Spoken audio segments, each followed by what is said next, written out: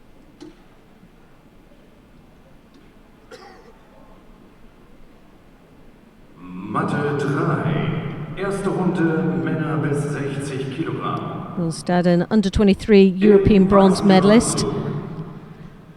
Auf Bayern, Deutschland, Maximilian Heider. Also picked up a silver medal in Belgrade in the European Open. Great potential for Great Britain.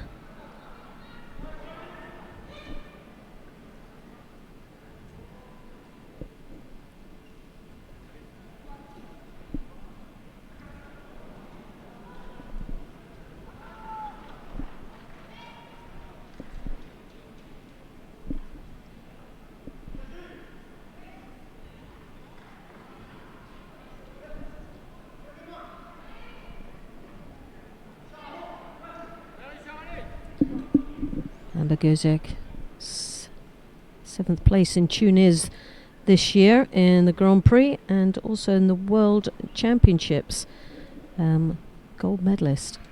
So this is going to be a very tough match indeed between these two athletes.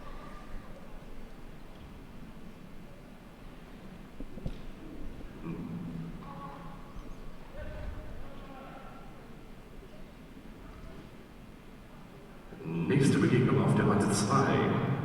Männer bis 60 Kilogramm, erste Runde.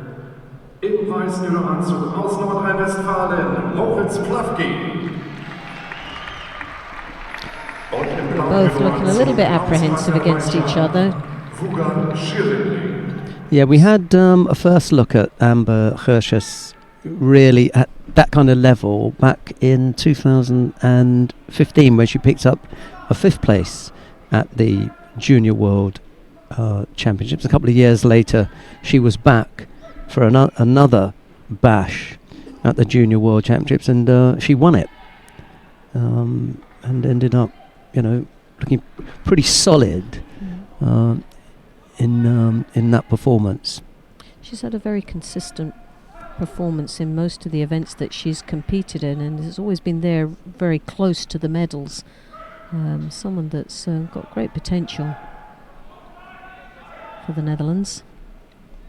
Looking very strong there as she attacks into the Niwaza, looking for the rotation there against Staden, who's trying to defend as tightly as she possibly can there. As you can see, that left hand on the leg, using it as a block. Staden looking for the cross grip, comes up there with the left hand on the lapel, trying to close it up slightly and make an impression here in this contest.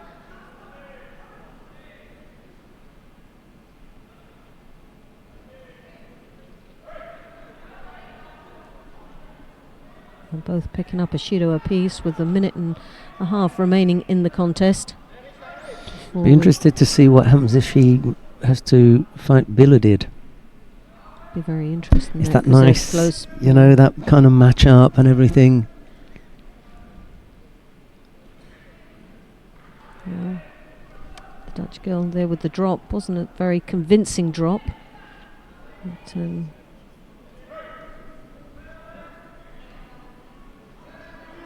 Staden always seems to be on the secondary grip against her opponent. Combination. Gozek using her feet to try and break her partner's balance. Attempted earlier on, the Uchimata's got those longer legs. She steps across there, but leaving her upper body control very weak.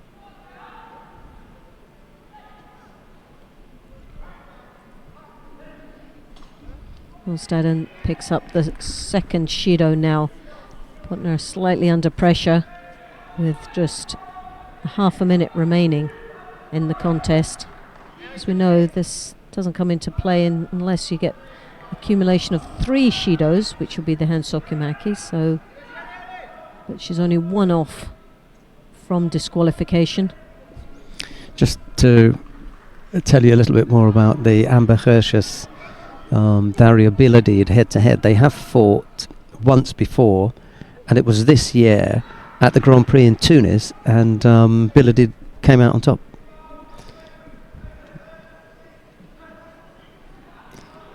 As we were saying earlier on, that Billedid is just, for someone so young, has got such a maturity in her judo, hasn't she? And but there you have it. We're into the golden score now. Staden goes into the golden score with 2 shidos. One more would be the Hansokumaki.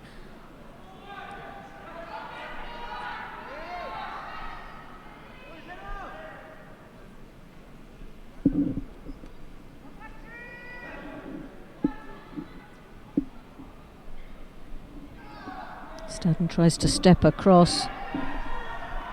Wasodi doesn't get the upper body control, those arms through. She's trying to break off that grip. Uchimata once more. A little bit of a better entry there, but very close of an attack there with the Osotogari from Staden.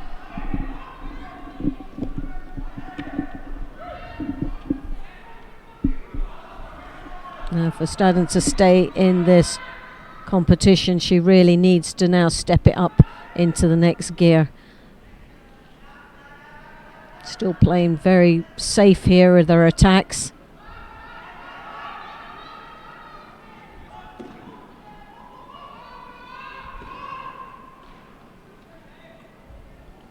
Coach for the Dutch team, John Paul Bell, former British coach. As you can see there on the left-hand side of our screen, but very, very cagey and fighting. It's really one of these athletes has just got to be gutsy enough now to commit themselves a little bit deeper in the attacks. Both playing very safe here, and it's Staden that is under a little bit more pressure than her opponent, because one more would result in the Hansokumaki, and both of them really well, there you have Dutch girl picking up the second shido. It's 2 apiece now.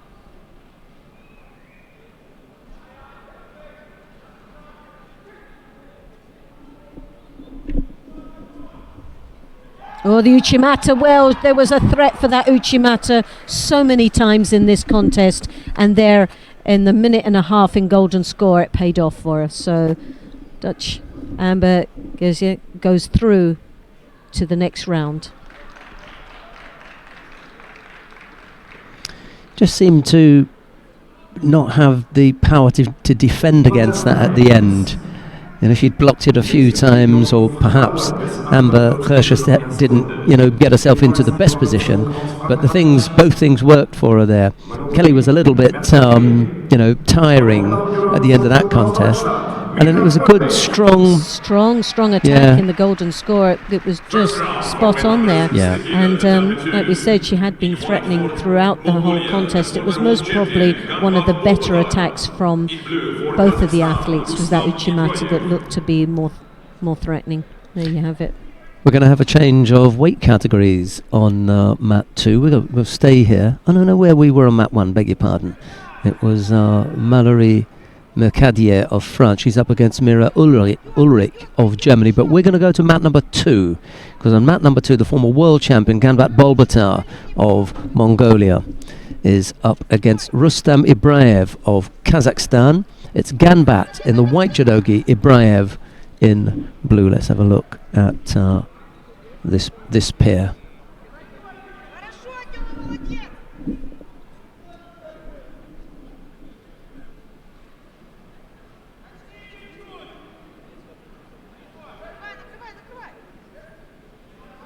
Ibraev, as you can see, slightly taller than his opponent. The danger is that left hand that can sneakily come over the top, and the long leg step. Oh, nice takedown there for Ganbat that gets a Wazari. Mongolian, a very experienced fighter. 31 years of age. Favorite technique is the Sukinagi. Don't see that very often. 2 Grand Slam gold medals Ganbat has picked up. In the World Championships, a bronze medal last year. Yeah, you've got to go back to 2014 for his World Championship gold medal winning performance in Chelyabinsk. But what a track record this athlete has. Last year was the gold medalist here in Dusseldorf when it was a Grand Prix, so obviously some success in Germany. And looks for an opportunity in the Newaza. Abraev First round for the women under 48 kilograms. struggling a little bit against this tough opponent. For Morocco, Shema Endinari. In blue judogi for Just Spain, under 2 minutes Sita remaining in Garcia. this contest. Halfway through the match, and Gamba in a very comfortable lead and looking very strong out there.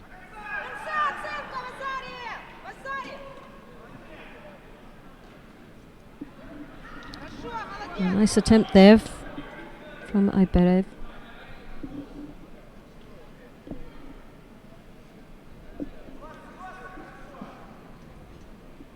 Gamba looking for the shimiwaza. I think the mate call there, possibly too close to the top part of the chin.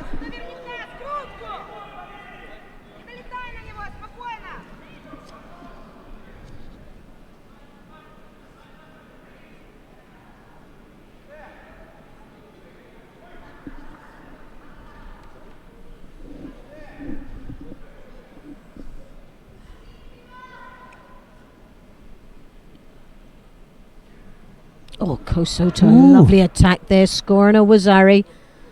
Nicely executed and follows through into the Newaza. He definitely put that across the That's nicely done. face, didn't he? Kosoto, and he just threw that right arm over the head, controlling that nicely. Right, let's go down to mat number 3 and have a look at what's happening with Felipe Pilim and Artem Lesiuk. And when we've sorted out our flag issue, we'll come back.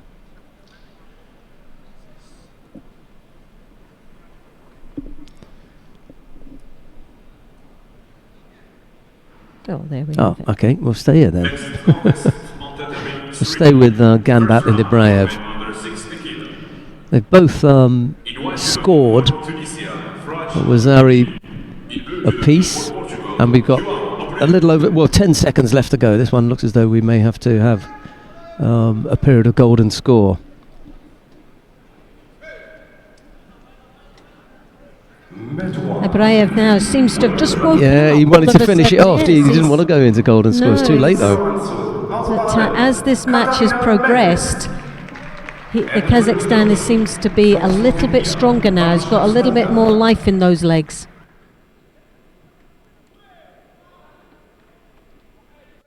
Well, we're now into golden score.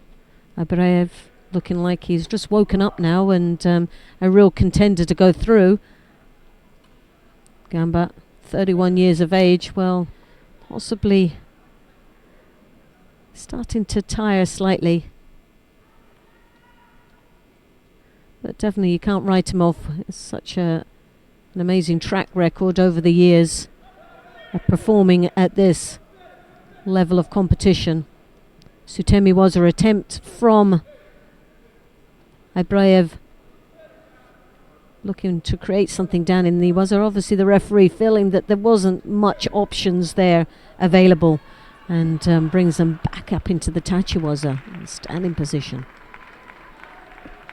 So coming up to the first minute now. The Uchimata attempt there, following it through. Again, didn't have the upper body control, so nice entry with the leg, but sadly there's nothing to create an opportunity to throw from that.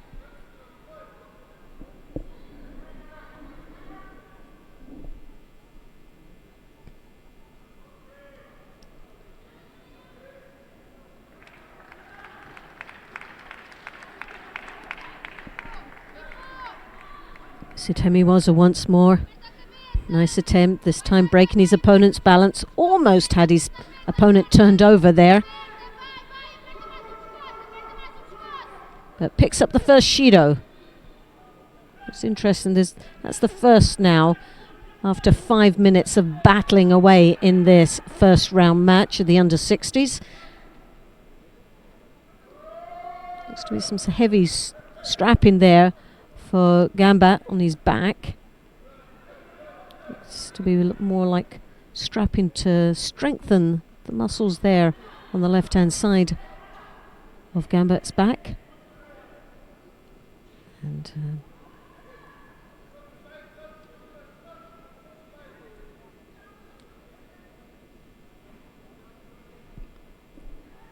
Ibriev still looking the more livelier of the two, and that is just starting to take its toll. As you can see, the second Shido goes to Gamba.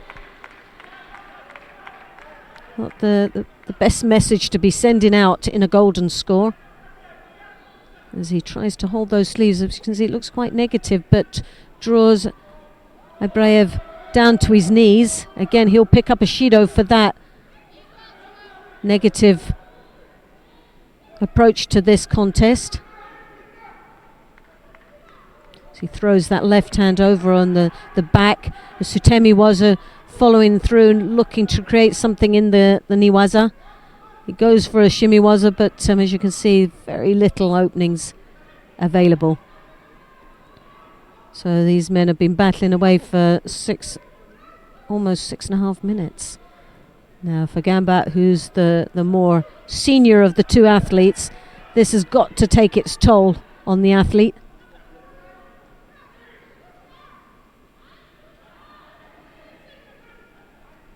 As you can see, the Uchimata attempt there for Ibriev, who's just now starting to build up in confidence. Started off very slow in this contest, and rightly, oh, what a mistake made there from Ibriev. That one attack too many, leaving himself very open there for the counter. Pure upper body control of Gamba. Controlled him nicely, pinning him down, scoring the Ippon.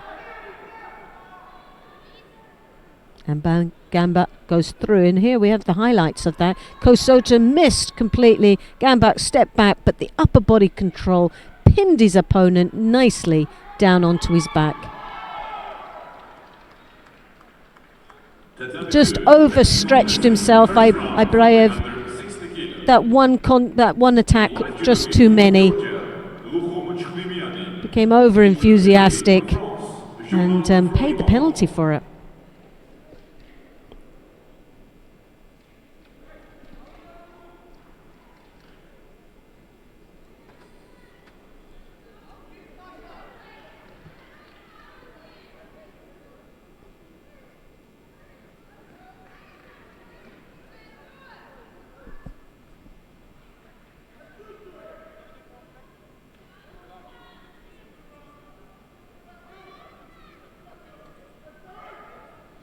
Well, we have Chik v Mayani of Georgia and Florimond of France in the blue, Georgia in white, France in the blue.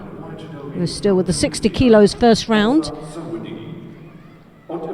Just seeing Gamba goes through Pool B into the second round, and the winner of this match will meet Gamba in that round. In white for Mongolia, Batkerel Miakmarkosh. In blue for Morocco, 4 times African champion Yassin Udatir. Chikmi Mani of Georgia looking very strong out there.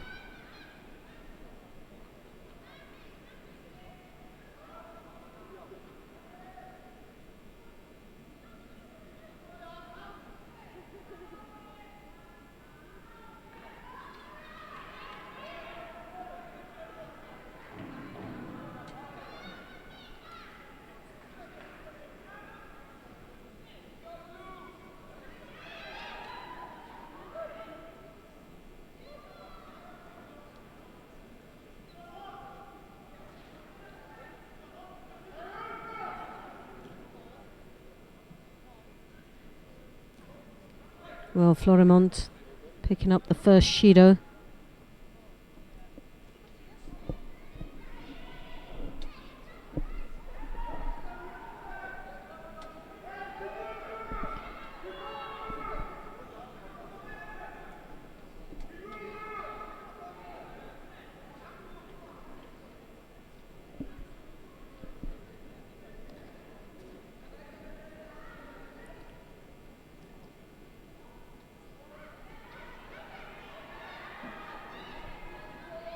Florimont in Casablanca African Open, who took the gold medal.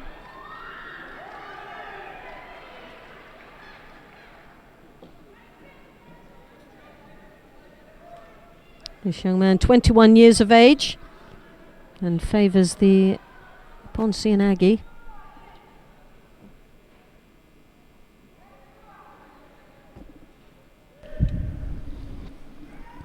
So, Viviani deciding that he's going to work a little bit on the ground. It's not the usual modus for the Georgians. Well, this young man, Florimont, 21 years of age, is good boy, doing isn't quite he? well. He's a young lad that's doing extremely well in this contest. I've just spoken to one of the Japanese coaches, and he informed me that unfortunately Yamamoto Anzu in the under 57 kilo category failed the random weigh-in this morning by 0.2 of a kilo. We have a weigh-in the night before, and then we select 4 fighters on the day of the competition, and we weigh them randomly, just a random 4. And unfortunately, having had a successful weigh-in last night, she was 0.2 of a kilo over today's weigh-in. I'll go and have a chat with Fukumi Tomoko, who's about 10 meters away from us, and ask her what she thinks about it. I know what the answer will be. It's just be a smile and a shake of her head, but she's out. It's unusual. Yeah. For a little bit of lack of professionalism, which you don't normally get from the Japanese team, do you? Very true, very true. Bit of a surprise, that one, but I'm sure Adiasambu Solman, the Mongolian, who she was due to face, is delighted. Doing somersaults right now with that one, because that would have been a very tough match for her indeed. Yoko Tomonagi there from Florimont, who's got 2 Shidos now on the board, which put himself under a lot of pressure in the last minute, with half a minute remaining until we go into golden score.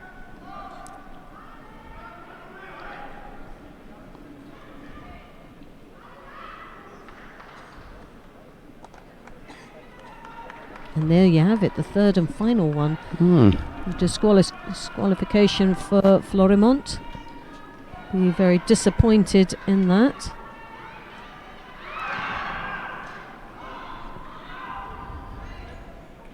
And Viviani goes through for Georgia into the second round.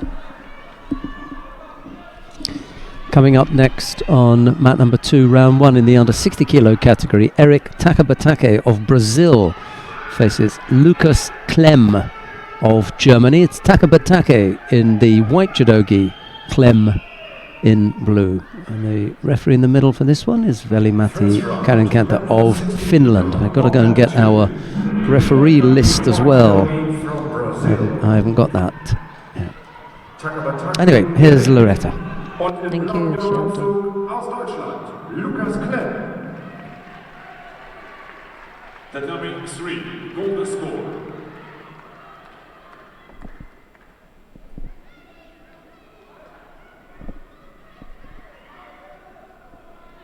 Well, Takabatake, 27 years of age.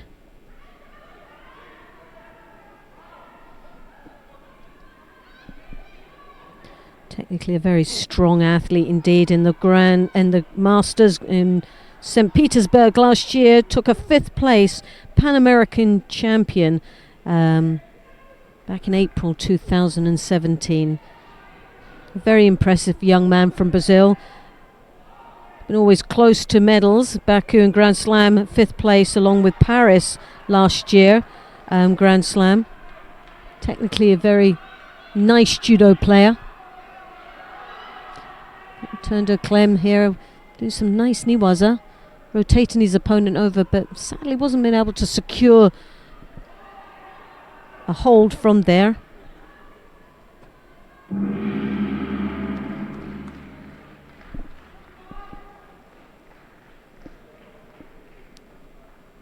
Lucas Clem, 21 years of age.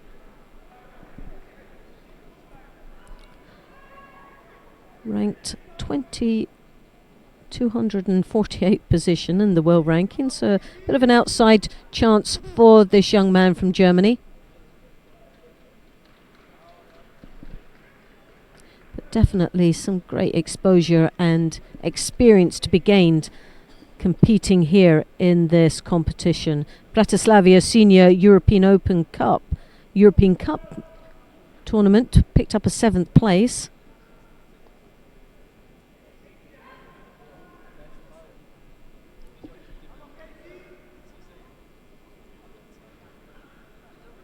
Definitely a young man to be watching for the future, but really, and doing very well against a very experienced athlete from Brazil. Takabataki picking up the first Shiro, a minute and a half into this contest. For the women under 48 kilo, tatami 1. In white for Argentina, KBC Beta Clem coming in for the Cianagi, the lovely Uchimata, controlled very nicely, picking up a Wazari. Slight pause as he went down into the Niwaza, just to make sure that he secured that score. He was coming up halfway through the contest. Takabataki with a Wazari. Now starting to warm up quite nicely in this first round.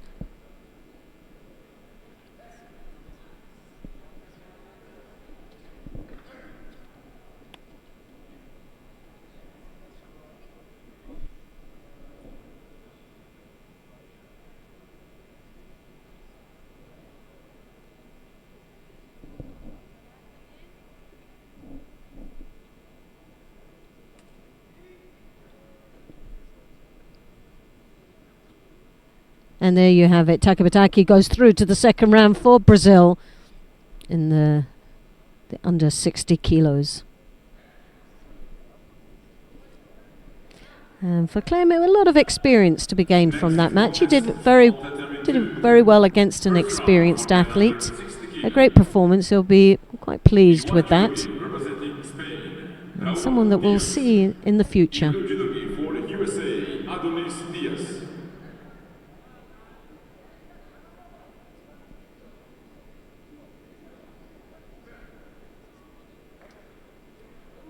Diaz Lopez of Spain in the white now, and Diaz of the USA, Adonis.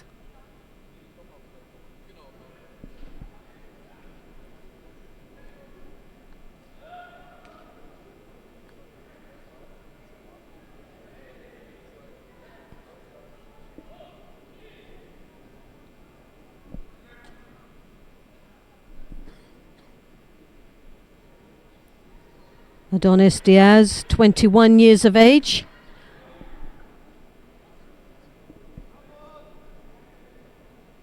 Last year in the Santo Domingo Pan American Open was gold medalist. And also picked up a 5th place in Cancun Grand Prix.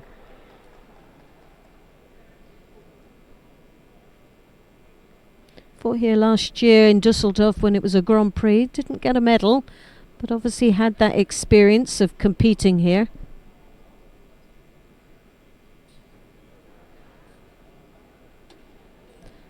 But back in 2014, 7th place in the Junior World Championships when it was an American look in there for the Niwaza.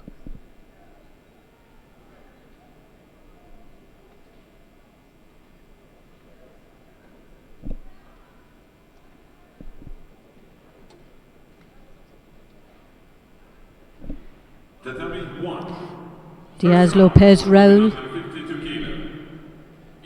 7th place in Sofia in the European Cup this year as a starter for the 2018 circuit. One of the best results, a European Open bronze medal last year. Raul, 24 years of age. His favourite technique is the Poncinagi. We haven't actually seen that as yet, but he's just warming up.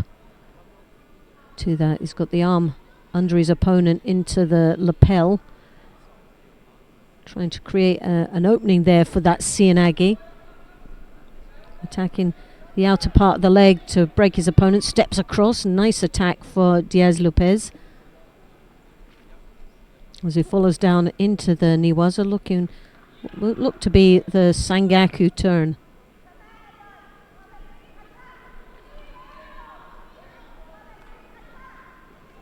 So this has been a very close match between both these athletes.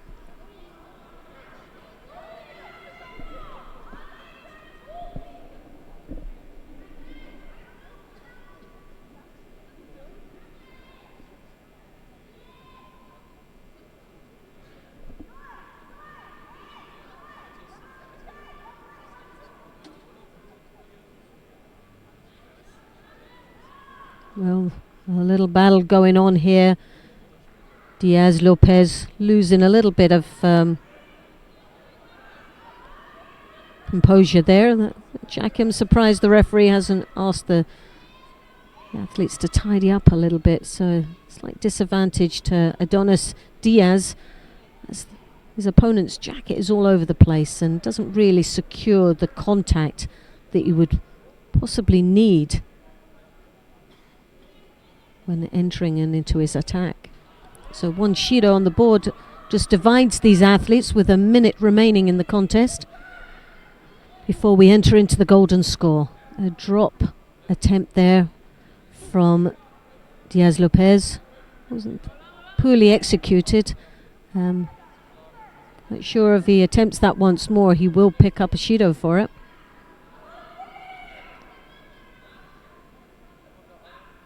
If we're given benefit of the doubt on that drop for the Spaniard.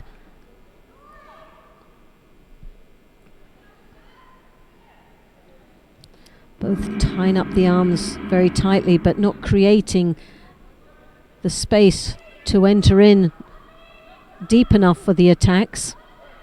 So coming into the last half a minute.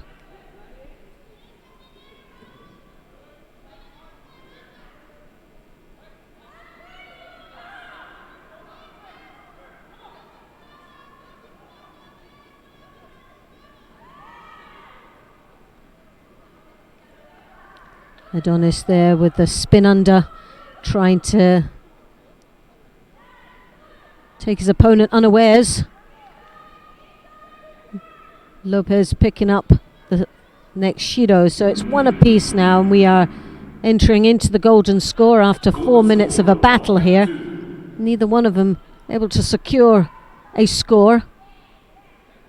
Adonis Diaz straight into the attack, picks up his first grip to try and dominate the pace of this contest.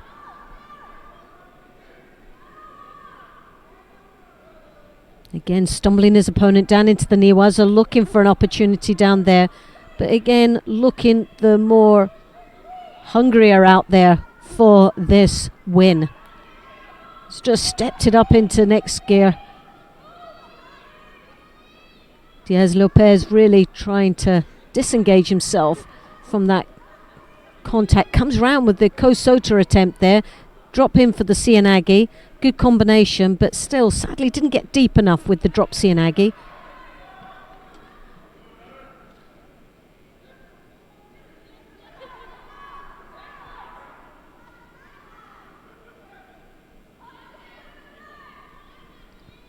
Another good attack there from Diaz Lopez, showing the Cianagi just clipping the heel for that Koichi. Didn't get enough drive off the back leg, but nevertheless a good attack.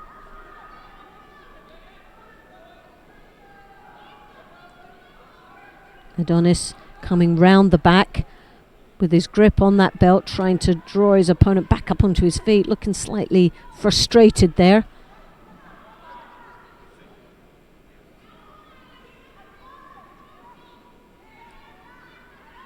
Diaz Lopez there just sorting out the contact lens. He was quite lucky he was able to find it. So we've just gone into over the 1 minute in golden score. So these men have been battling away for just over 5 minutes. An attempt there for Cianagi, definitely not convincing enough, and got to be careful as he enters in those Cianagi attempts. So it's 1 for 1, one attack to another. Please welcome in white judogi from Poland, Karolina Piatkowska. Und im blauen Judoanzug aus Hamburg, Deutschland, Sea Ballhaus.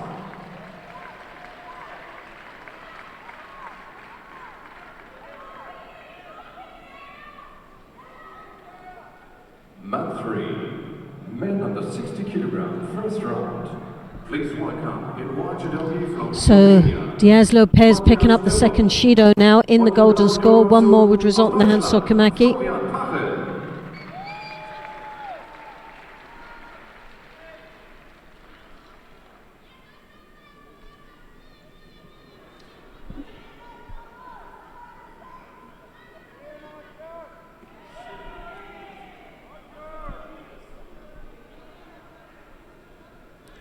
Well, it's looking closer that this will be decided on the Shidos. Neither one of them anywhere close to scoring. And there's always the sign when the referee asks both athletes to tidy themselves up that that Shido will appear, and it looks like Diaz Lopez will pick up that third and final one.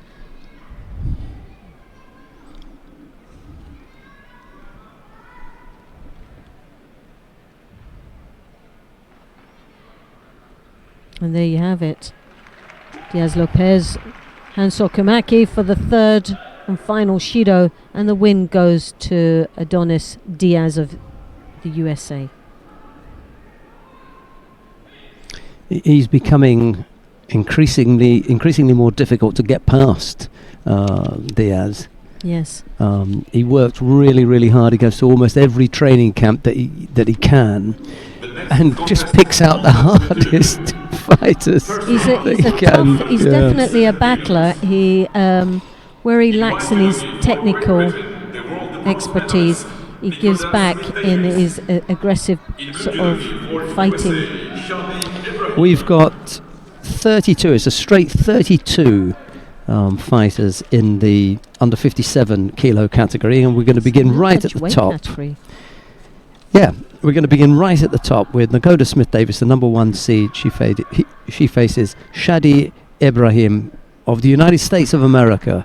It's Smith-Davis in the white judogi, Ibrahim in blue. And having said that we've got 32, we've actually only got 31 because Yamamoto Anzu of Japan failed the random weigh-in. So very naughty indeed. Yeah, she is out of the competition. So Smith-Davis in white, Ibrahim in blue. Here is Loretta. You have Smith-Davis. Every tournament we see her now, she just grows and oozes confidence out there. Very strong young lady. Great trainer. Great potential for British judo. Let's see with that right hand trap in the arm and catching the lapel.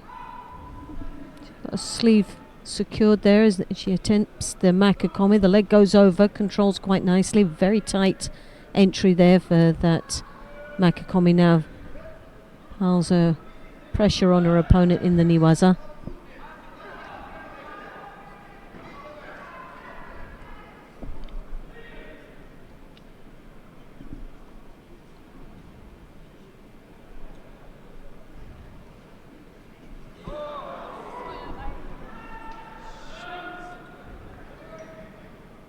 Ibrahim Shadi, 21 years of age.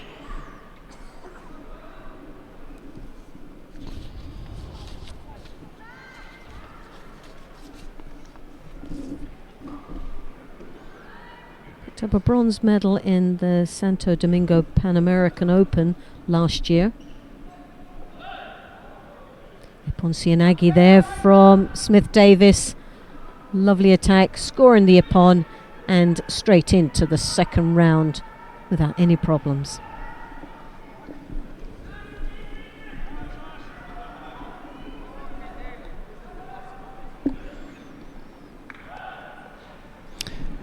Right, well, we're going to go down to mat number 3 now, because we want to take a look at another pool of the under 57 kilo category. We've just seen the number 1 seed. Yes. Now we're going to have a look at the number 2 seed.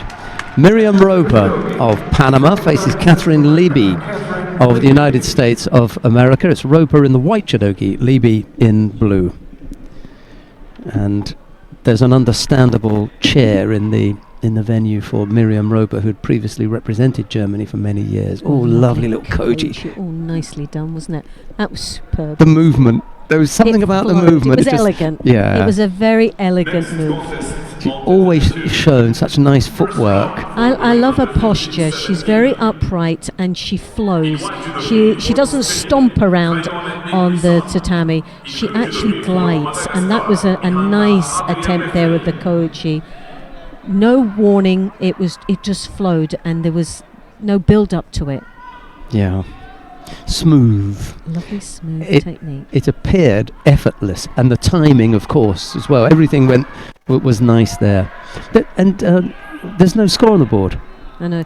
Well, because The there wasn't no landing, yeah. aggressive approach to the upper part of the body. Yeah. She overstretched herself slightly with the koichi. She just didn't have that real drive off to get that finish. She But picks it up there, she though. got it Just there. about. That would have been a Yuko. She would have squeezed out a Yuko previously, and whatever was Yuko is now Wazari. So you may think, oh, that wasn't Wazari. Well, Wazari is a slightly more flexible score, and it is Roper who leads. She's not sure where that blood is from. She got a bit of a knock to her nose, but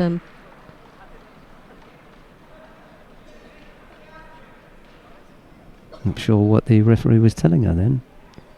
Whatever it was get on with it. don't worry about it. First round for women under 52 kilos. It's Yevgeny Raklin, White for Portugal, Russian referee. Mariana Esteves. In blue for Brazil, Eleudis Valentin. Leby there with the Cianagi, still as a real contender here, trying to battle through the defences there and against this very strong and experienced athlete, Roper.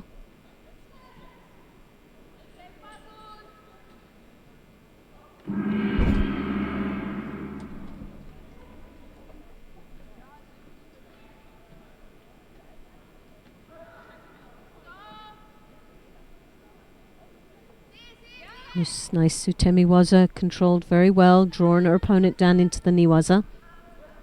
The American not really wanting to battle at all down in the ground. A bit apprehensive there. Picks up her second Shido though, so halfway to go and 2 Shidos already. The American is down.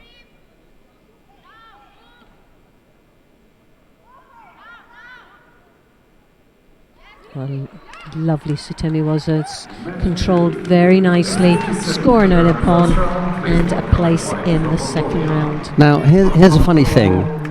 In the previous rules, that Wazari that she was given would not have scored.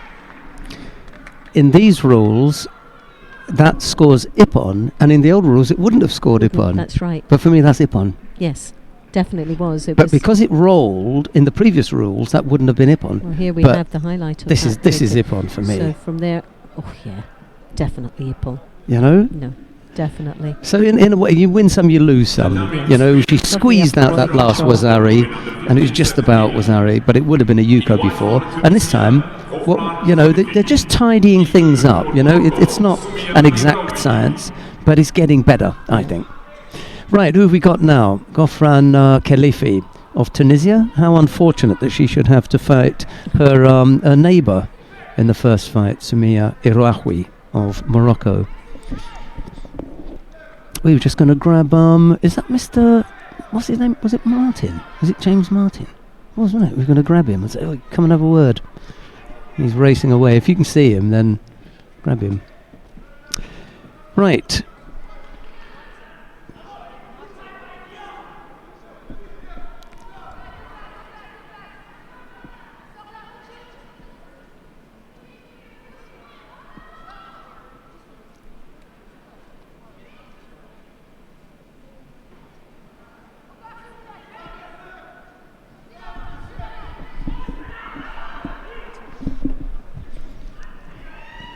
Nice little effort there with that Osotagari.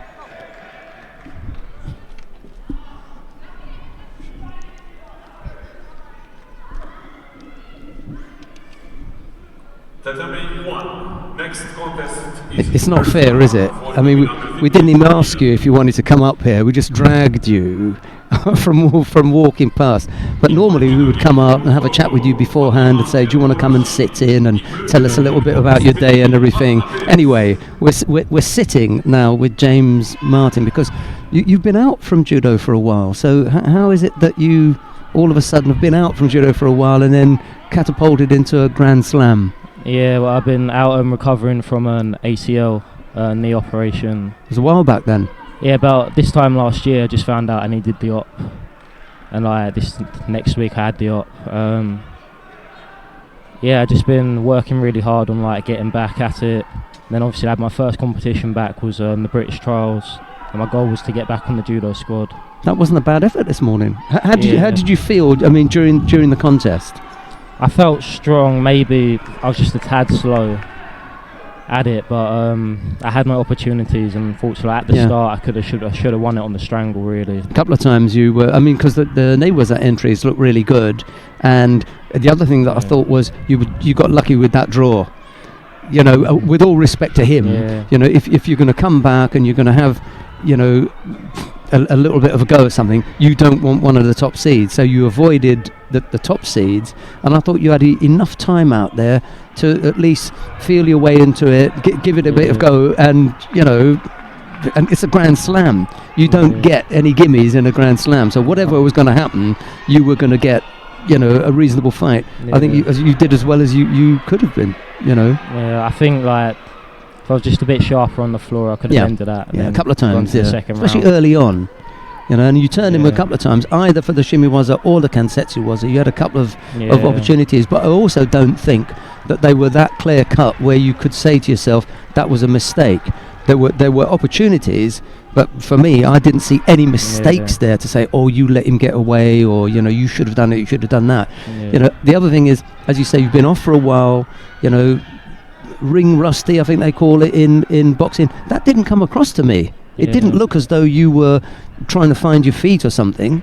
It's just, you know, back first fight, you can't expect, you know, this massive leap. So don't be disappointed in that. And that wasn't a bad effort. Cheers, yeah, like I say, it was my first Grand Slam, so it's down, I say, experience. That's nice. So I think experience pays a lot. So it's just about getting. And you went into Golden Score. Yeah. So you know, you probably ended up having 2 contests for the price of 1. Yeah. So what's next for you then? I'm going to do in a couple of weeks is a European Cup, just to get some fights. Then I'm going to try and go to a few Grand Prix this year, just to like get points, build on the world ranking, stuff like that. And where are you training? So I train at Camberley. Okay, Club. So you had your coach in the chair as well. That was nice. Yeah, so Luke was here today coaching me. And where is it in the UK that you come from originally? You're from the southeast, obviously. Yeah, so I'm from Kent, so I used to train. Nothing wrong with that, mate. Yeah, so I used to train at Kent at Tonbridge. Oh yeah, with Chris Bowles. Yeah, with Chris Bowles. Yeah. And then when I become senior, I moved to Camberley, and Luke become a coach. I remember one of the first rivals that I had as a schoolboy came from Tundridge as well. There was a boy called Andy Marcroft, right, and his dad was a coach, so his brother fought as well. I know them. Yeah, he was a good boy, and it was a good club. They had a really nice setup. I'm glad to be out of it. Right, so we're going to see you again at one of the European Opens, yeah? Yeah. Well, I would not be, you know, that disappointed in today's performance. As you say, you know, first fight back for a good long while, recovering from an injury, and was that in your mind, or does that not come into it any longer? No, as soon as I was out fighting like that wasn't on my mind at all. Yeah. Just try and do a bit better next time. Good one. Yeah. Well, you look after yourself. Take care of the knee. I'm glad that you didn't have any problems with it, and maybe we'll get to show you again on the winning side. Yeah. At the European Open. Cheers. Thanks. James Martin. Thanks a lot. Very much. Take care, buddy. Yeah, I don't like to surprise the athletes like that, but he looked like a nice guy, so I knew he wasn't going to, cut up rough and, and tell me to leave. Right, we're looking at Karakas Hedvig of Hungary. She's up against Loredana Ohai of Romania. It's Karakas in the white judogi, Ohai in blue. There's no score as yet. We've got a little under 3 minutes. He was nice, wasn't he? Chatty young man. Next contest on tatami 1 is women's under 48 kilograms second round. Please welcome in white judogi from Serbia, Milica Nikolic, and in blue from Kazakhstan, Ivelin Toregoshina. I think we've got the number 1 seed in the under 48 kilo category coming up soon. So what we may do is to finish off watching Karakas and Ohai. This is quite Ohai now picks up penalty for passivity.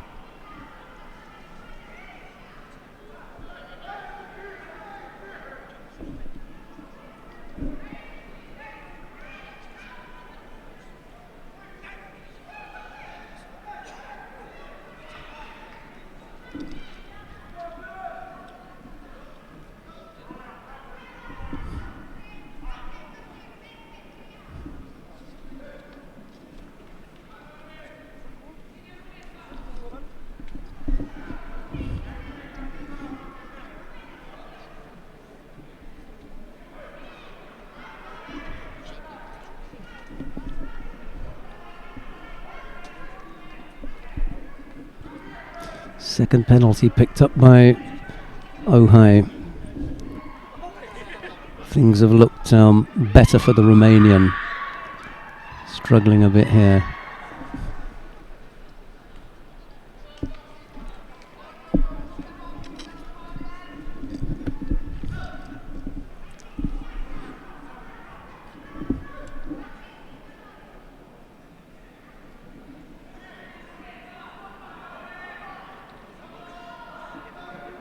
And we're joined the first time today by world and Olympic bronze medalist and mum Annette Böhm. Good morning, Annette. Good morning, Sheldon. So now I have to switch languages again. Grüß dich, du kannst ruhig auf Deutsch sprechen. Na dann hallo, Wenn hallo, du willst. willkommen in Deutschland beim Grand Slam in Düsseldorf. Das kann man sagen, weil wir in Deutschland sind. Das kann ja mal passieren. Right, so a very good morning to Annette, who's commentating for German TV. So we don't have the pleasure of Miss Böhm, but we do have the pleasure of Loretta Cusack-Doyle, who's just returning. And as soon as Loretta's finished her coffee, then we'll grab her in there. But we have to let Loretta have a coffee. That's right.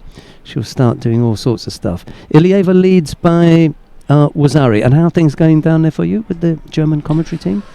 The German commentary team so far very well. So and how are the Germans doing this morning? Few wins so well. or not? Not so much. I mean, in the Safo Choban has been on. Do you know if she's still? Safo, she had to fight.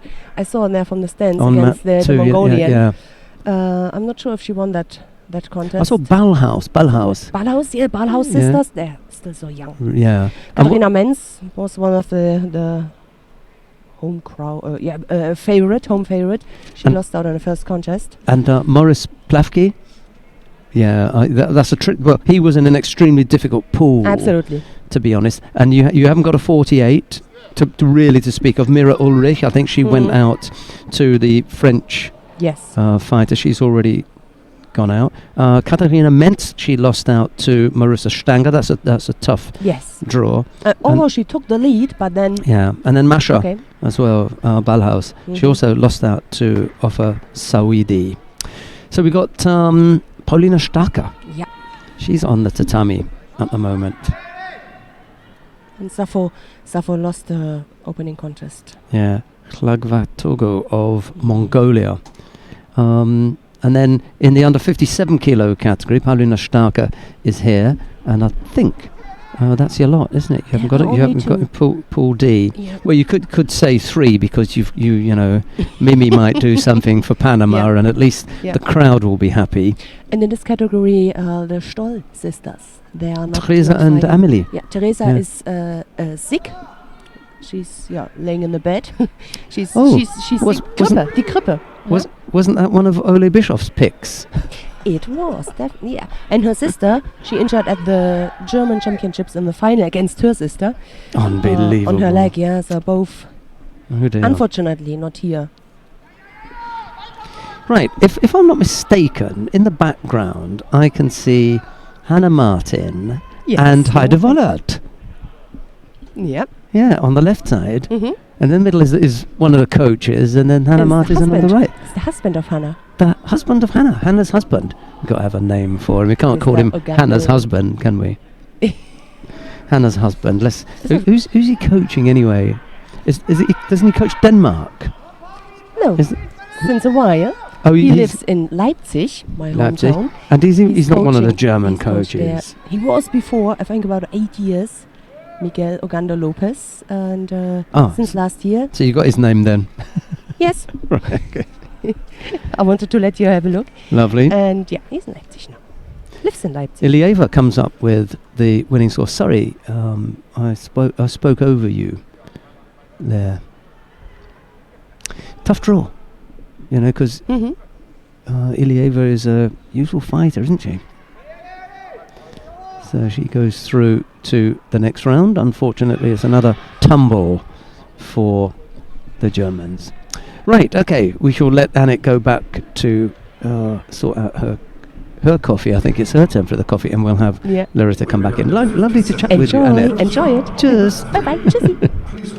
Right, who's coming up next? Jessica Klimke, Canada. She faces Sarah Harachi of France. It's Klimke in the white bogey and Harachi in blue. There's a finish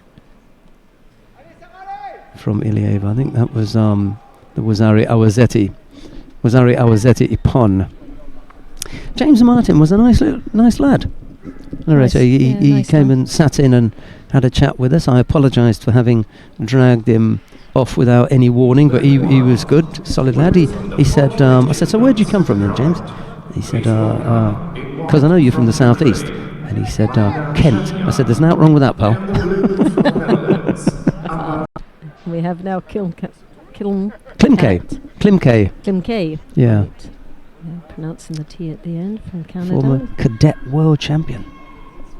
A few years ago. She won that in Miami at 52 kilos. She's full of energy out here, that's one thing. Yeah, they've got some problems at 57 though, because they're sport for choice here. But Klimke was one of the top seeds. She's the number 3 seed.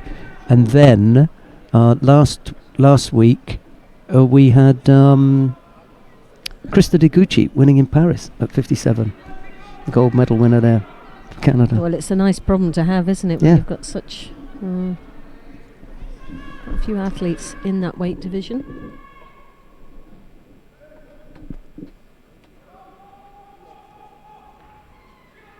And Harashiev.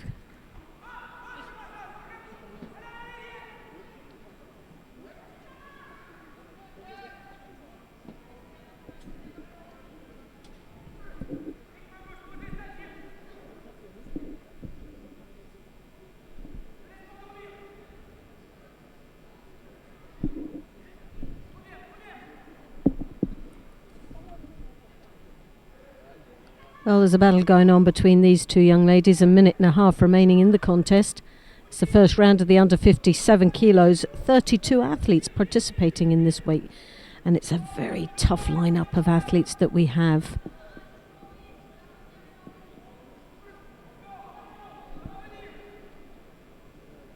Women under 57 kilogram, first round on mat 2. Please welcome in white shinogi from Poland, Julia Kowalczyk. And in blue from Luxembourg, Manon Dubach. Harashi in the World Junior Championships back in 2015, bronze medal. Someone that the French and a European bronze medal back in 2014. Someone that's got great potential for French judo. Klimke from Canada.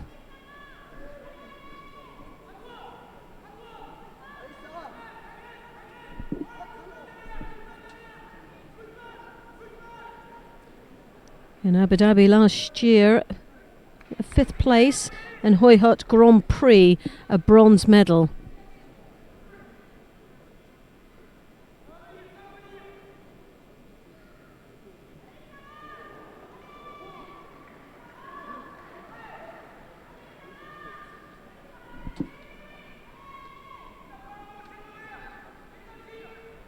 That's a real battle of Kimikata here. Either one of them not really able to get the finer touches to their attacks, and we're now into the golden score. Tatami 3, golden score.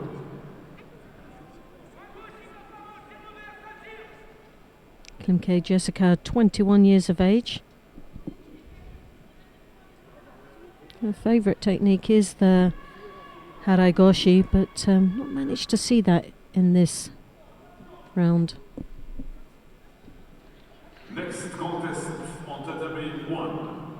Second round for women under 48 kilo.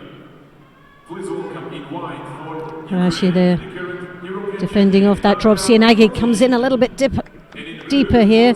Klimke really now piling on the pressure. 3 very strong attacks in the opening seconds of this golden score, looking the more determined out there to take her place in the second round. And blue from Japan, Budaka 9. An Ouchi attempt there from Klimke. Another good strong attack, stumbling her opponent slightly, breaking the balance, and then comes through for that Sianagi attempt, but not as effective as we've seen in the previous attacks. Die amtierende Europameisterin aus der Ukraine, Daria Belodit.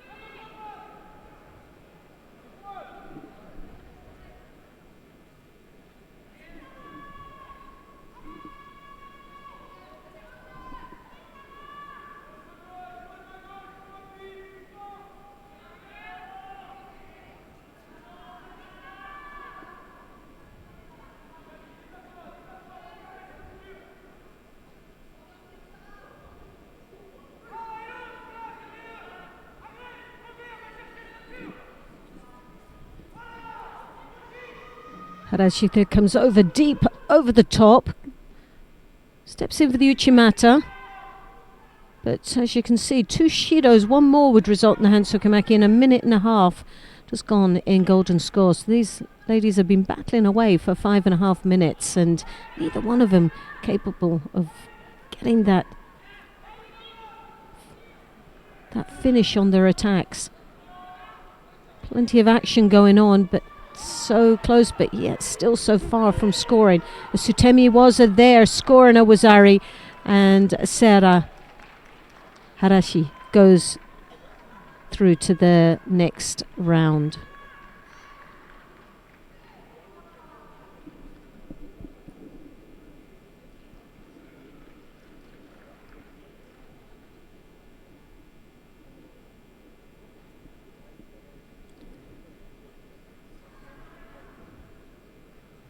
And for Sarah Harachi, Please welcome in white from Netherlands. she'll be up against the winner of the next And in blue from Mexico, Margarita Padilla. the next round.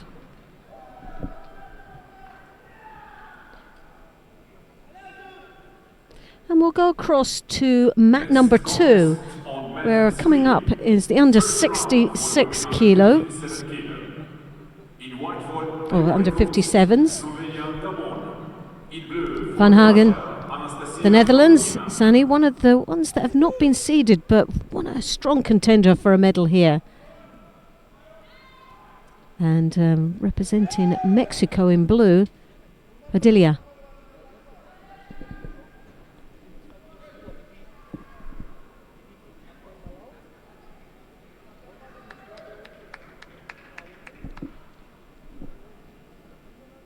Margarita Padilla, 19 years of age. The best result is Pan American Championships in the juniors. She got a bronze medal there.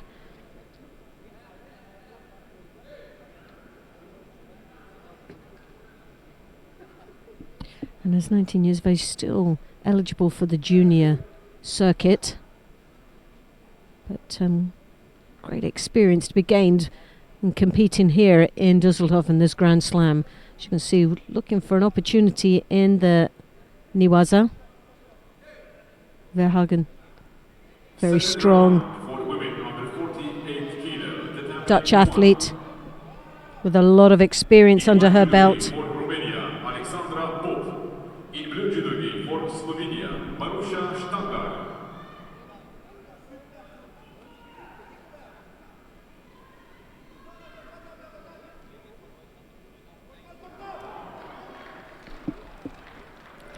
Marote Sianagi coming underneath.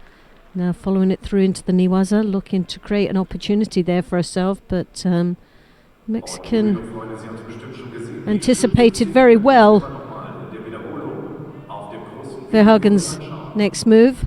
This young lady has been out of the circuit for a wee while with an injury. Last time I saw her was in December, where she was attending a training camp over in England. Hopping through with Uchimata, lovely finish, and scoring Ippon. So Sanne Verhagen goes through to the next round of the under 57 kilos.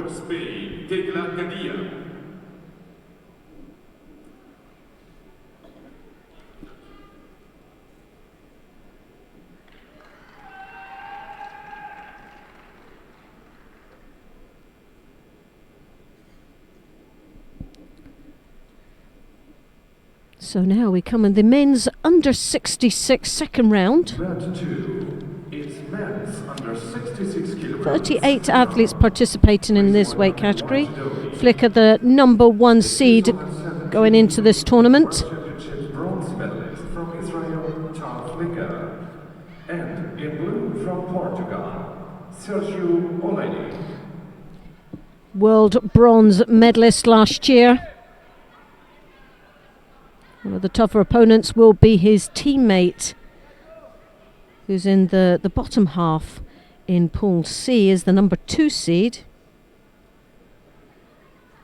Shamelov, who's World Master bronze medal.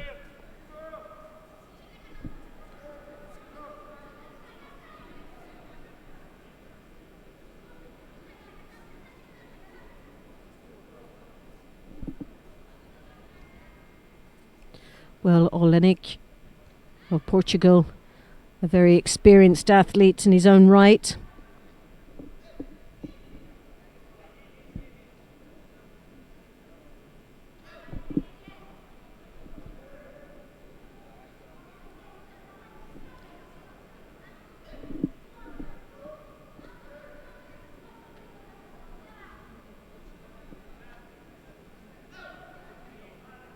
Olenek, 32 years of age.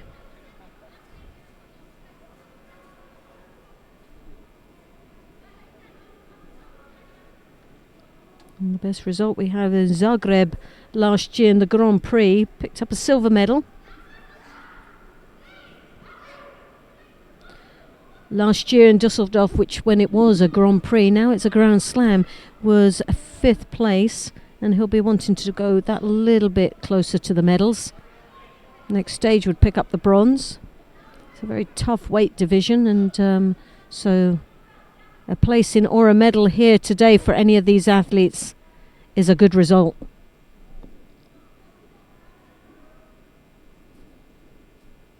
But he's got a hard job here against the number 1 seed, Ty Flicker. In Abu Dhabi last year, picked up the gold medal in the Grand Slam, along with obviously picking up the bronze medal in the World Championships, and before that the Grand Prix in Cancun, gold medalist, along with Baku. So this is someone that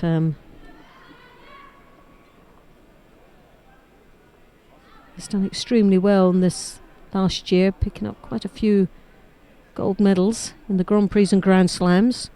Very confident athlete. 25 years of age. Trying to lure his opponent down into the knee, as you can see there.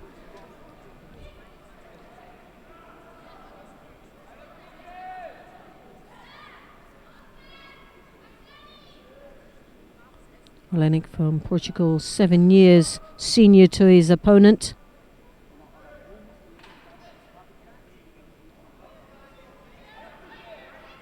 Will that experience and maturity be the percentage that he needs to defeat the number 1 seed? A remarkable athlete from Israel.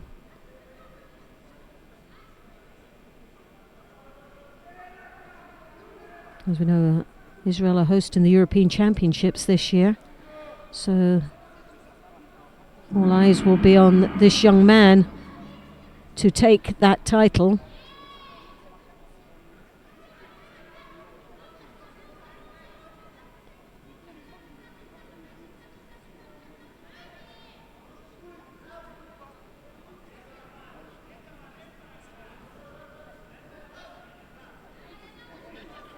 Olenik, as you can see, with that left hand trying to get high on the collar. He has a slight disadvantage of being shorter than his opponent.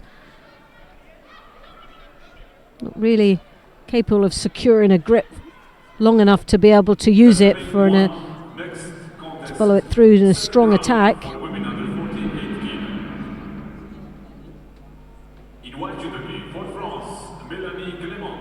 Flicker driving that leg across, just clipping the back of the knee.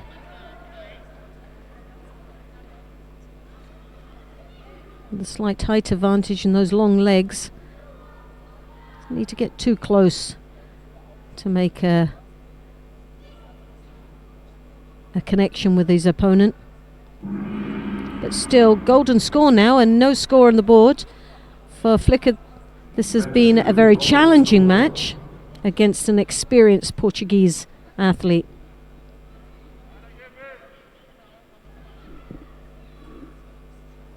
First round for women under 57 kilo, determining 3.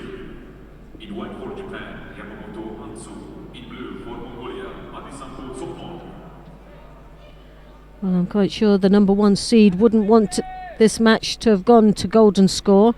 Draws himself down to his knees, looked a little bit distressed there. I think got caught in the face, possibly a poke in the eye, but obviously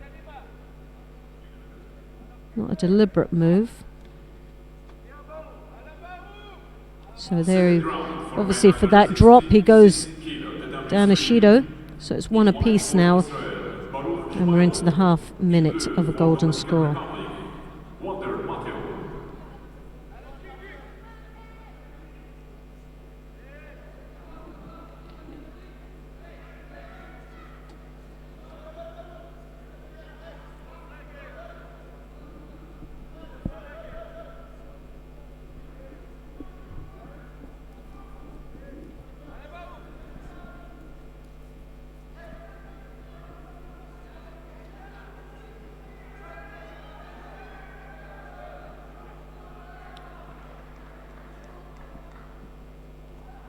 Well, the referee obviously wasn't happy with the mat side coaching while the contest was in play, and has been asked to leave the field of play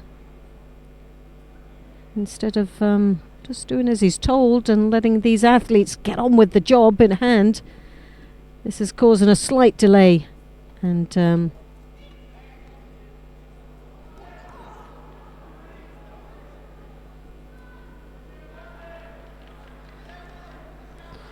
so rather than wasting any more valuable time on a coach, they'll concentrate on what's more important is the athletes. And dropsy and Aggie attempt there from Flicker. Olenik, as you can see, trying to draw his opponent down into his eye contact as he comes in with a drop, using his feet to break his opponent up. Trying to put as many attacks in and look busy out there in the golden score. While he's working away, Flicker is being a little bit more passive.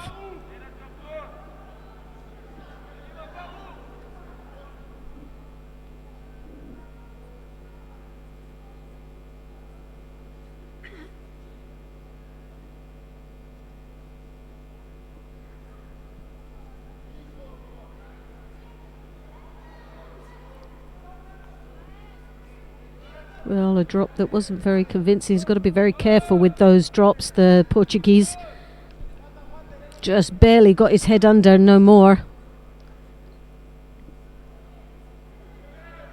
Could be perceived as a false attack. A Tominagi attempt there as he follows through into the Newaza, looking to create an opportunity there. From this angle, doesn't seem to be much on offer.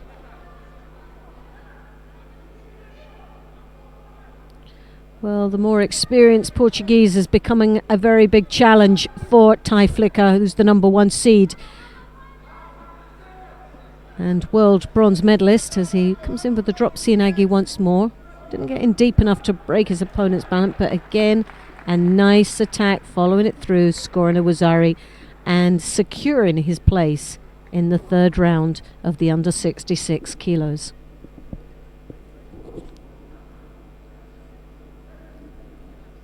Well, for both these athletes, they had a bye in the first round, so this was their first opening match for both athletes. Flicker obviously challenged slightly with the more senior competitor, but eventually secured the win in the golden score after 2 minutes and 42 seconds.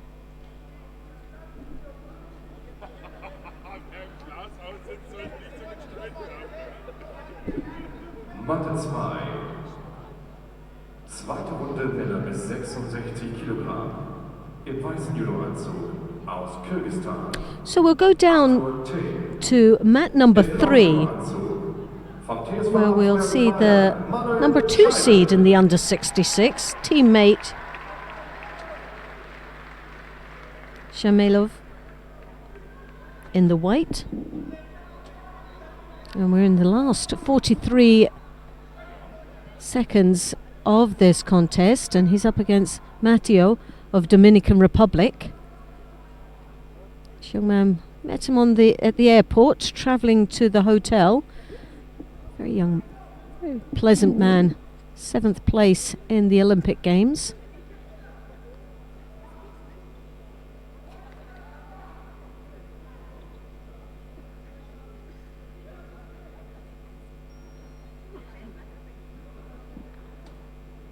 Shamelov, the Masters bronze medalist last year in St. Petersburg.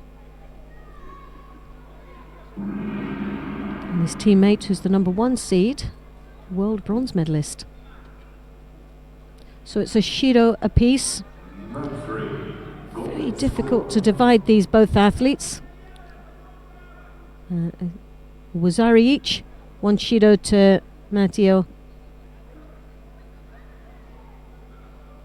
And the battle continues.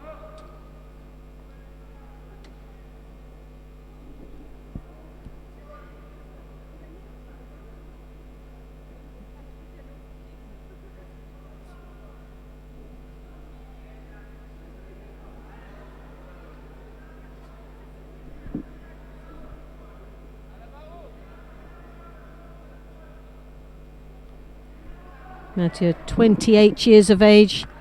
Definitely doesn't look like that, but an Ippon, Wazari Aseti Ippon.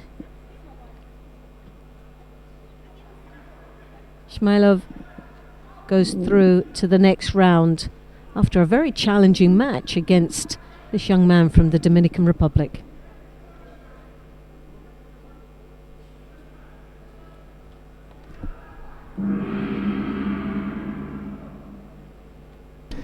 Did you get an opportunity to see Daria Biladid down on mat number 1? No, I didn't. Right, because she's been on already, and she won her opening contest. I was watching the number 1 seeds and the number 2 seed in the under 66. Both right, yeah. Flicker struggled Tal a little Flicker bit against the Portuguese. Sergio Olienic. He just caught him in the end with that, Yes. Put him on his head, But and then just managed to roll him. Yeah, was enough to push him to the edge into golden score. After 2 minutes and 40, he obviously got himself through to the next round, and the number 2 seed from Israel goes through quite comfortably. Well, this should be an interesting matchup. Gumar Kyrgyzbayev of Kazakhstan faces Hashiguchi Yuki of Japan. It's Kyrgyzbayev in the white judogi, Hashiguchi in blue. It's a little bit confusing because the Kazakhs' family name sounds a little bit like a country, so you always wonder if you're saying the right thing there. Kyrgyzbayev from Kazakhstan, Hashiguchi from Japan. I've seen Hashiguchi before and I've been really impressed, and I think he could cause some problems today in the under 66 kilo category, so the rest of the field better look out. Well, the Japanese always put in a very strong team, and they've got a very aggressive approach there. But you wore one, as they say. Yeah, sorry about that, pal. We apology. No harm done. That is Heide Vollet in second row on the right, next to Hannah Martin there. And she's expecting. Oh, is she? Yeah, she used to compete at under 78 kilos for Germany. She's a little bit heavier now. There must be something in the air. Yeah, there's a few around. Just not catching it. Hashiguchi picked up a penalty just for guarding his gi there. Sorry, Loretta, go on. Well, there's a real battle started already with this in the first minute of this second round. Kyrgyzbayev, as you can see, with the right arm round the shoulder of his opponent, controlling quite nicely that left arm, squaring his opponent up to avoid that turn that Hashiguchi is trying to attempt.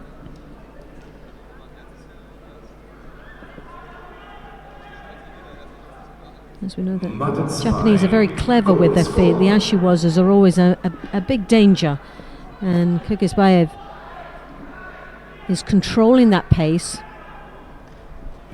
limiting the amount of movement that the Japanese has in this contest. Causing a little bit of frustration there. He attempts to turn, but totally dismissed from Kyrgyzbayev.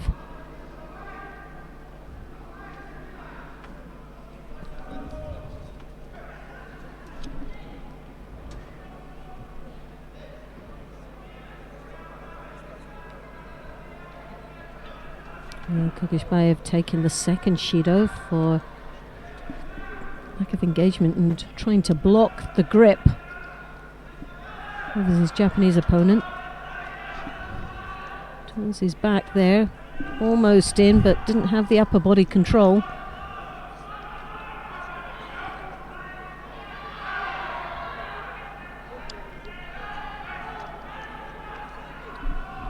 Hashiguchi coming through with the Sianagi, turning, and lovely attack there, scoring a Wazari, putting in a very comfortable lead with 1 minute and 11 seconds remaining in this contest.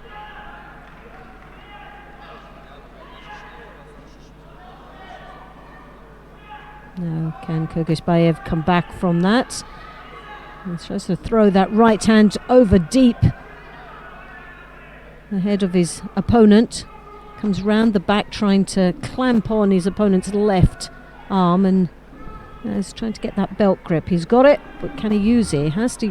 Sutemi was her attempt there from Kyrgyzbayev. Strong attack. Slight pressure on Hashiguchi.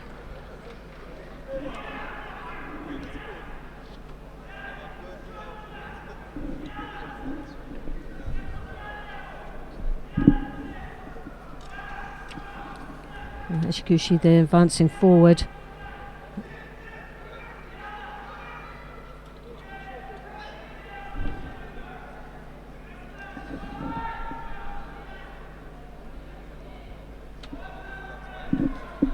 Just under half a minute remaining, and Hashiguchi picking up the second Shiro.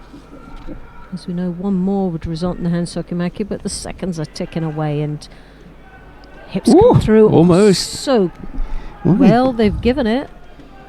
So this sort of evens it all up with 7 seconds remaining. Well, the timing was just nice for that.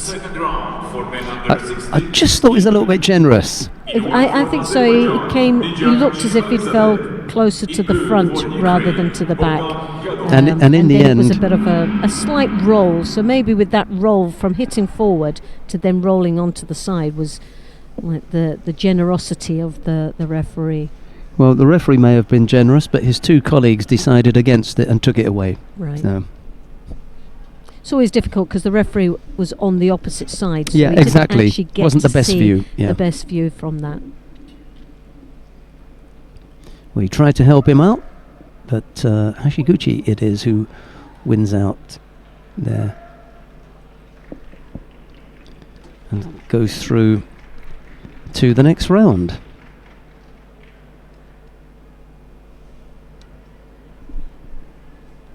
He'll be up against Shumelov of Israel. Match 3. It'll be a very tough, challenging match. Second round. Now we can either stay here to have a look at Dovdon Altansuk, or we can go down to see what's happening with Erika Miranda of Brazil. And given that she's the number 1 seed, maybe Yes, maybe it'd we be should do interesting that, to see shouldn't we? that Pay her some respect and go down to mat number 1. It's Erika Miranda of Brazil. She faces Bishrelt Koludoi of Mongolia. Miranda in the white judogi, Bishrelt in blue, and the referee in the middle for this one is Frank Wolf of Germany.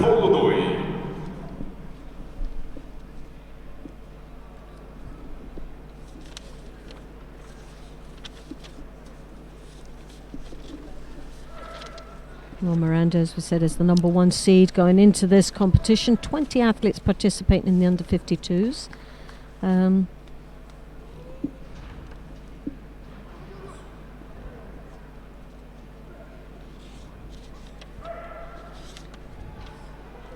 Surprisingly lower numbers than the other 2 female weight categories.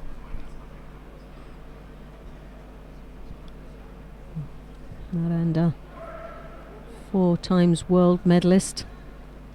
Very strong athlete indeed, coming into this tournament.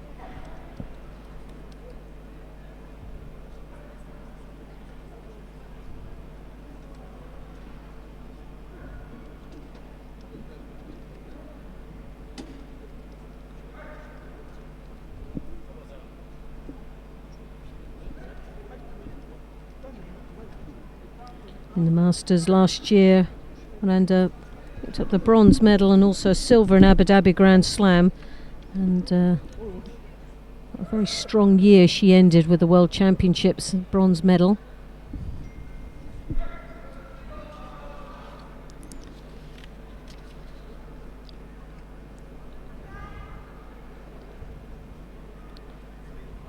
Didn't sorry about that, Loretta. Didn't Yuko Fuji work for GB for a while? Yes, she did. She's in the chair for the Brazilians. I don't, you've got to be careful about what's appropriate and inappropriate, haven't you, to say something, because chance for the shimiwaza here. Shimiwaza looks to be on. Yes, it definitely is on, but still fighting it. It's not a bad turn. Just gives her a second. Yeah, she's turned right there. As yeah, she's gone the right way. Yeah, she went the right way. She did very well to get it, escape from that. And Bishrelt lives to fight another day. Oh goodness me, that was good. A colleague of mine, when he met Yuko Fuji, said she's worth more than a Yuko. It's definitely worth more than a Yuko. Which, given the state of the sport that we were talking about and the various scores, I thought was okay. But okay. Yuko Fuji, she's the coach for Erika Miranda this time round. I don't think the Brazilians are that bothered. They just put. That was a nice turn. Yeah. She's gone over. Did she? That's the score. Well, that is.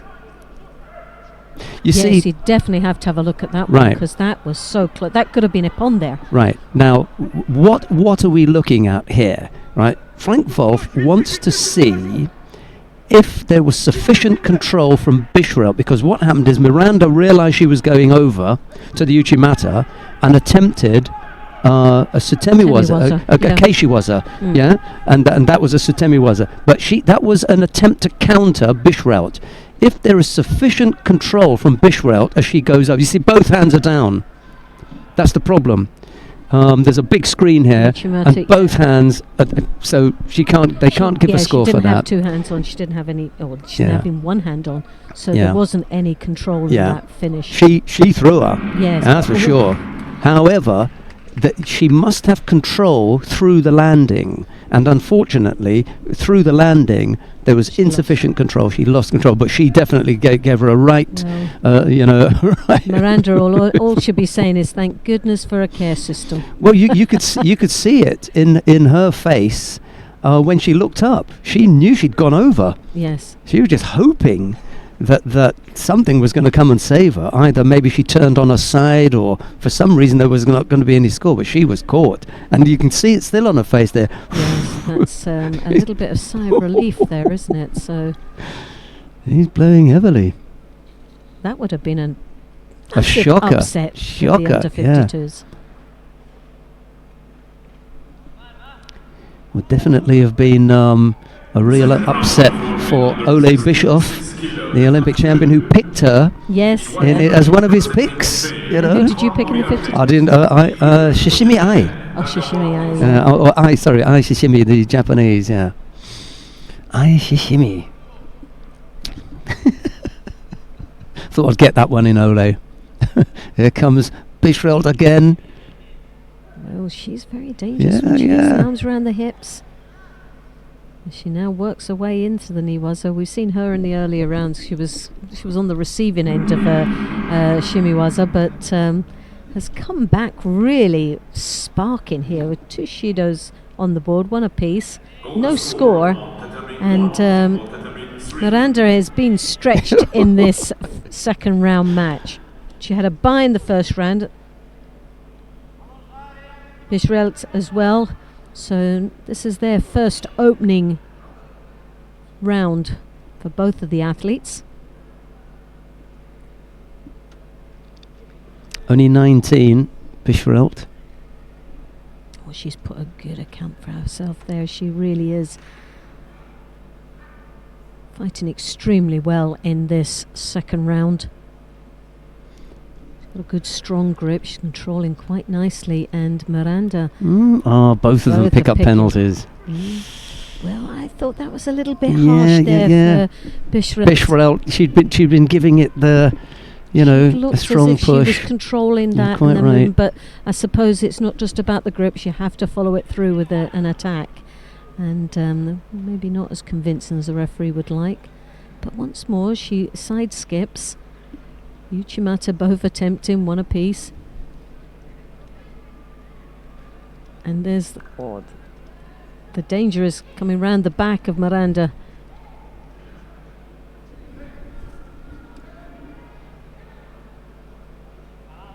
Well, this has turned out to be a very interesting, exciting match. Good clash.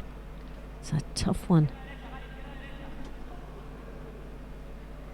Definitely Miranda has been stretched to a max here, and a lot of pressure on this contest as the number one seed. Hips come in. Uchimata. There was the Ouchigari there as well, but she didn't look for it. But there was a great opportunity because the reaction of her opponent, the Mongolian, was trying to leave her to the rear for the sacrifice, but Miranda didn't react quick enough. We've had a minute and a half of the golden score period already. Actually, minute 45, nearly coming up to 2 minutes. Good battle. Bishrelt, a lovely Uchimata entry there. You just sense she moves nicely. She's got inside grip, she's controlling very well. That's Utemi Waza. A little bit desperate with that last effort. But she moved her, and again, that's two strong attacks. And when you're two Shidos apiece, it's like walking a tightrope at this moment for both these athletes. She comes up with another strong effort here. There are going to be problems for Miranda because, as Loretta just said, there have been strong attacks in a row. There's a little bit of grip fighting now, but a third effort here from Bischerelt, and this could do it. She's got to go now. She can't afford for Miranda to come up with an attack here. And she hasn't really. Bischerelt was looking for the Uranagi there. She came round the waist, but she's playing a bit of a waiting game. Well, I hope they. Yeah, I'm glad they didn't give a penalty there. I was a bit nervous. Yeah, it was too early. Yeah. Miranda has stepped up a little bit. She's changed the pace slightly. She's a little bit faster and a bit lighter on her feet. She's creating more of an opportunity for herself. She's looking a little bit more livelier. Up until now, she's been pretty flat. And Bischerelt can't wait for the Uranagi. I think there's going to give it to Bischerelt. I'm sad to see that because I thought that there was still a lot to give in that match. I really did. And she had two attacks, and we were on the brink of saying if she comes up with a third, she's going to do this. Yeah, she could have won. Miranda comes up with two small attacks. Well, I wouldn't class them as attacks. Exactly. She looked livelier. She was a bit more bouncy on her feet. She opened up. She changed the pace of the... We're just having a window cleaner out there. Thanks for that. We just needed that lens cleaning. Loretta, go on. That was harsh, wasn't it? It was That was harsh. I felt for there because I thought on form, Bischerelt was better. She looked the stronger athlete there. In the under 52 kilo category, Anja Stanger of Slovenia faces, I think it's Estelle, Estrella Lopez Sheriff of Spain. Stanger in the white judogi, Lopez Sheriff in blue.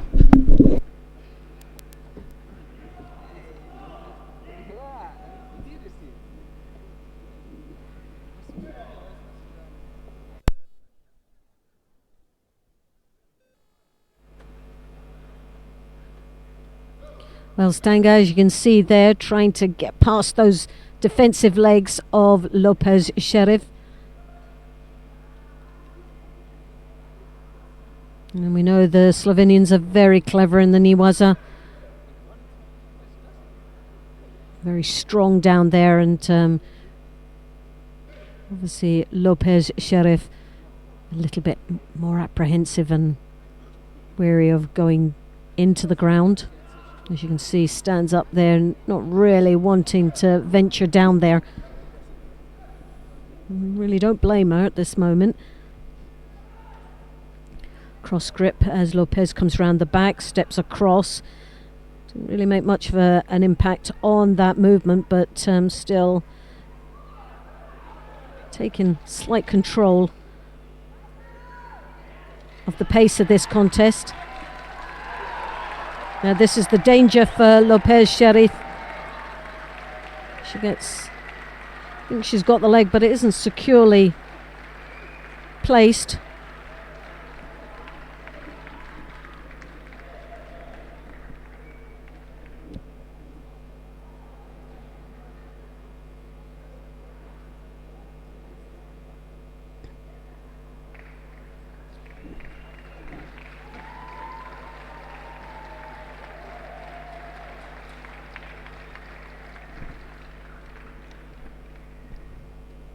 Once more, Stanger coming round. Well, this time she's not opting to get past those legs and trying to secure the Osakomi from that position.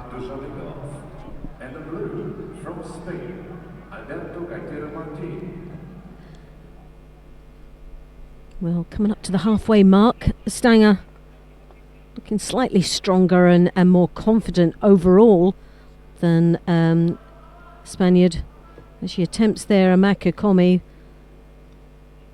Lopez Sheriff trying to desperately get out of that situation now, trying to create an opening there for herself, but the referee obviously feeling that the reaction wasn't fast enough and obviously calling the mate. Lopez, as you can see, throwing that left hand high on the collar, controlling, drawing Stanger down to her knees. He's already got one Shido already on the board, and now Lopez picks up the second Shido that's to be awarded. So one apiece. Drops Yanagi there. Stanger again pounces down in the Newaza, trying to get past the defensive legs of Lopez. He's trying to get the turn there. She's got one of the legs hooked in the inside, trying to come round the back and rotate over.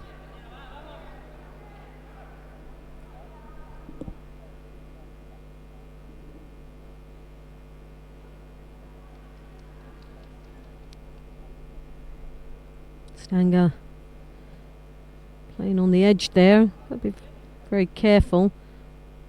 Doesn't want to put herself under any more pressure, picking up a second Shido as Lopez, as you can see, with that left hand deep over the back. Hips through, looking for the hip throw of the Uchimata. Stanger trying to come past the defensive legs. Still, Lopez is not out of trouble there at the moment. There's a little bit of pressure here.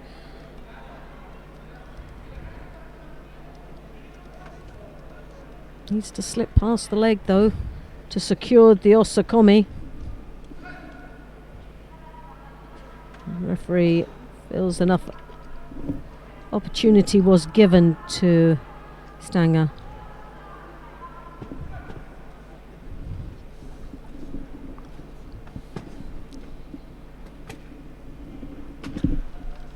Uchigari, hip throw, the Koshiguruma.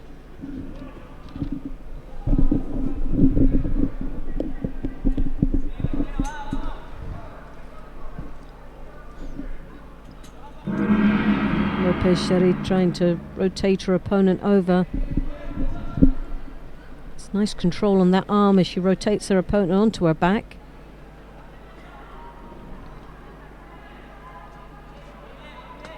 Now we're into the golden score.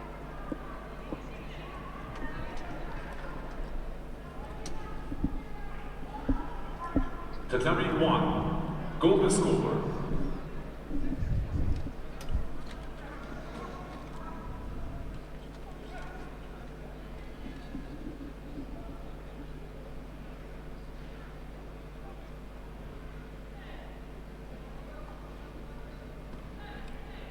Well, Lopez Sharif starting to look slightly stronger than her opponent now.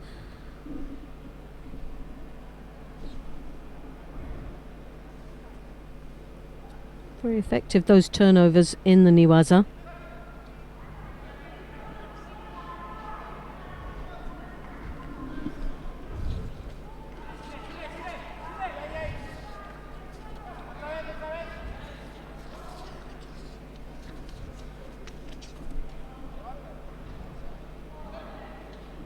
Well, in the end, Lopez Sheriff comes up with that nice little left-sided effort that brings Stanger down. Half a minute of golden score, and the Spaniard able to come up. Well, when we with got the winning to the technique. halfway mark, Lopez just started to slightly take the edge on this contest. It wouldn't have been the result that I would have expected right at the beginning and the way the match was starting in the first 2 minutes, but definitely in the latter part of that contest, Lopez just started to demand a lot more respect out there. Second round. Please welcome in white from United States of America, Angelica Delgado. Right, in the 52 kilo category, this is the number 3 seed, Angelica Delgado. Where is Abdullah Abdul Jalilov in the scheme of things? He's the number 3 seed. He's on number 3 at the moment. We'll stick with Delgado for a bit. Shmailov is on mat number 2, the other Russian. Well, Delgado coming out very bouncy indeed, full of energy. 27-year-old. She's up against Karolina Pienkowska of Poland. Delgado in the white judogi, Pienkowska in blue.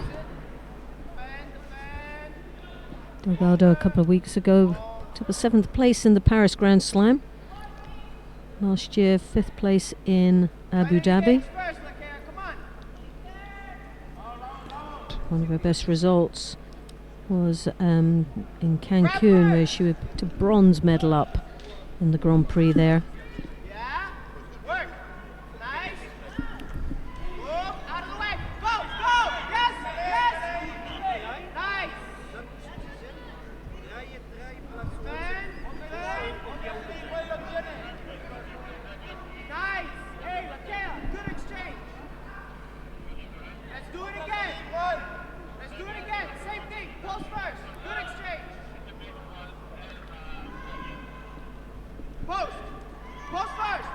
Well, Pienkowska in Tashkent last year, 5th place, and also at the Senior European Cup picked up a bronze medal in Bratislava, along with Baku Grand Slam, a 7th place. So again, someone that is very close to medaling and picking up several European medals.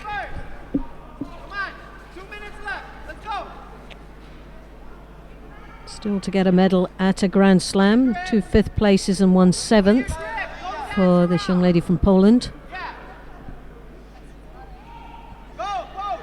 24 years of age. Delgado, as you can see, controlling quite nicely with that right hand high on the collar, drawing her opponent's head down.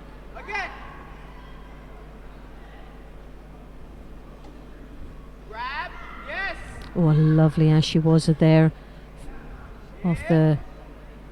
as a counter from that Tayatoshi.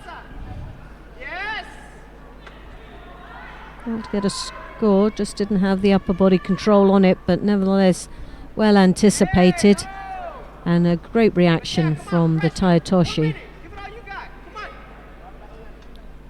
Kuriashibara attempt there from Delgado.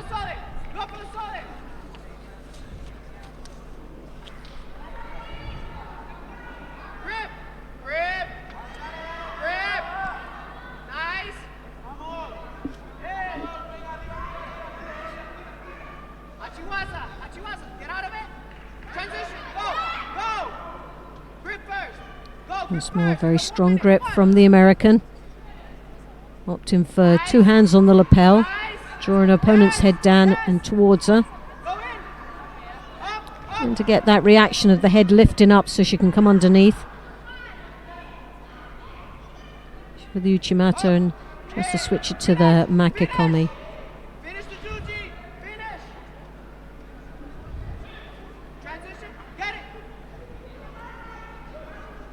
Pienkowska always seems to be on the receiving end with the grips first, and sadly needs to start taking a little bit more control of this match.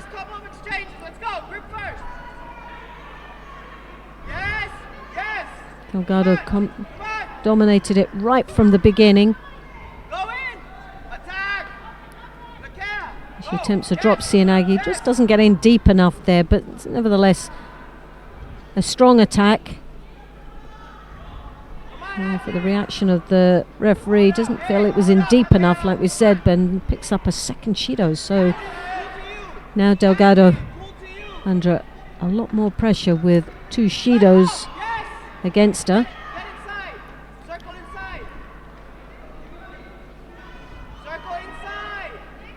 Oh, lost the balance as an attempt of the Ashiwaza, and Pienkowska taking the lead, and the nice timing of that. With just 10 seconds remaining, Wazari on the board.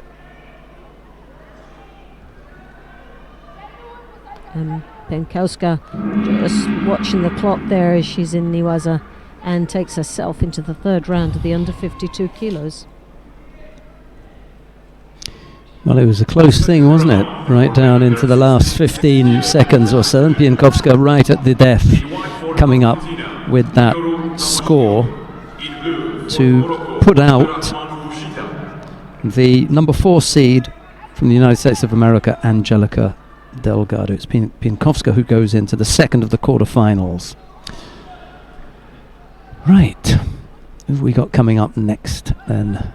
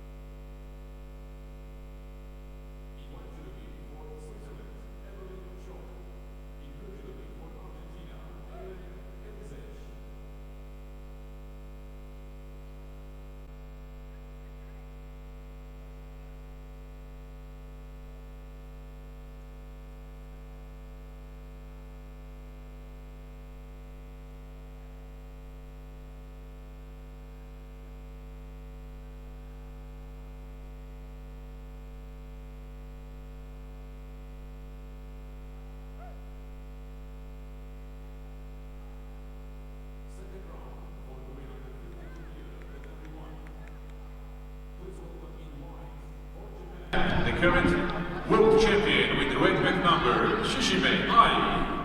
And in blue for Argentina, Oritia Gonzalez. Liebe Freunde, jetzt auf der Matte 1 im weißen Judoanzug die amtierende Weltmeisterin aus Japan, Shishime Ai.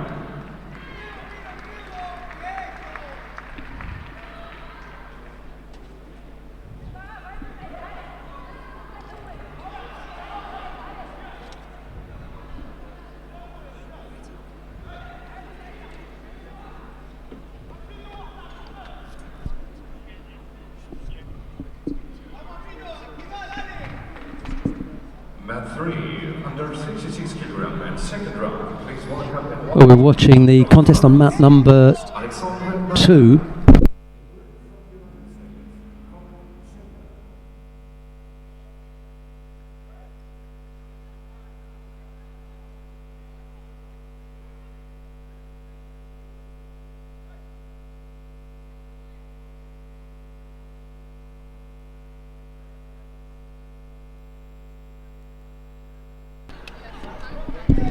Shishime Ai of Japan goes through to the quarterfinal, having defeated Oritia Gonzalez of Argentina. And just over half a minute. Yeah.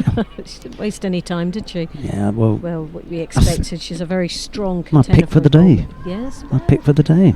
I haven't done very well with my picks, unfortunately, and I'll go through them for you because coming up on mat number 2 will be the number 1 seed in my pick for the day, Nagayama Ryuji of Japan. He faces Mohamed Jaffi of Morocco, but that's in a fight's time or so. So we'll hang on here to have a look at Agata Perenc and Eloides Valentim of Brazil. It's Perenc in the white judogi, Valentim in blue. We'll have a little look at this.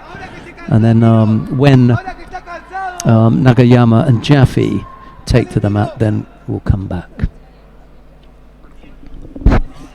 Well, both these athletes start a little bit apprehensive as they engaged there, so not oozing the confidence that you would expect for someone in the second round.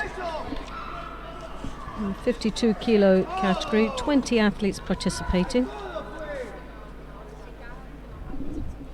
And we saw the number 2 seed go through to the third round against Gonzalez of Argentina.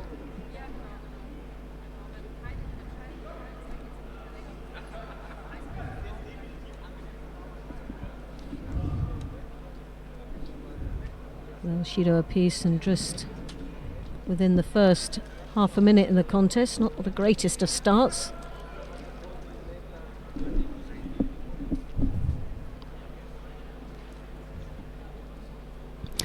easy little fighter, isn't she, Perink? Flying around and trying all sorts of directions. I like Valentin. She's been around for a little while, but they have lovely judo, the Brazilians, don't they? They really do. Use confidence as well, which is nice.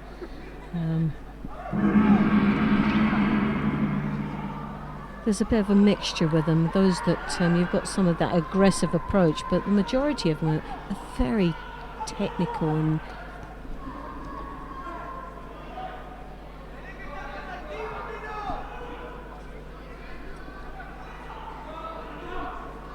Tatami 2, golden score. There's a golden score contest taking place on mat 2. That's holding things up there a little bit.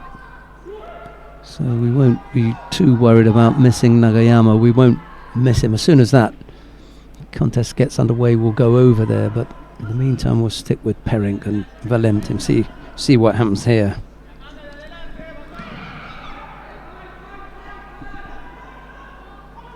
Valentin, 25 years of age. This result in Zagreb Grand Prix, took the gold medal there. And Lima Pan American Open, that are also next year hosting the Pan American Games. And she took the gold medal.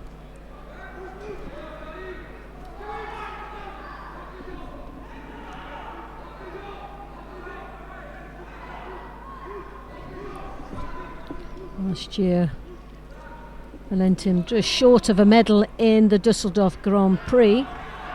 This year it's the Grand Slam, but it's 5th place, and be wanting to do that one better at least to get a place on the podium. Well, there's no doubt that this is a Grand Slam facility. Reminds me a little bit of Budapest, and Chelyabinsk has got that kind of it's got feel. A lovely feel to it, hasn't it? Yeah, nice. Things are nice and close. A lot of atmosphere to the place. Easily do a World Championships here, a European Championships. Nice facility. Yeah. Walking distance of the train station is just across the road there. So transport is good. A few hotels around. Why not? I'm selling it now. Oh, yeah, you're doing a great job.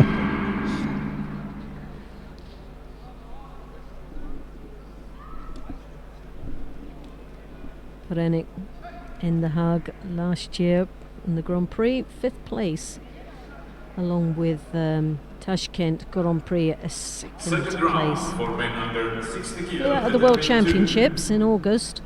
In white judogi, representing Japan. Right, well, unfortunately, this one is taking a little bit longer than I thought it would. We're going to have to go over to mat number 2. There's a round 2 contest coming up there with the number 1 seed, Nagayama Ryuji of Japan. He faces Mohamed Jaffi of Morocco. It's Nagayama in the white judogi, Jaffi in blue. If you want to continue watching the Agata Perink Eloides Valentin contest, just click on mat number 1 and then you'll go there. But we're going to sit back and watch Nagayama in the white judogi, Jaffi in blue.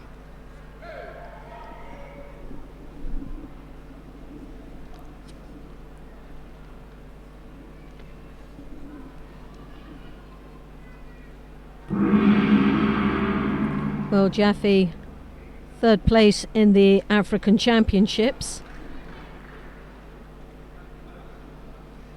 Back in April last year. 23 years of age, this young man. He's had some great performances in the World Tour.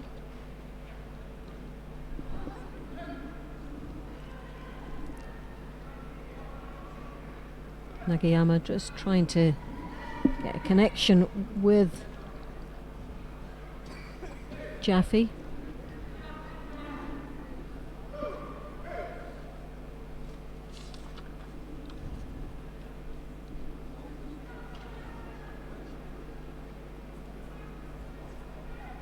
Nagayama, this is the first time he's competed in Germany.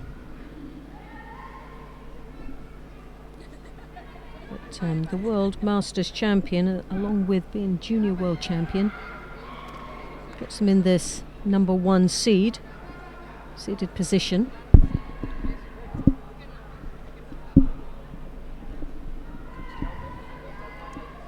As you can see, they're trying to work. It's got the Osakomi sealed now. The leg came out. Upper body control nicely. And secures the Osakomi as the clock ticks away. And Ippon with the hold down. Kamishi Ogadami. So Nagayama safely through to the next round. He's into the quarter-final. He had a bye in the first round and then got past, as you see, Mohamed Jaffe there, and now takes his place in the first of the quarter-finals. And Mudranov, also Jaffe, had a bye because of the pulling out of the Russian. A strong Russian indeed. So he would have been delighted with that, but Nagayama goes into the quarterfinals. And his opponent could be the man that he's just going to walk past now. The Olympic bronze medalist, the Diourbek Urezboyev, just getting himself ready. He may have to face Nagayama in the upcoming contest. But before that, Urezboyev is going to face Vugar Shirinli of Azerbaijan. It'll be Urezboyev in the white judogi, Shirinli in blue. We saw Shirinli only last week. I think he was in Obervat, if I'm not mistaken. The Azeri team were there, and Vugar Shirinli was part of that team. Just trying to remember if he picked up Obervat, bronze picked medal. Up a medal or not? Yeah, he did. A bronze medal in Obervat. He beat Manuel Scheibel in the bronze medal contest. Yeah. Okay. Last year was gold medalist in Tashkent Grand Prix as well.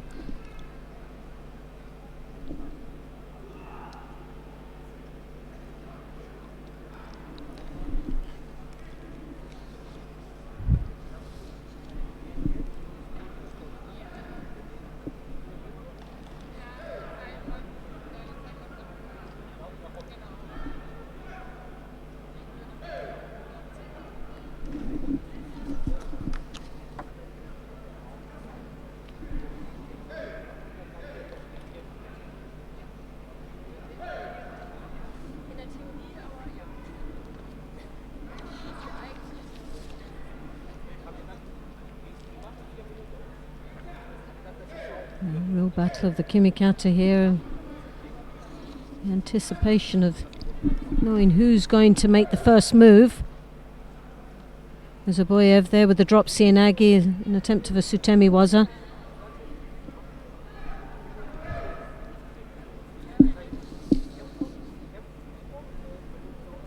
Oh, lovely counter there, came round the back.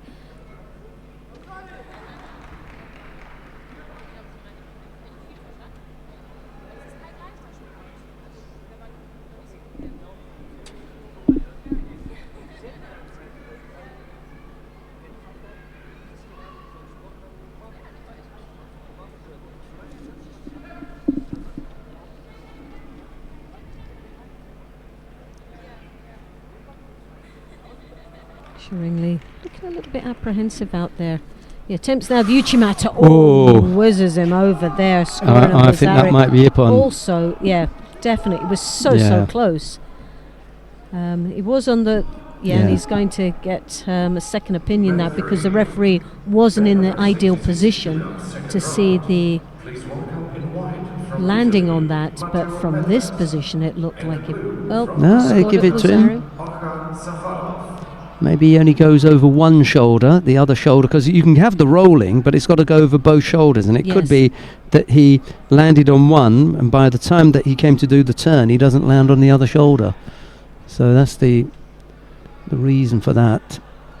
Got to go across both shoulders. So maybe just hit the one. Shirinli leads by Wazari with 1.5 minutes left to go. The Olympic bronze medalist with a bit of a mountain to climb here.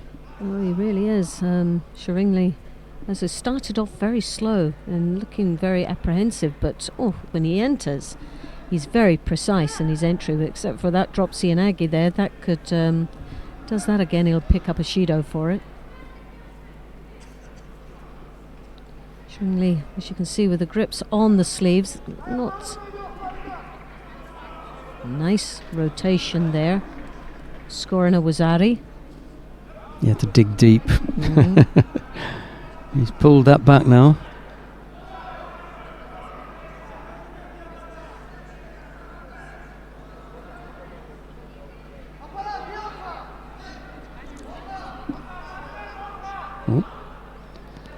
You wore one, another one who's taken a whack to the face there.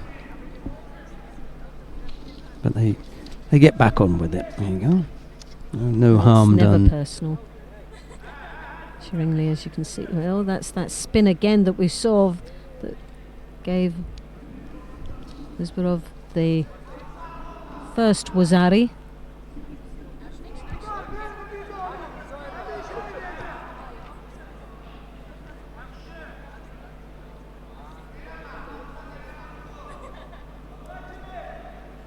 Xingli coming down underneath. Oh, he's got him again. Once more, Wazari, Asetiapon. That's it then.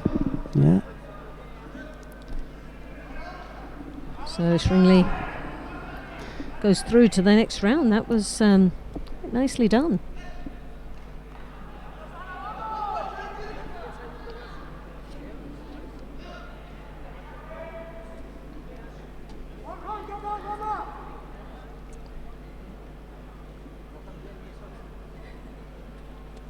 Next contest on Tatami 1, second round for women under 52 kilo.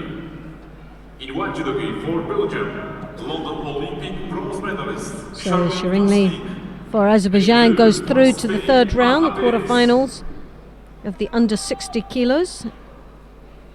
And he'll be up against Nagayama of Japan a little bit later on.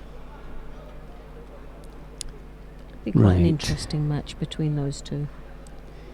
I think coming up next is Gambat Bolbatar of Mongolia and Lukumi Chukvimiani of Georgia. Gambat, the former world champion, up against the Georgian on mat 2. Then on mat number 1 you've got the bronze medalist from London 2012, Charlene Van Snick. She's up against Anna Perez-Box. And then down on mat number 3 it's Matteo Medevs of Italy. He's up against Orkan Safarov of Azerbaijan. The choice is yours, Loretta. The choice is yours. I'm going to go for mat number 1, Van Snick of Belgium and Perez-Box of Spain. Okay, we joined the contest with no score. We've got a little over 3 minutes left to go. It's Van Snick in the white judogi, Perez-Box in blue.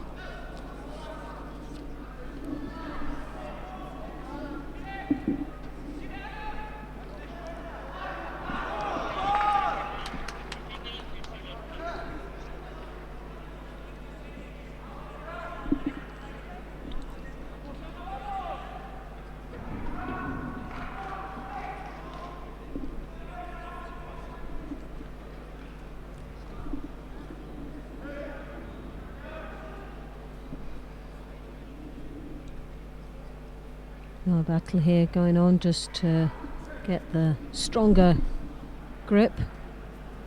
Van Snick with the Sutemi Waza attempt there, trying to draw our opponent into the ground. As you can see, they're digging behind the arm of Perez-Box. He picked up a silver medal last weekend in Rome, the European Open. Great performance Perez-Box had. Francisco Carigos. And the blue from France, Richard Vernier. Also got 7th place in Tunis and last year in the under-23 European Championships, bronze medalist. So this young lady from Spain has had an outstanding 12 months.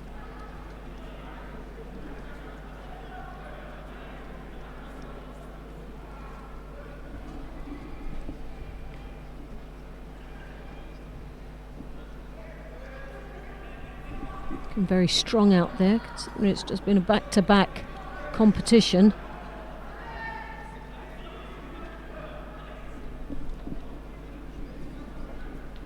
Van Snick, 5th place in Grand Slam this year, and also a bronze medal in the Hague Grand Prix. That was one of the best Grand Prix last year. And strong contention there, wasn't there? And I think this is going to prove to be one of the best Grand Slams. The venue's terrific. Well, we were talking about that yesterday. We were saying the actual timing of it is perfect for the athletes themselves and the periodization program, which is really important. It's getting the ideal events to peak, and there's only so many you can do throughout the year. You can't peak for every event, so for an athlete it gives them a good indication in the milestone events such as the European Championships, the continental events, and the World Championships coming up. So for Dusseldorf, they've just hit that right, I think, with the actual calendar. I'm going to give you a quick rundown of the lineup for the quarterfinals in the under 48 kilo category. Milica Nikolic of Serbia will face Edna Carrillo of Mexico. It'll be Amber Hirschus of the Netherlands to face Chernovitsky Eva of Hungary. Daria Biladid of Ukraine will face Alexandra Pop of Romania, and it will be Melanie Clement of France to face Erdensogt Geremla of Mongolia, and that was a great score there from Van Snick. Van Snick that puts her in the lead, just dragged her back there. It was a very low attack there, but scoring a Wazari, holding for the Wazari Asetiapon, and that takes her through to the 3rd round quarter-final.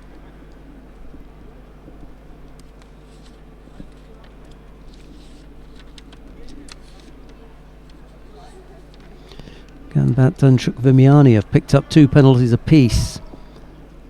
Looks like a bit of a struggle on mat 2, and then Garrigos, Francisco Garrigos of Spain in the under 60 kilo category, the number 2 seed, is having a bit of a battle with Richard Vernet of France. He trails by Wazari in that contest. And speaking of French athletes, we're going to see one now. Astrid Netto is up against Miriam Schneider of Germany. It'll be Netto in the white judogi, Schneider in blue. Netto has gone more blonde. He's got this shock of blonde hair, and Schneider has gone less blonde. If that has anything to do with it. Well, definitely that's some hairdo, isn't it, really? It's a bit of a showstopper, that one. Miriam Schneider looks so much better at 52 kilos than 48. She does. She looks very comfortable, doesn't she? She looks well. Yeah, she looks well. And that's more important. She's very healthy looking out there and strong as well. She's got a lot of power there as she's battling away to dominate the grip against Netto. Both pick up a Shido apiece. I think she just hung on to the under 52 kilo category for a little bit too long and was beginning to look, gaunt. Well, Netto, bronze medal in Paris. Tunis, a 5th place. From Brazil, Felipe Belim, and the blue from Tunisia, Frai Jouibi. Some good results so far for this young lady, and still only 21 years of age. It feels like she's been out there for a lifetime on the world circuit. Very dominant approach to this contest.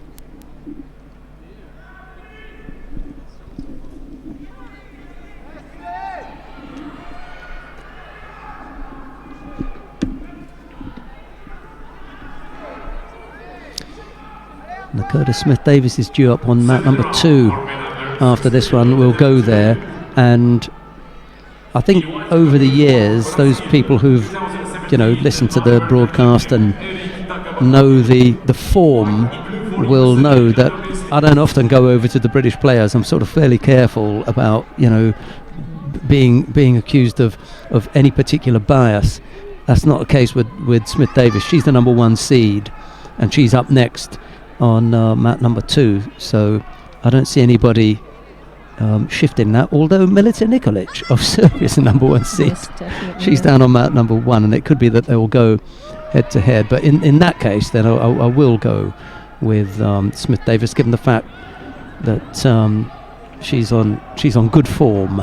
Yeah, she's since the World Championship, she's really started to sort of flourish out there and been a real contender every time she steps on the mat. You've got Schneider here that's battling away though. She has 2 Shidos.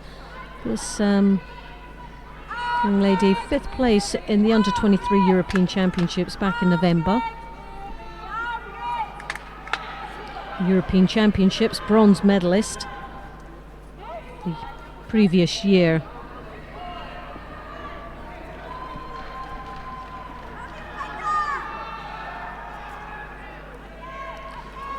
The Makakomi attempt from Neto. And Schneider, both the same age. These ladies obviously competed against each other a few times, but Schneider really given a good count of herself out here. Great potential for the German team in the future.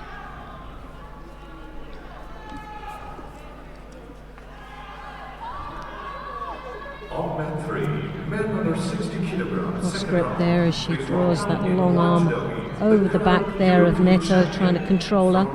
As you can see, the left hand on the lapel from Neto looks very powerful as she comes across over the top with the right for the Makakomi. Didn't connect as well as she would hope for.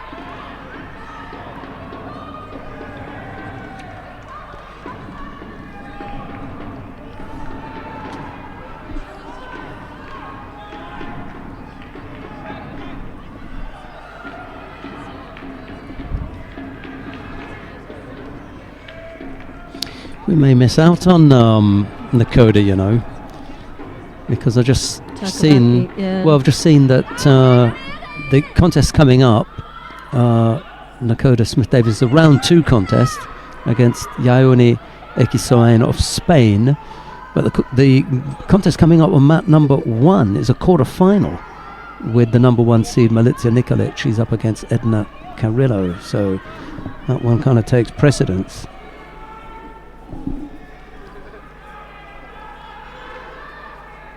Because one of those fighters is going to be in the semi-final, whereas a round 2 contest, they could both go out in the next stage. We might miss both of them. So we're here on to golden score, and there's been a real battle between these 2 young ladies. Oh.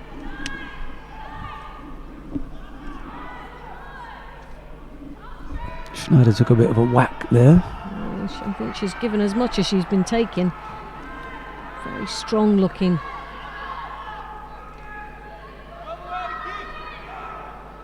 Definitely a stronger athlete Schneider is now since she's moved up. Very aggressive approach to this contest. Number 184 on the world ranking list in the under 52 kilo category, as opposed to number 17. She's doing a terrific job. It definitely isn't miles. They're not miles apart as far as ability is concerned. Neto putting her under a little pressure there in the corner. Yeah, they're gonna. I think this is where we're going to see the 3rd and final Shido, as Schneider was backpedaling towards that corner, stepped out to avoid any engagement with Neto, and there you have it, the 3rd and final Shido. Neto wins on the disqualification of Schneider to go into the 3rd round of the under 52 kilos. Are they both 21? 21 years of age, both similar of age. Oh, as you said, we've been seeing Astrid Neto on the international circuit for a lot longer. Definitely. Well, I tell you what, that place 184 on the world ranking list bears no resemblance to what we've just seen from Miriam Schneider. Well, we're going to stay here because the quarterfinals are starting on mat number 1, the first of which, Milica Nikolic in the white judogi faces Edna Carrillo of Mexico. It'll be Nikolic in the white judogi, Carrillo in blue.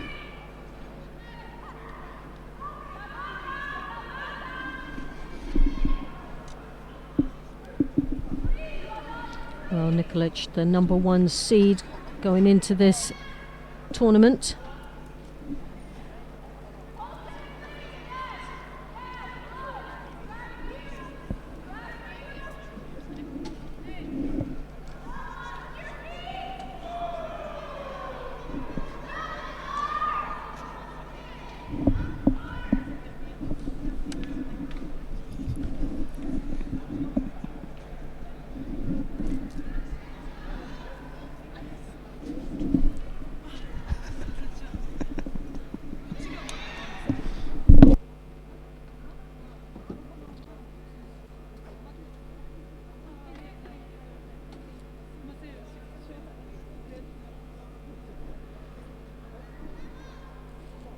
And this is the quarter-final stage of the under 48 kilo category.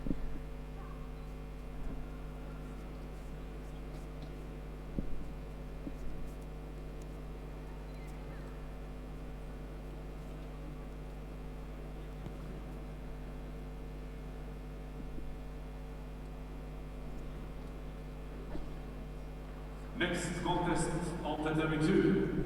Second round for women under 57 kilo. In white for Great Britain, the world bronze medalist Nicola Smith-Davis. In blue for Spain. There's a Shido for the Mexican.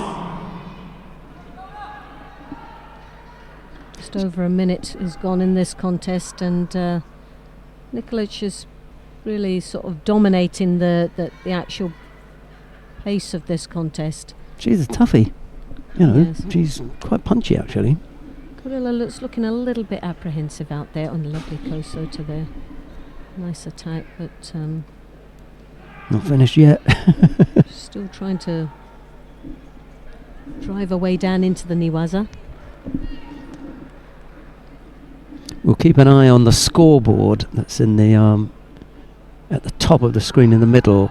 That's Smith-Davis and Ekisoen. We'll keep an eye on that.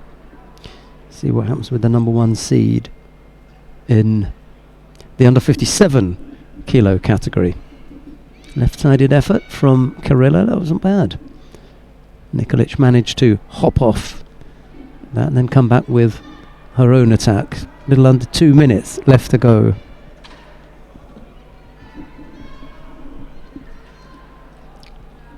Single Shido against Carrillo at the moment. And halfway through the contest, very little to divide both these athletes. Nikolic, more the aggressor out there and has the slight height advantage. If she can connect the arm over the top, she becomes very dangerous.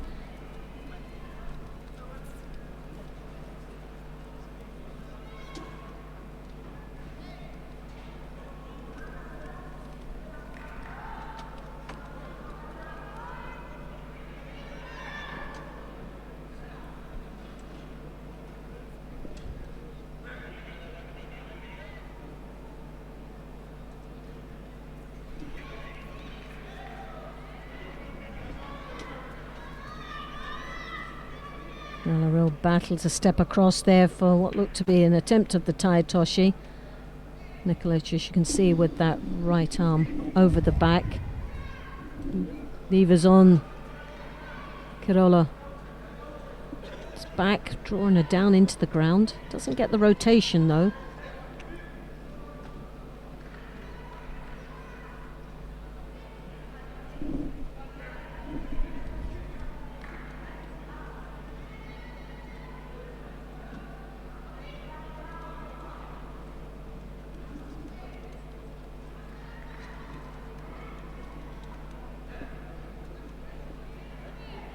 Well, Carrillo picks up the second. Shido 2 now, with just over half a minute remaining in this contest.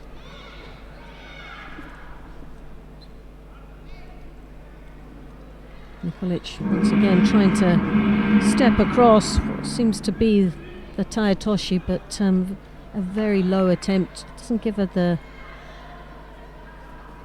rotation that she needs to get the score.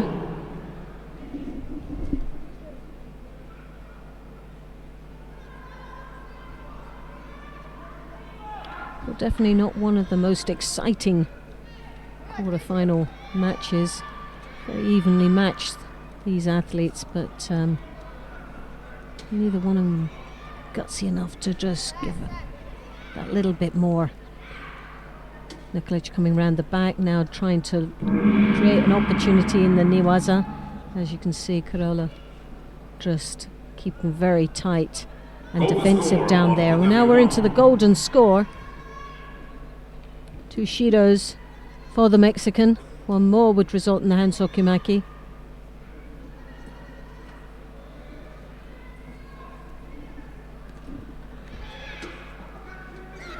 Whoa, well, that was very, very close indeed. Carrillo really, I don't know what she's worried about, because the Wazari has been put on the board for her. For Nikolic. Yeah, so she's waving. She's waving away as if to say, it's not me. Yeah, and I'll tell you what, I'm also confused. I'm also in agreement with her. First, well, I'm in agreement that there's no score for Carrillo. No, I think this was one that shouldn't be put on. And they're going to put it for Carrillo, and that's why Nikolic was saying, hey, there's no score. Well, and no they score. broke that was, for me, was no score. Yeah. As they say, if in doubt, give nout. Yeah. Good little phrase there, Loretta. If in doubt, give nout. Tatami 2, golden score. Carrillo, as you can see, looking for an opportunity in the Newaza.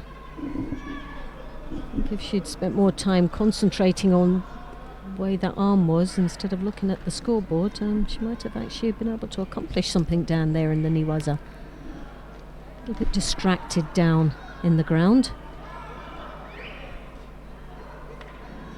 Coming up to the first minute of golden score, so these ladies have been battling away for 5 minutes. Neither one of them closer to getting a score on the board, but Shido goes to Nikolic.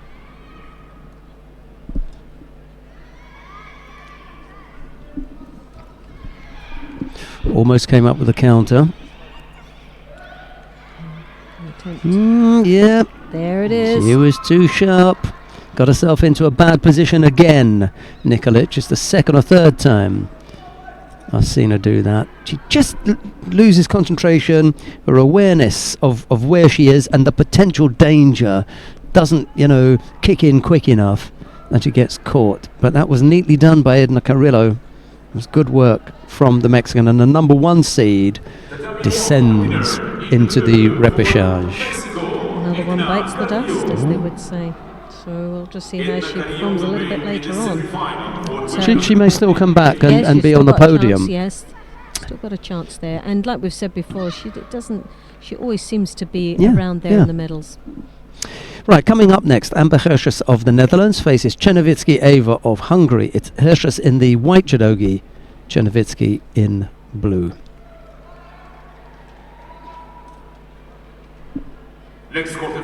The winner of this contest will face Edna Carrillo in the first of the semi-finals. 2017 World and European Junior Champion Amber Hershus. And in blue, Well, I suppose we can go quickly. No, we can't. No, beg your pardon. Sorry about that. Because I was going to say let's go over to mat number 2, but we're not. We shall stay and watch this quarter-final, because we were going to watch a number 1 seed in the 57 kilo category, Nakota Smith-Davis, but she's just defeated Yauni Ekisoen of Spain, and in any case we should really stick with the quarter-finals. Yes. So that would have been a bit naughty of me, but it didn't happen. It didn't happen.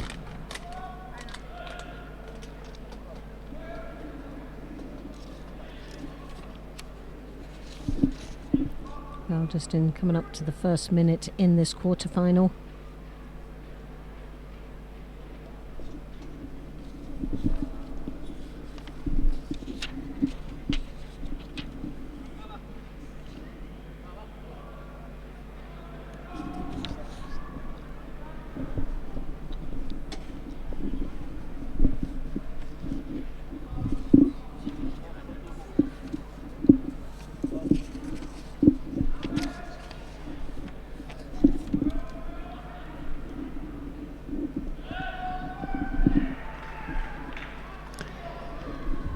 who was it that Amber Cherniak.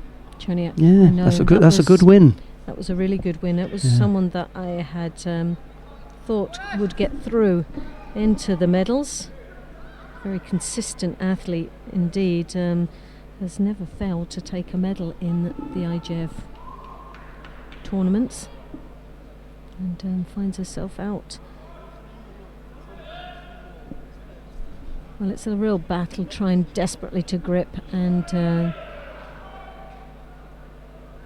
Jovinic on the receiving end of a Shiro. That's perfect. That's 10. Nicely controlled there. That is Ippon.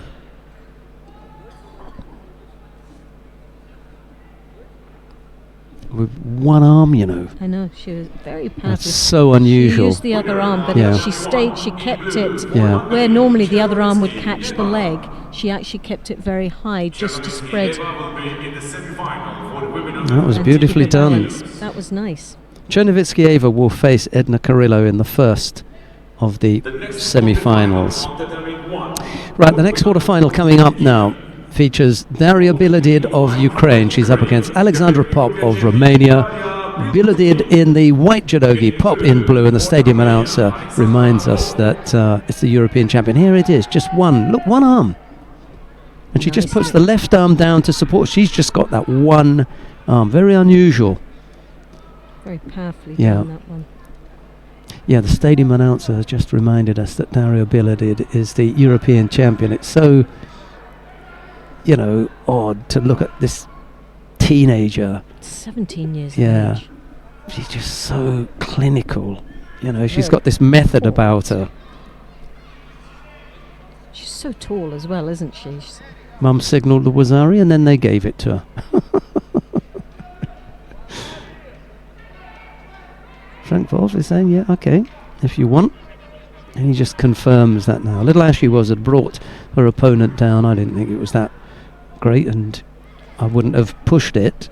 If the referee says no, then I say no. If he says yes, I'm not going to go against him, because there was some action there with the Ashiwaza. Lovely strong left hand high on the collar there. Look at the height difference between these two athletes.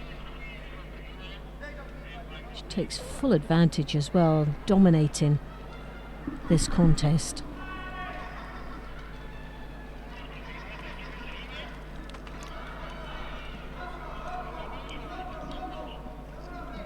Again, throwing that left hand over the top. Connecting quite nicely, using the feet to try and break her partner's balance. And Pop picks up the first Shido.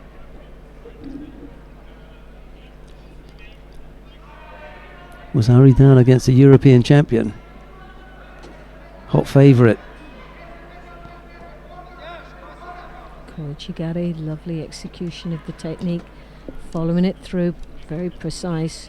A little bit of a break. That's why they didn't give the Wazari when she went down onto her back. She sat her down on her backside. It's a little bit of a break. Pin. Then there was the push down. Yeah. Nice feet from Biladid, and we haven't seen her with an opportunity to work in her favourite newaza yet, but Pop's not going to offer that up. Definitely, Pop's really... Oh, goodness. Well, she was like a dive to try and get close enough to get a grip. She really is struggling to get even close enough to engage with Biladid. There's a real method to the way that Biladid works, and it's always secure the top half first. After that, you can work on freeing the leg.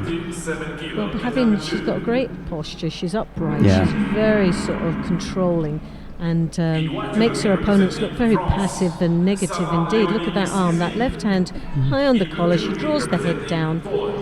She stays very, very strong. She braces. The knees are slightly bent, so it makes she's grounded very tightly in there on the tatami. As she lures her opponent onto that left hip. She's trying to desperately set that up, and Pop obviously can feel, and she's backing out and being very defensive, and picks up her second Shido for it.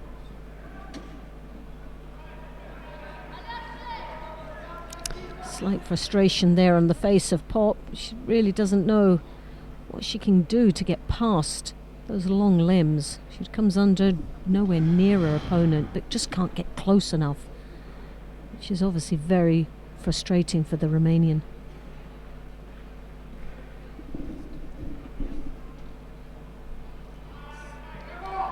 Well, Biledid, as you can see her face, she's just taken it in her stride, isn't she? She's not fazed by... In fact, there was a little flutter of her hand to say it's getting a bit hot here. Yeah, she doesn't give the impression of having come under any pressure. It was a reasonable little effort there, you know, but she blocked that fairly easily. And again, on every occasion that they've been to the ground, Pop's got her defence well set. She knows she can't afford to let Biledid get past the leg, so she's got her block set up. 40 odd seconds left to go. Well, she's dominated this match right from the beginning. Now she's controlling Pop's right sleeve. You can see with the left hand. She goes round the back. This is the first time she went under rather than over. I think there's a real desperate attempt there again, for Pop. Just a little tap. Just touching the feet, knocking and breaking her down. And it's the first. She quickly looks over at the board. It's just a tactical ploy now, just to just do enough, get herself through into the semi-final. And it was the first time that Biledid had the opportunity to attack from the head, but with only 12 seconds left to go, she had a look and then decided, I don't need to really get involved in this. I can stand up here and we can finish this off. I've got a score on the board. Through. Well, that was definitely a very convincing win for Biledid. A measured performance where she came under a very little threat. She picked up the score, and after that, it was almost, you know, coasting. She had her things that she needed to do. She did them very well, and she moved into the next round. But one of moved into the semi-final, second semi-final. One of the difficulties for Pop is that for me, she gave such a big degree of concentration on closing down some of the things that Biledid could have done, that she didn't leave any opportunity for her to attack, and she picked up a couple of penalties as a result of it. Yeah, she kept her out, but she closed down her own attacking options. There was such a difference of height, and Biledid looked so much in control right from the beginning. Very difficult, and you can run around looking daft and just feeling that you're on the receiving end all the time, because you just can't get past those long limbs of Biledid, and she plays that so well. She takes full advantage of that height that she has. Right, we've got the last of the quarterfinals in the under 48 kilo category then. Melanie Clément of France faces Erdensogd Gerelma of Mongolia. Clément in the white judogi, Erdensogd in blue.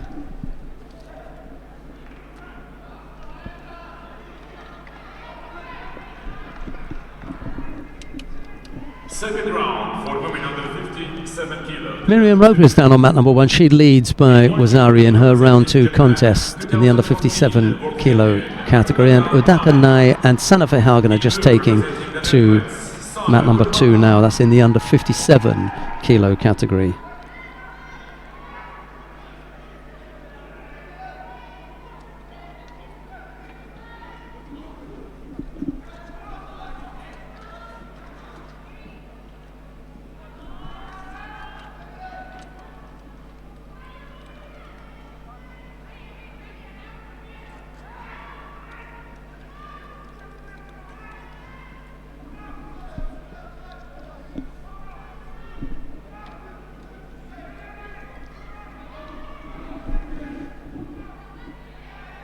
Not the best position for the Mongolian, with the jacket right up around her head there.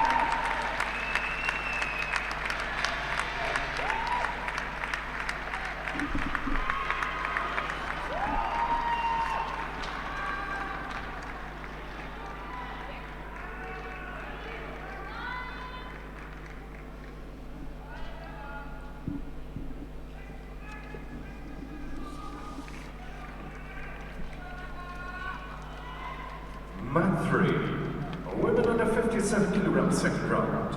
Please welcome in white from Hungary, Karakash Hedvig, and in blue from Bulgaria, Evelina Ilieva.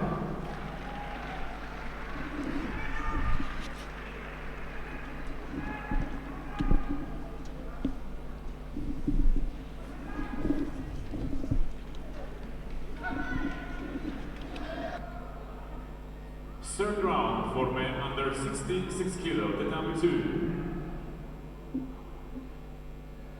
In one judogi representing Israel, number 1 in the world judo ranking, Tal Foniker. In blue judogi representing Kyrgyzstan, Artur Tey.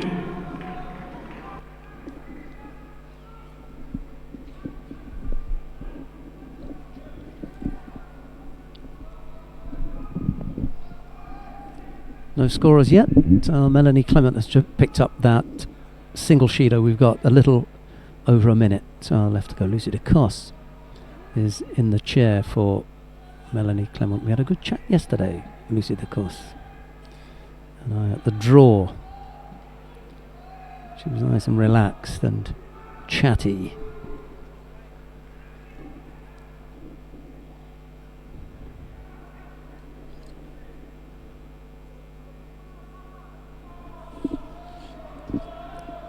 Clement picks up a second penalty there.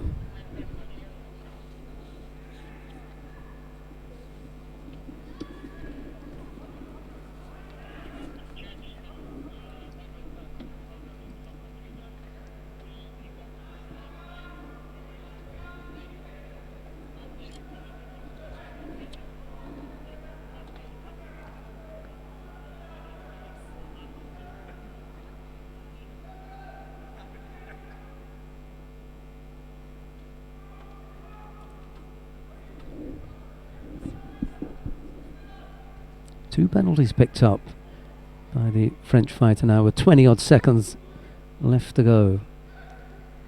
And then Sog remains penalty free at the moment.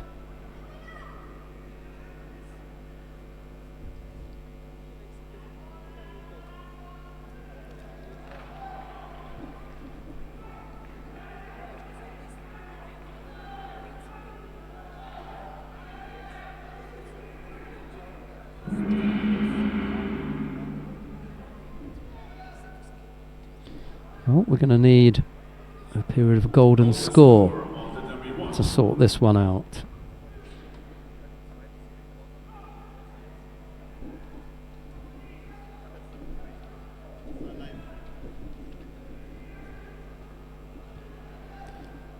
Clement with the left hand and wrist quite heavily strapped up. Almost got turned there after that effort on the left. She almost got turned over.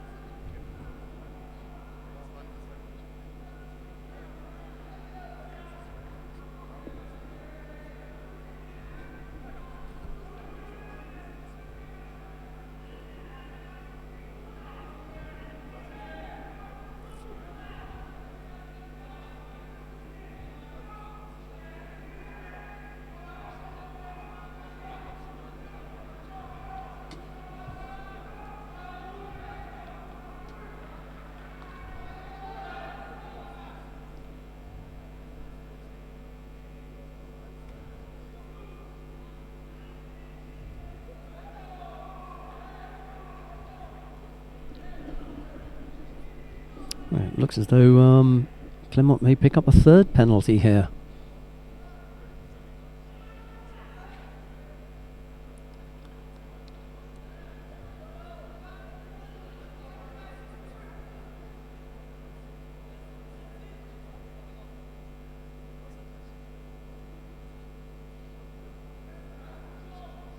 I think the referee is just waiting indication as to which way the penalty or penalties should go. Well, if there's more than one penalty, then it'll be Clement who would pick it up anyway. But Clement picks up the third Shido, this time for crushing down her opponent. So it's Erdensog of Mongolia who goes into the second semi-final. She'll face Daria Biladid of Ukraine. The first semi-final is Edna Carrillo of Mexico and Chernovitsky Ava of Hungary. Right, we've got a quarter-final in the under 52 kilo category coming up now. Erica Miranda of Brazil faces Estrella Lopez Sheriff of Spain. It's Miranda in the white judogi, Lopez Sheriff in blue. Number 1 in the world judo ranking, Erica Miranda. In the blue judogi representing Spain, Estrella Lopez. Legen wir Ihre Freunde auf Matte 1 jetzt die Viertelfinals bis 52 Kilogramm.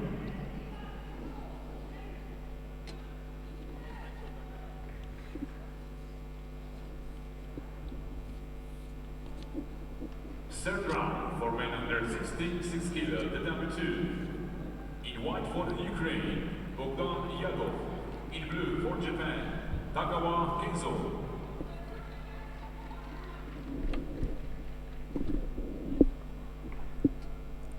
We saw Miranda in her opening contest when she had a really tough one against Bishrelt of Mongolia. She gave her a right push into the final block, into the golden score as well. Good little effort from Bishrelt Koludoy of Mongolia.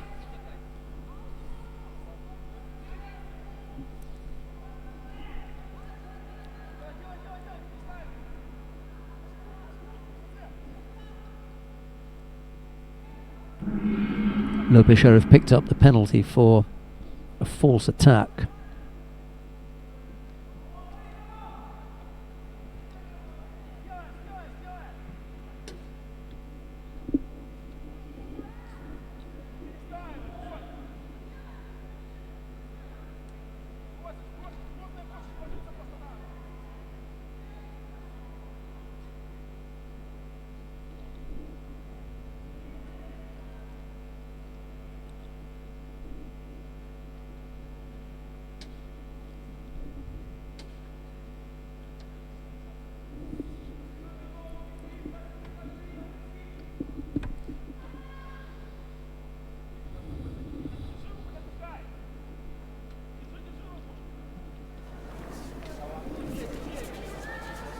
Men 3.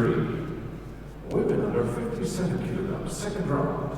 Please welcome the white judogi from France, Zana Akashiri, and the blue from Russia, Anastasia Rokina.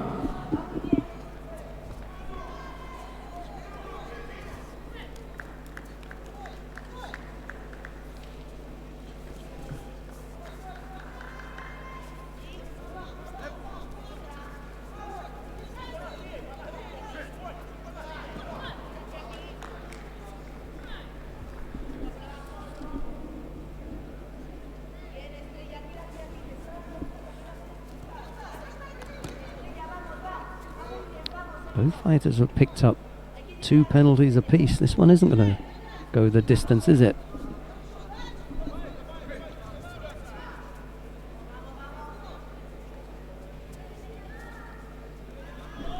Man 3, women under 57 kilograms, second round.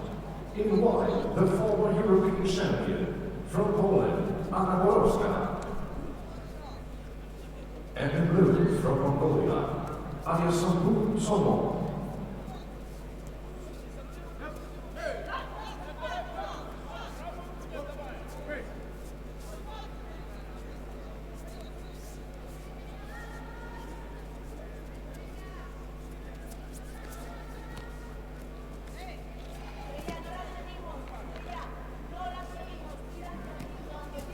Big Uchimata effort there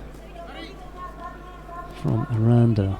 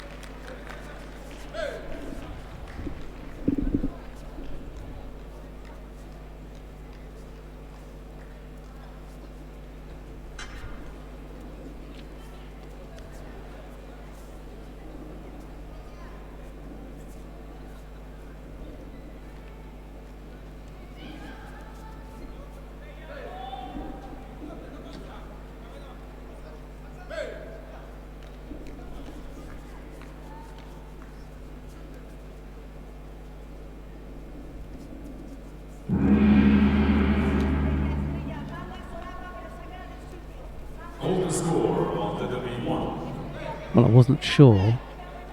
I wasn't at all sure that this was going to go this far, with both fighters having picked up penalties so early on. But here we are in the golden score period.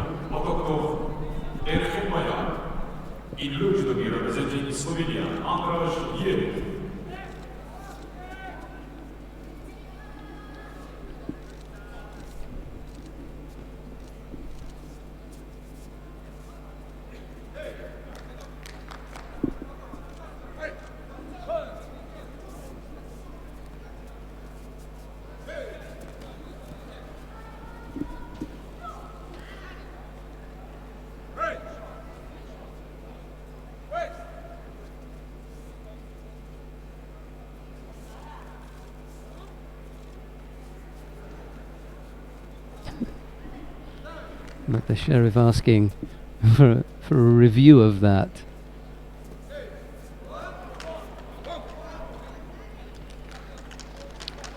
Well, there isn't any question of Lopez Sheriff coming up with the score there. It was Erica Miranda who takes that one, but you know, she probably thought it was worth the ask. You know, give it a bit of a go. Anyway, Erica Miranda it is who makes her way into the first of the semi-finals.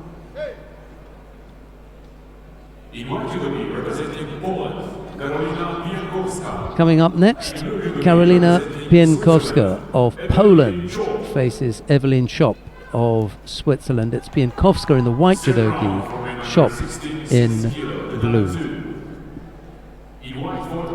Second of the quarterfinals in the under 52 kilo category.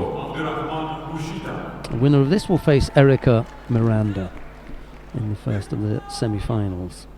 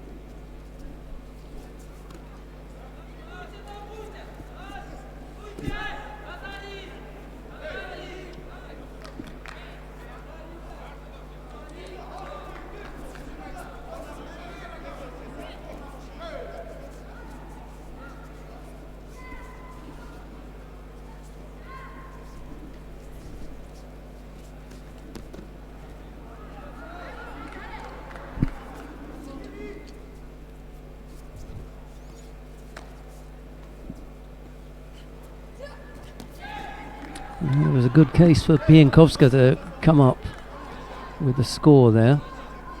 She just loses concentration a little bit and lines up on the wrong side for a moment. But she leads here with a little over 2.5 minutes left to go.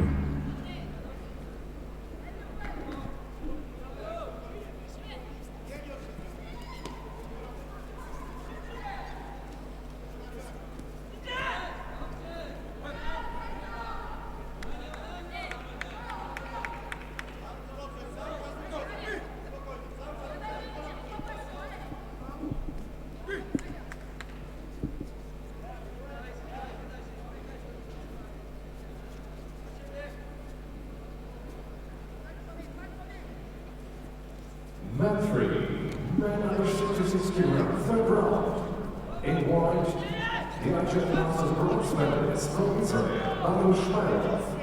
And in blue, from Japan, Hashiguchi Yui.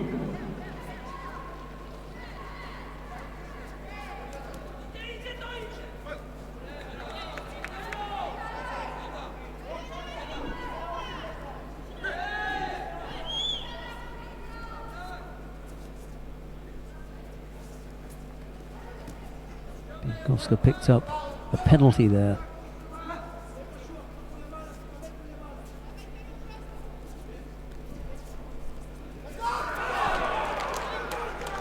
That's a strong effort from Shop, and it brings Piankowska down onto her side, and they gave a score initially, but they've taken that one away. Sumigeshi effort from Piankowska, but Shop avoids getting caught.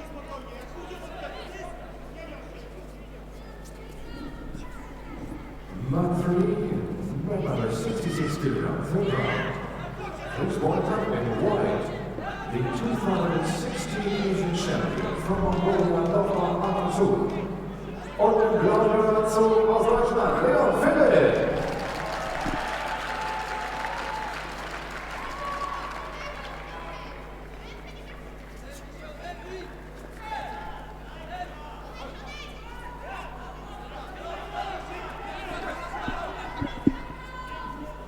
Tiring now, Piankowska. Still came up with a little Sutemi Waza effort. That was a good show there from the Polish fighter.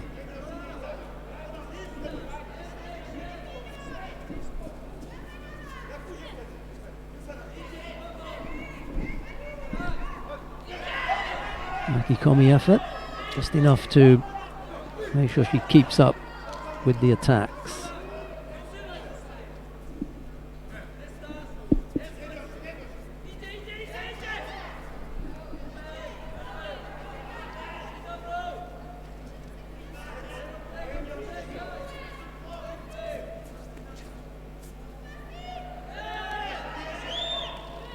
Now Piankowska picks up a second penalty. Got to keep her head up here, got to keep attacking. Can't afford to have an overly defensive posture penalty. Got to step off that. She can't. And there's the tying score now.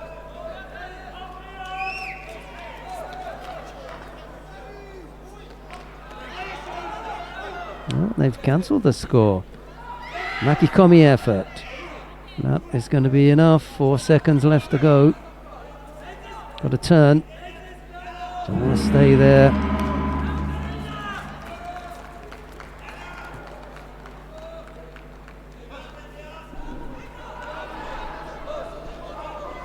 Well, a single score was enough for Piankowska to do it in the end. So Piankowska will face Erika Miranda in the first of the semi-finals. We've got the third of the quarterfinals coming up now. Shishime Ai of Japan faces Agata Pering of Poland. It's Shishime in the white judogi, Pering in blue.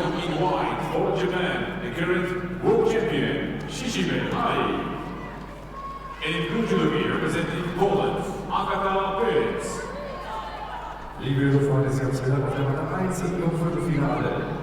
Im Weiß gehört zum die amtierende Weltmeisterin aus Japan, Shishime Ai.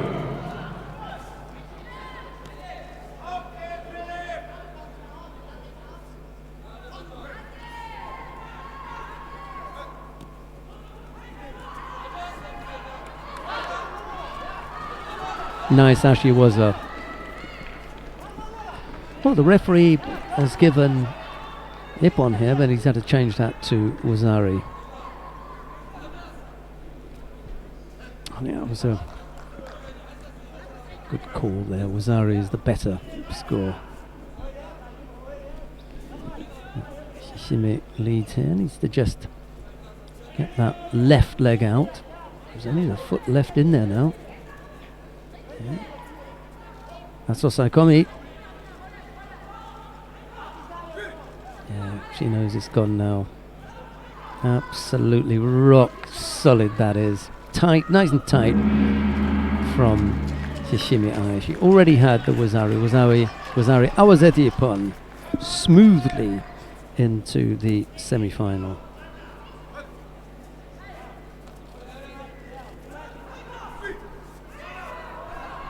Winner of that one, in white for Japan, Shishime Ai.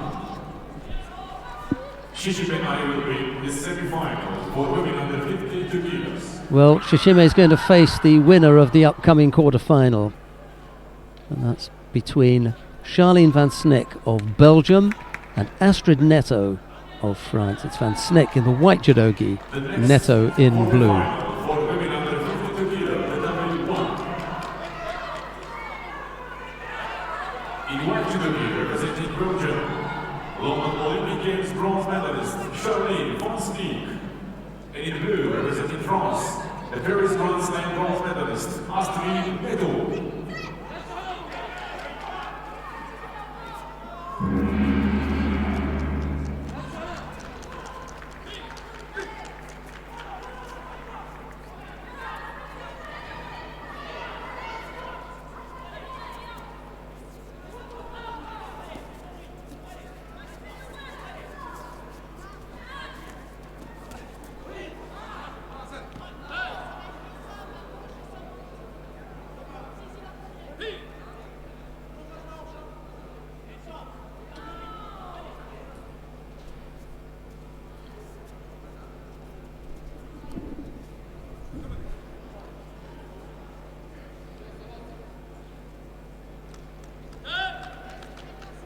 Man 3, man under 66 kilograms, third round. Please welcome one from Spain, Alberto Gatero Martin. And in blue, from France, Alexandre Maria.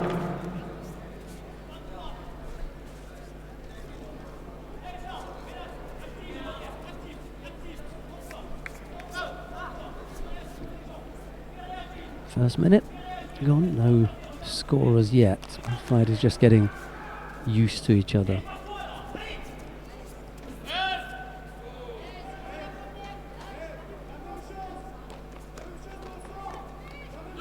And Snick it is who picks up a penalty for just being a little bit loose with the competition area. Jetzt auf der Nummer 2 die 5 Finals bis 60 Kilo. In white for Japan, Nakayama Ryuju. In blue for Azerbaijan, Bugar Shirinli.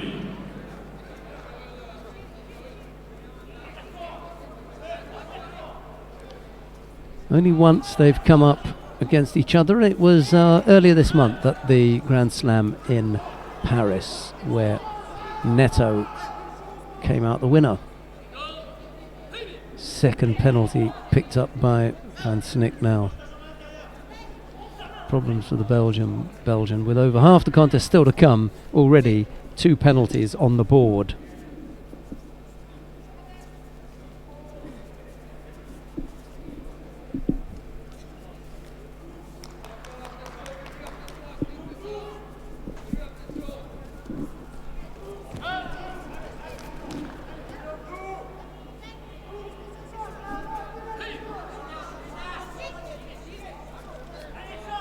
Chasing Netto at the moment as the French fighter backpedals.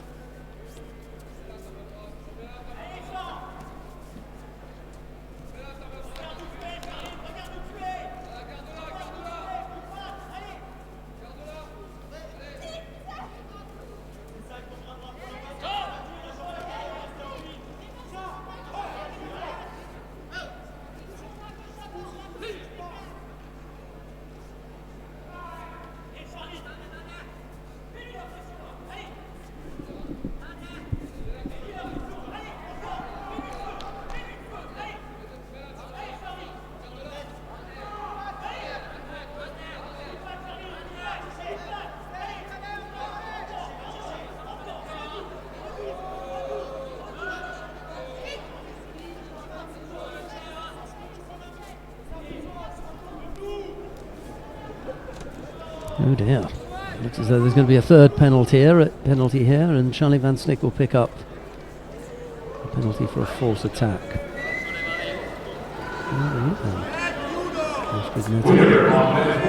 Back-to-back wins against Van Snick. So it'll be Astrid Netto to face the world champion in the second of the semi-finals. Shishime Ai it'll be. And Netto, and in the first it will be Miranda and Piętkowska, Erika Miranda. And Karolina Pinkowska.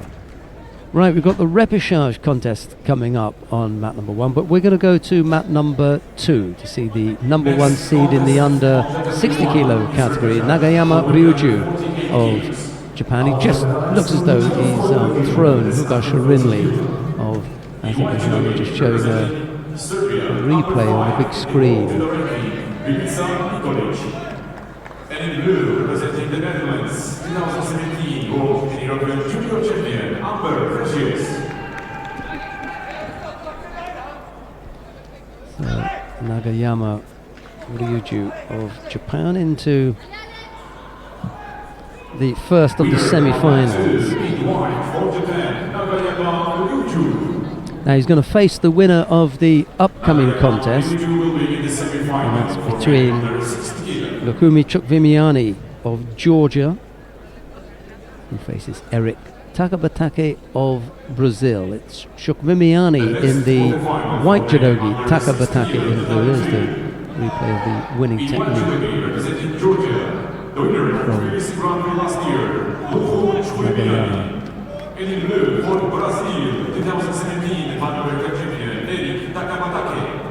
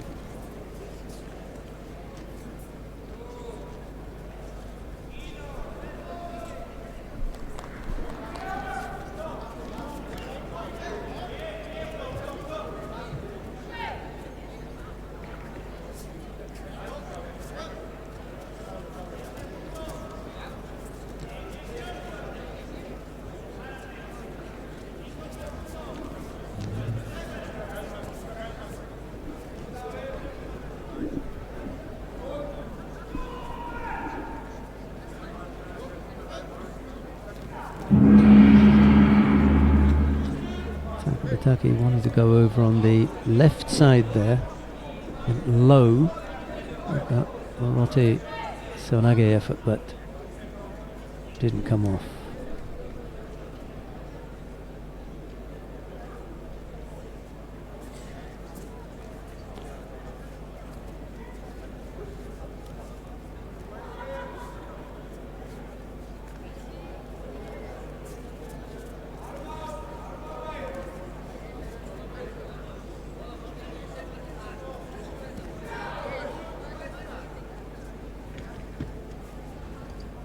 Now on man 3.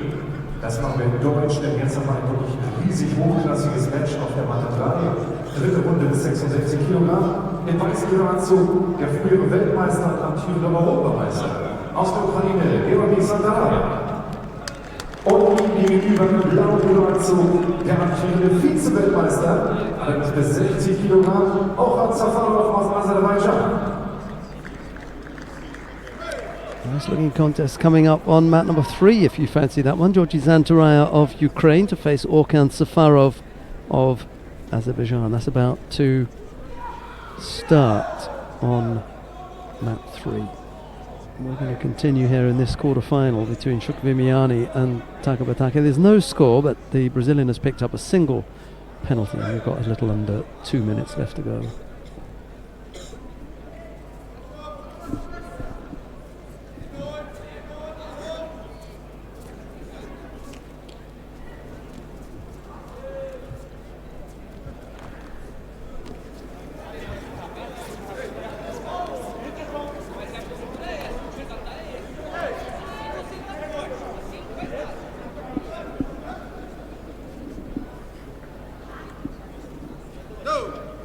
Hey!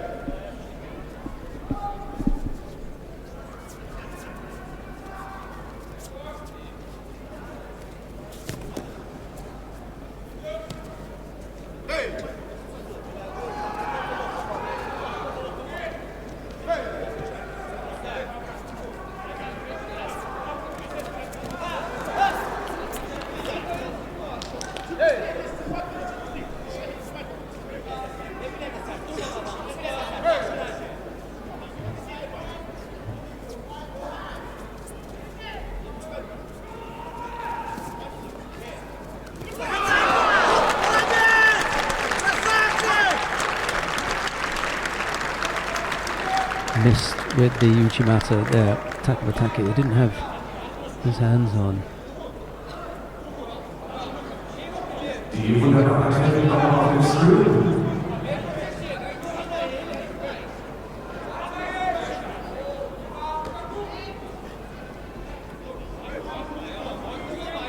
Jordi Zantaraya has just thrown Volkan Safarov for Ippon down on mat number 3.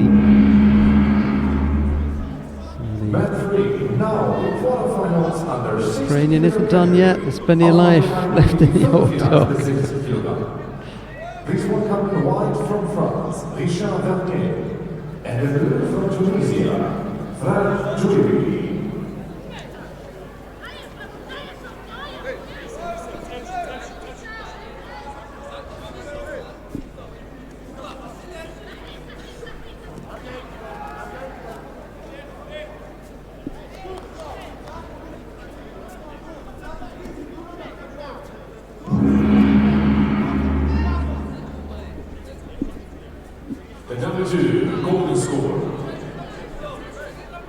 Golden score in this under 60 kilo category quarter-final.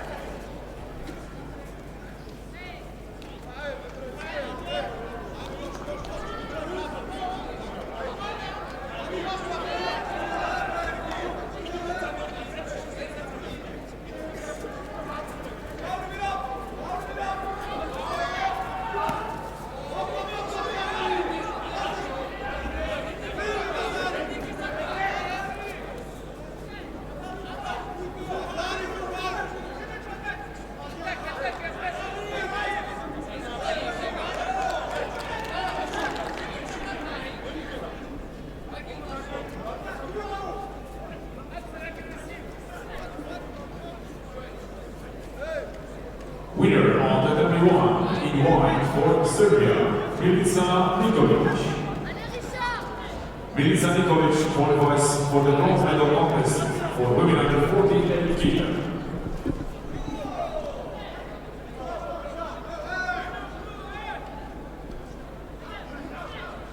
The next repechage contest on mat 1 for women under 48 kg. In white judogi for Romania, Alexandra Boc. In blue judogi, representing France, Mélanie Clément.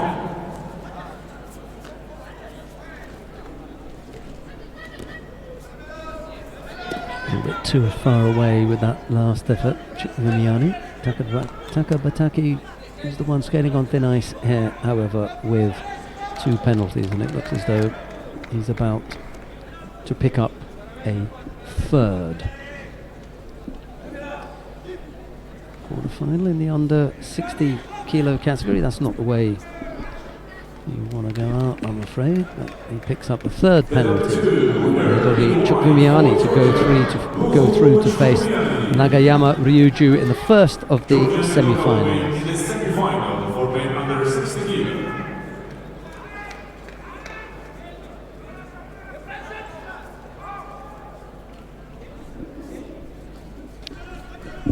Right, coming up next then on mat number 2. Quarter-final in the under 57 kilo category, Nakota Smith-Davis of Great Britain. She is the number 1 seed here today. She'll face Lukhav Vatugu of Mongolia. There'll be Smith-Davis in the white judogi. Agvatogu in blue. Steady Manasa saying she's only 19. Mongolian.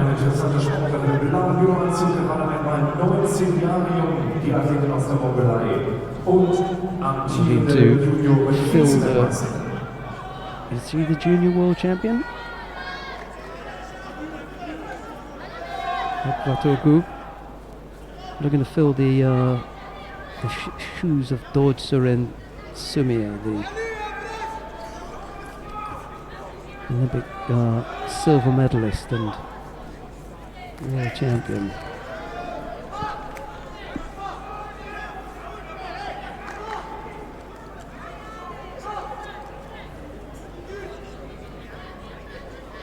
And the Mongolians have got their under 57 kilo category working well at the moment.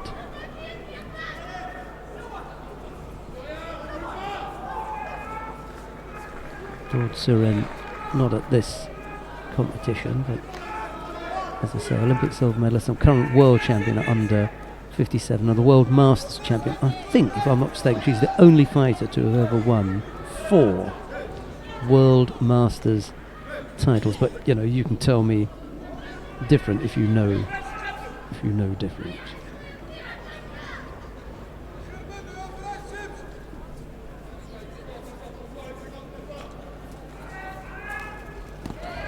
Yeah, well, that is well caught there.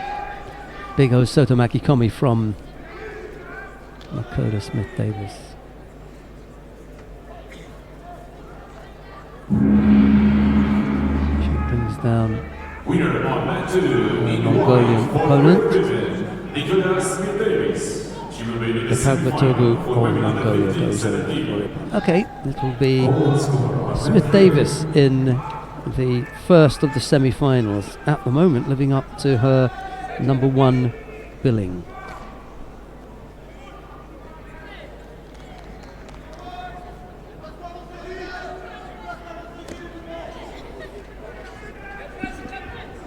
We'll continue with the under 57 kilo category now. Sarah Leonie Sisk of France faces Udaka Nae of Japan. Women under 57 kilo. In white for France, Sarah Leonie Sizik. Sizik in the white judogi, Udaka in blue. Sizik has always got that those bunches on either side of her head. She's also just begun to tape up her left ear, so she must have had a few whacks on that. Decided needs a bit of protection. Nice ashiwaza from Udaka.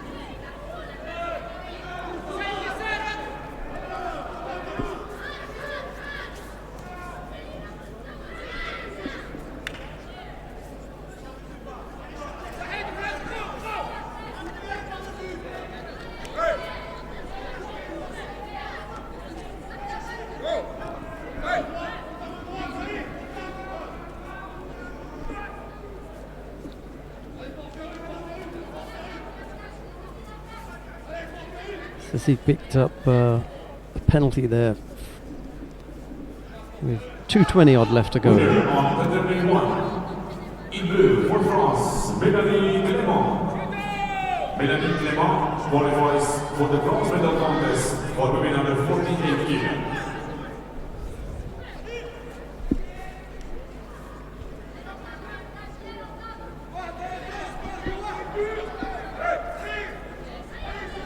The W1, it's time for the first semi-final, women under 48 kg. Liebe Glückwünsche, jetzt auf der Madame 1 gegen das Halbfinale dieses Weltcup-Tages, Frauen bis 48 Kilogramm.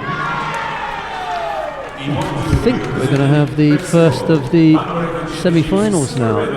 Yeah, it looks as though they are ready to get underway with the first of the semi-finals. If you want to continue watching this quarter-final, just click on mat number 2. But we're going to go down to mat number 1. It's Edna Carrillo of Mexico in the white judogi facing Chernevitsky Eva of Hungary in blue. There's no scorers yet. We've only had the first few seconds. Nice score there, however. Over on the right side from Chernovitsky, she takes the lead. Winner on mat 3, Anatoly from Tunisia, Flash Trivi. Flash Trivi will compete in the semi-finals of the 60 kilogram.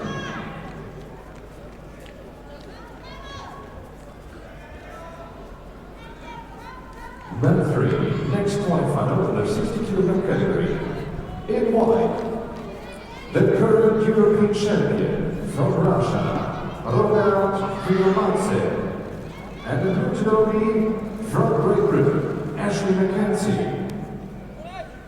Chernovitsky just trying to work something with the leg there. Now a chance on ground, but she just lost the arm.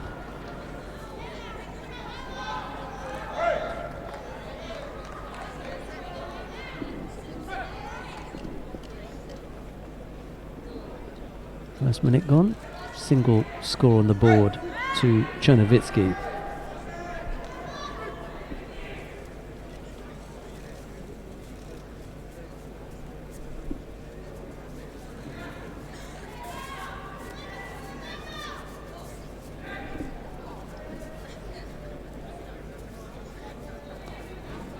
Up the leg, slightly trapped there, so not going anywhere.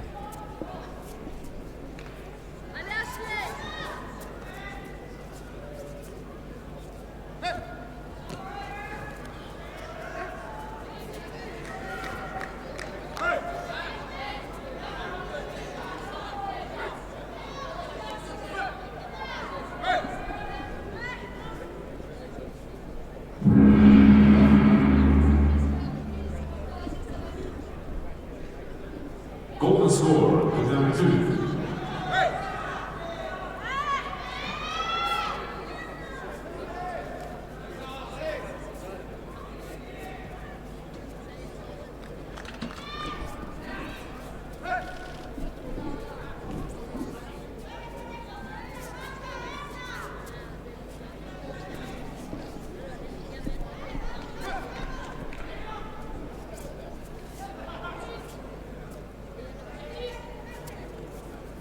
Half the contest gone. Chernovitsky still leads by that single score.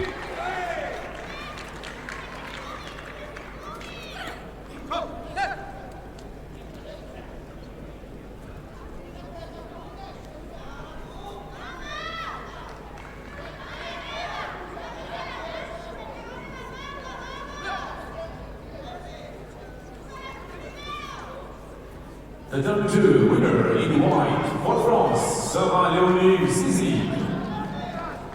Cizik has just defeated Udaka by joining that. That looks nice as well. That's the second score for me with the Ashiwaza. The next quarterfinal on mat 2 for men under 66 kg. Yep, Rosario Rossetti. In white for Israel, number 1 in the world judo ranking, Tal Funike. And in blue for Japan, Kagawa Kenzo.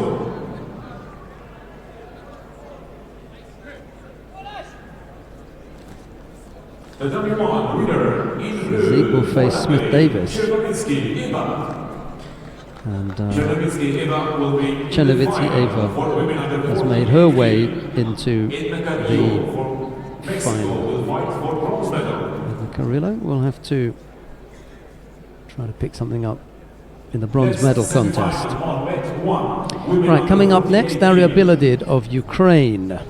Welcome in white for Ukraine, the current European champion and winner of Paris Will World face Science this year. Erdensogt Geremla of Mongolia. It's Biladid in the white judogi, Erdensogt in blue.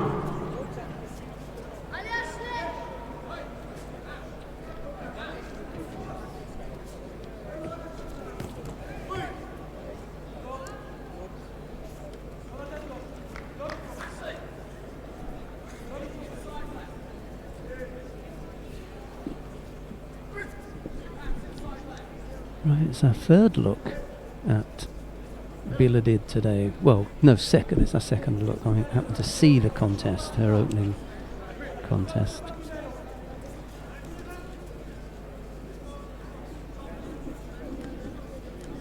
She had a bye in round 1, and then she defeated Cinta Garcia.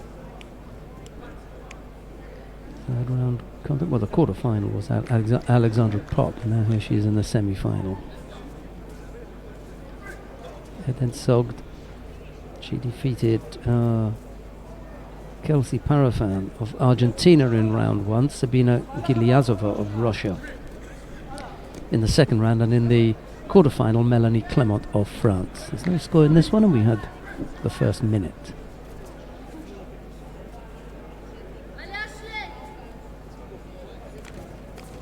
Beautiful Uchimata. That was absolutely super. Left-sided from Biladid, and she threw Eden Sogd for Ippon. Wow. Frank Wolf, the referee, just waiting for Eden Sogd to tidy things up. But The W1 winner in white for showed her a little bit too much here, got too close to Biladid and overwent Eden Sogd. Eden Sogd Gelma from Mongolia will fight for bronze medal.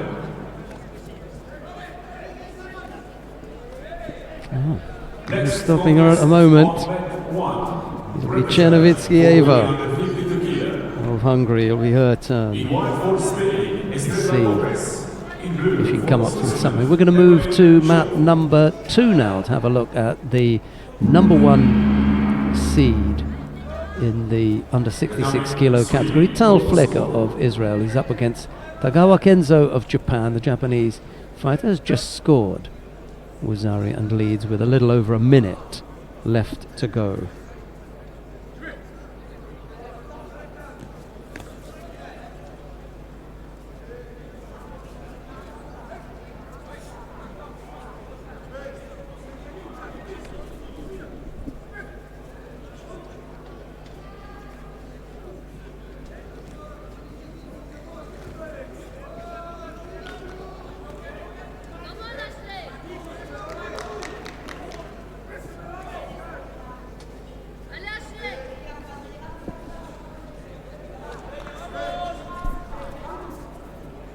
Single Wazari score for Tagawa. He leads here with 20 odd seconds left to go. Tal Flecker, the number 1 seed, in danger of being pushed down into the repechage. The semi-final place beckons for Tagawa Kenzo. Looks as though that is what's going to happen here.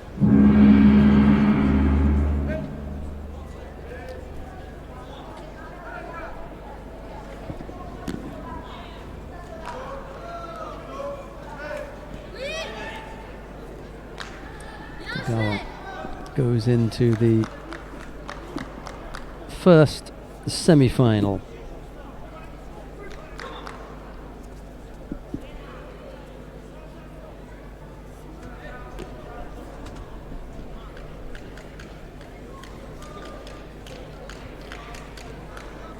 Winner on mat 2 in blue for Japan, Tagawa Kenzo.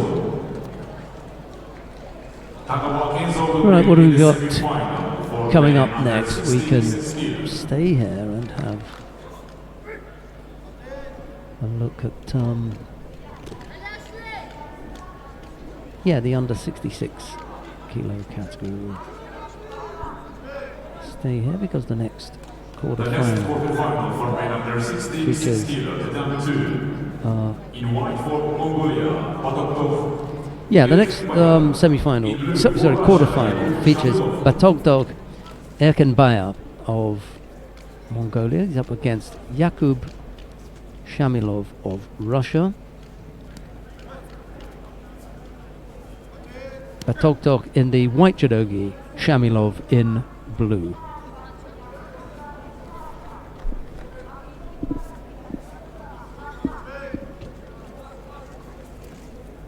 winner on mat 3, qualified for the semi-finals under 60 kilogram. From Russia, Roman Zhirmadze.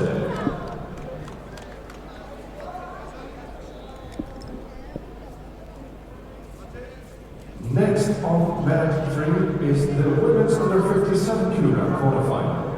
Nun auf der Matte 3 die 5 bis 57 Kilogramm der Frauen. Im weißen Glanzug die WM-Dritte von 2013. 6-mal Gold auf der IGF-Tour. Jetzt für Panama Miriam Ober. And the winner from Hungary, Pepe Kanash.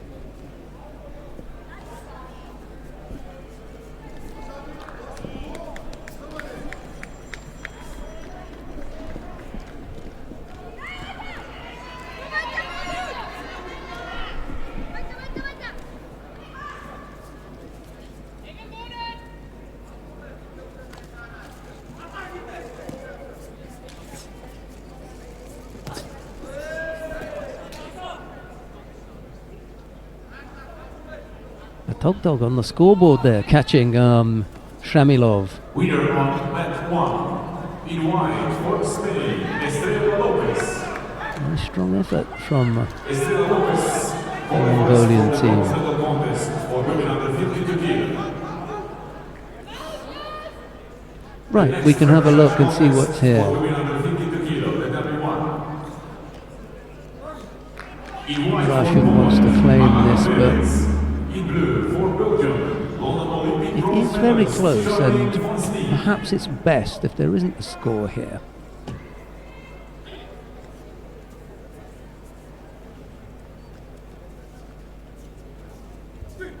Yep, that is a good result. No score. Right, minute and a half left to go. No score. Karakash Hedvig has defeated Miriam Roper, by the way, in that quarter-final in the under 57 kilo category.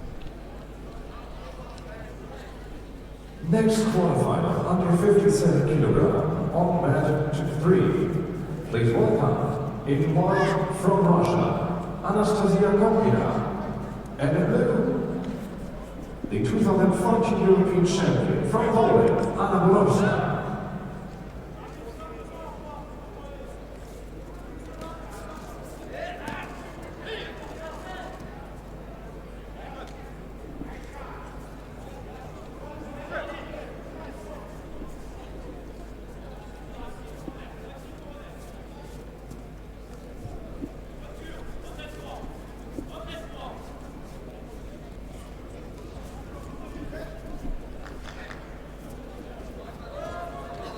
Nice effort on the right side there.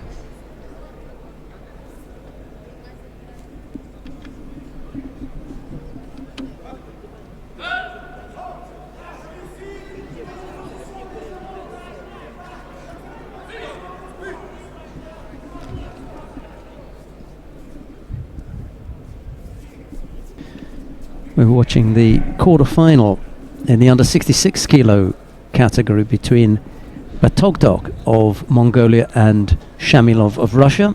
There's no scorers yet. Shamilov has just picked up that single Shido, and here is Loretta Cusack-Doyle. Thank you very much, Sheldon. And there has been some really interesting matches out there so far, and a few real upsets. But here we have a quarter-final, as Sheldon's saying, 66 kilo category. And number 2, golden score. And now we're coming into the golden score. Shamilov of Russia, very strong athlete, very determined out there.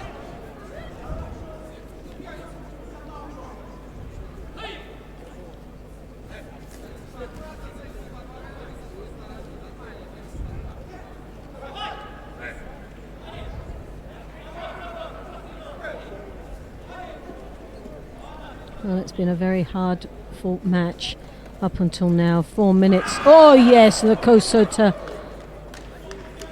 dive in there over his opponent, and the Mongolian taking the place in the semi-final. And Shamalov looking very shocked indeed. Well,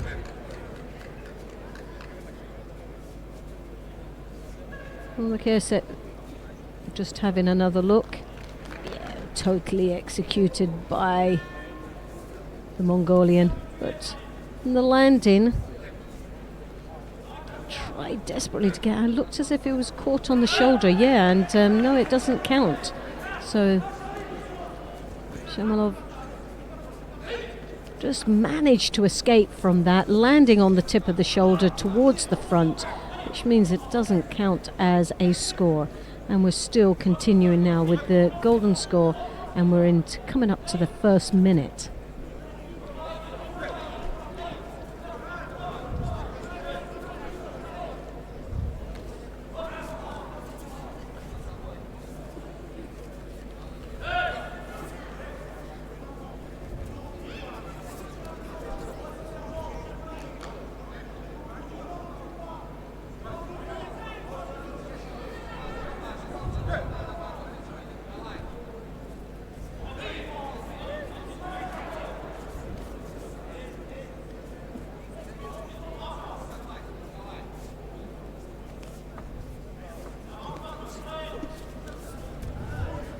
Shamalov will be a little apprehensive out there, considering what's just happened. He almost went out within the first 40 seconds of the golden score. Very lucky escape, did very well to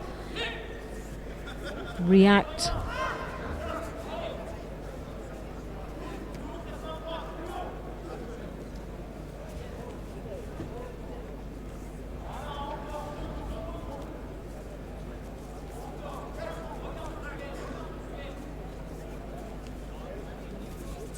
Todoroka again with that Kosota, looking for the Seoinage, but there was the counter, and the Wazari this time goes to Shamalov of Russia, and this time I think this is more of a convincing, but the referee, just because of the angle that the referee was positioned at the time of that execution, it's how did he fall. Now looking at that, again, it fell onto the shoulder, but did he manage to get that little rotation? And yes, he did. And Shamalov goes through to the semi-final. And the winner of match 1 in blue for Belgium, Charlene van Sneek. So now we have the repechage of the under 60 kilos. Well, no, let's go across to the semi-final, the under 52 kilos, which is mat number 1. Erica Miranda of Brazil in the white, and Pienkowska of Poland in the blue. Semi-final of the under 52 kilos. In white Derby, the number 1 on the world. Miranda, the number 1 seed. Erica Miranda. And the blue from Poland, Karolina Pienkowska.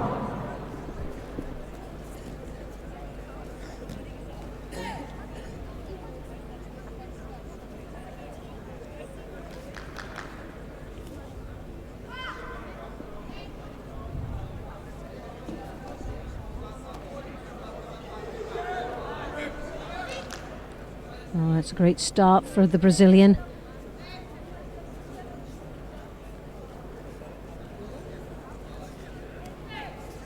Dear spectators, we remind you that today is the first day of Düsseldorf Grand Slam 2018. For this year's Grand Slam, we have in total Pienkowska there, as you can see, with the left hand on the lapel. To ruffle it up a little bit, try and create a reaction from Miranda. Doesn't seem to be working too much there, as you can see.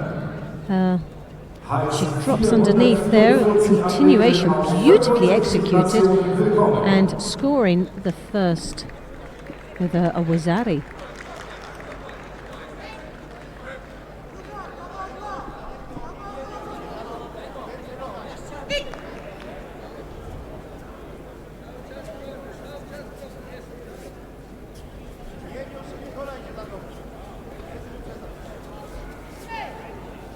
So now Miranda has got it all to try and catch up with. As the number 1 seed, the pressure is on her now.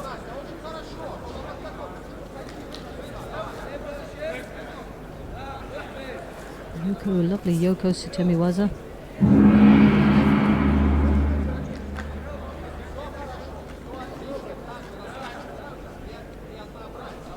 Match 3, golden score. Well, attempt of a Tominagi there, but blocked quite nicely. Anticipated well from Erika Miranda.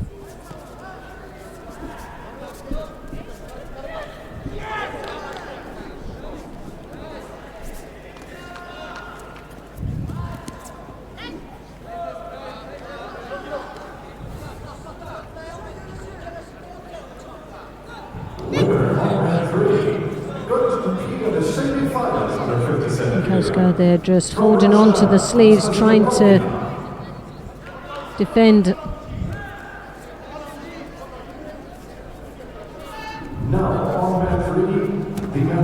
So Miranda picks up the first Shido. Now starting to look a little bit frustrated there, as you can see. She advances on to her opponent. Miranda trying to get 2 hands on, finding that extremely hard. Pinkowska, Sutemiwaza, following through a lovely Wazari, and Wazari is seti upon.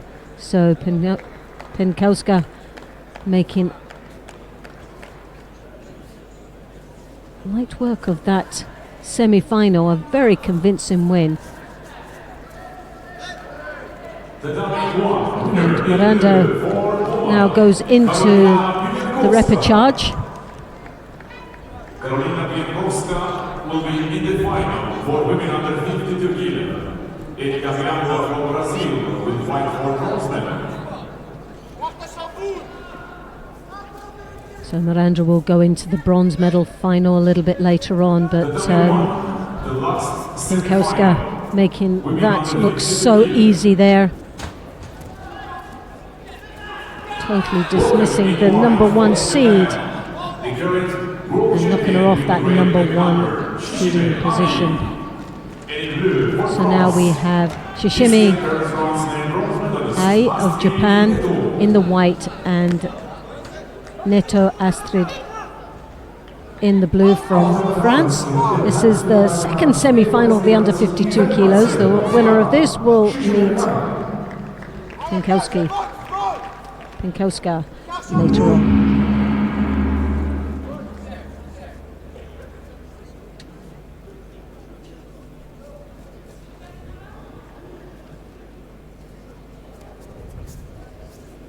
Well, Neto started off a little bit slow in this competition, struggled a little bit against Schneider of Germany. Very tough match indeed, had a bye in the first round, and the second match against the German started off very slow, and it was a real battle to the end. Neto obviously then went on to beating Van Schnick of Belgium.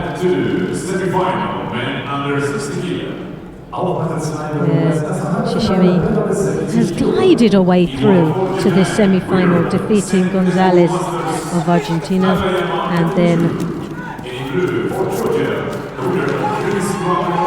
Valentin of Brazil.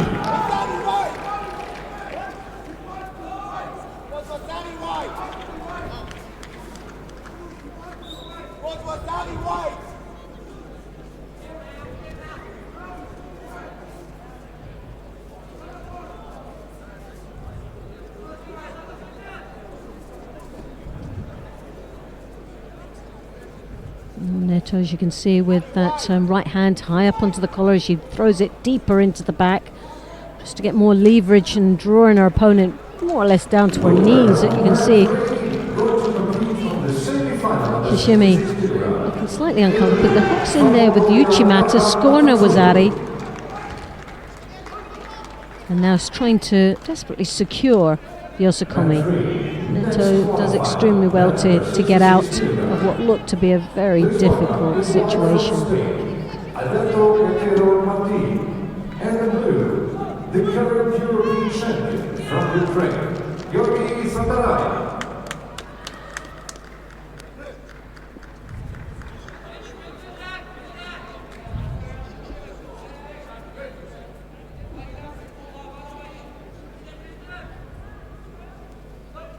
So Neto's got a lot to try and catch up on.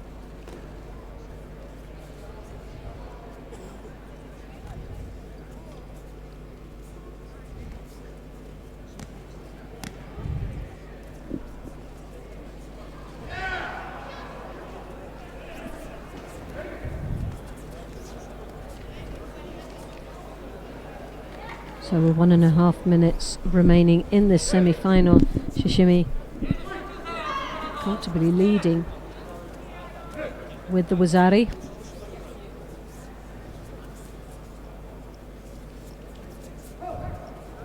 Neto a little bit apprehensive there as she tries desperately to get two hands on her opponent. Shishimi advancing onto her opponent quite nicely with a lot of confidence. Now finds herself once more, as you can see, Neto coming over the top, very close to that belt, very deep and very strong indeed, but totally dismissed by Shishimi.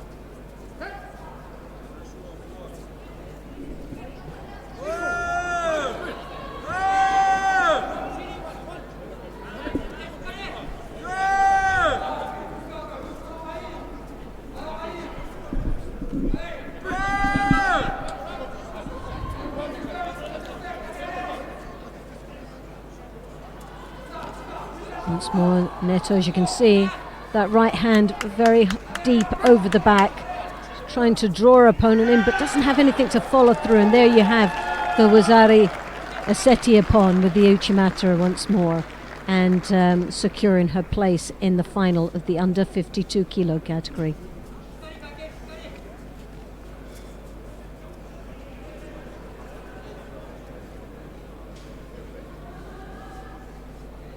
So Shishimi will be in the final with Pinkowska in Poland a little bit later on, so that will be a very interesting match. But definitely Shishimi is the top favourite to take the top #1 spot here today. This was the last contest on one in the preliminaries.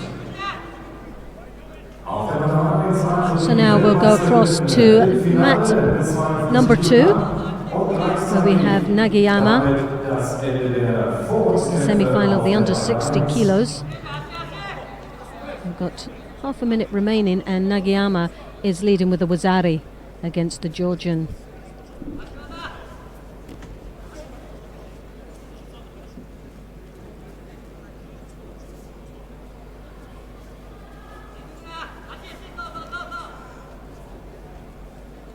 Chichmivani of Georgia in the blue. Oh, a lovely Kochigari on a circling motion for the Wazari Asetiapon, and Yagayama of Japan goes through to the final.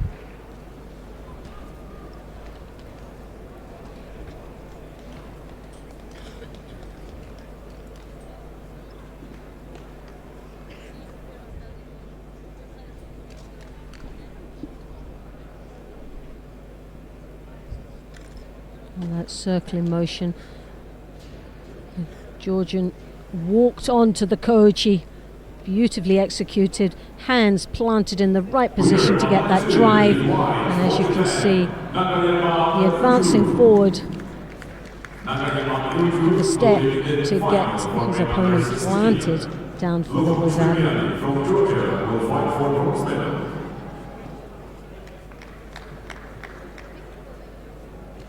The next contest on mat 2 is repechage for women under 57 kg. In white for Mongolia, Khanbadago Khule. In blue for Japan, Udaka Nairo.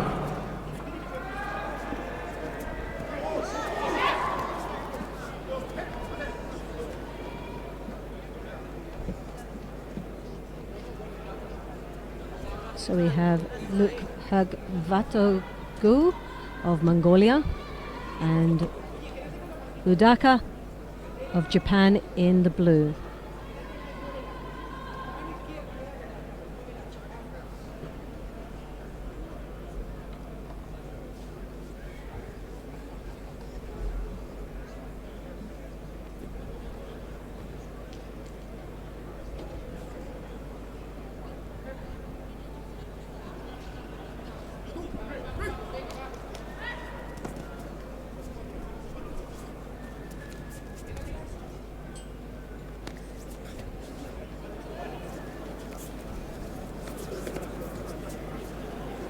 The Mongolian looking the feisty of the two at this moment.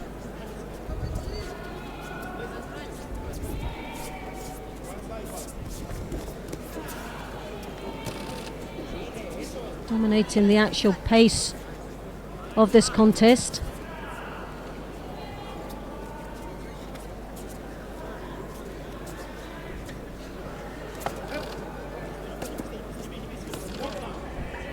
We're both picking up the Shido. A lot of battling with the Kumikata, neither one of them following through with the attack. That's the first one from the Mongolian, so it takes slight pressure off herself. But Udaka really still needs to try and engage in this contest.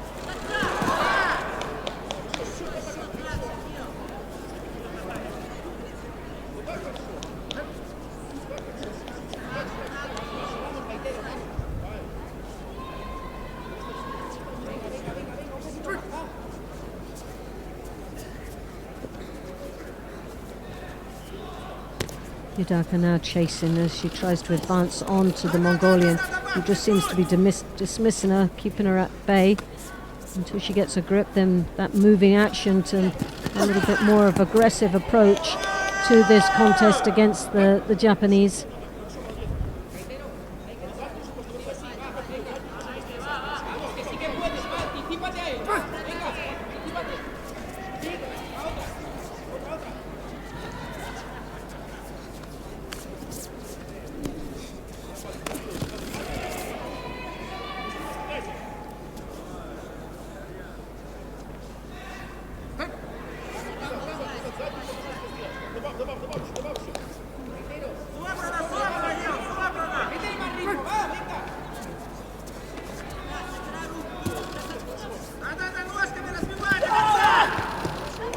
Lovely Tomonaga Sutemiwaza drawing her opponent down again. A very strong attack from the Mongolian. Udaka picking up her second Shido and really struggling against this very strong Mongolian.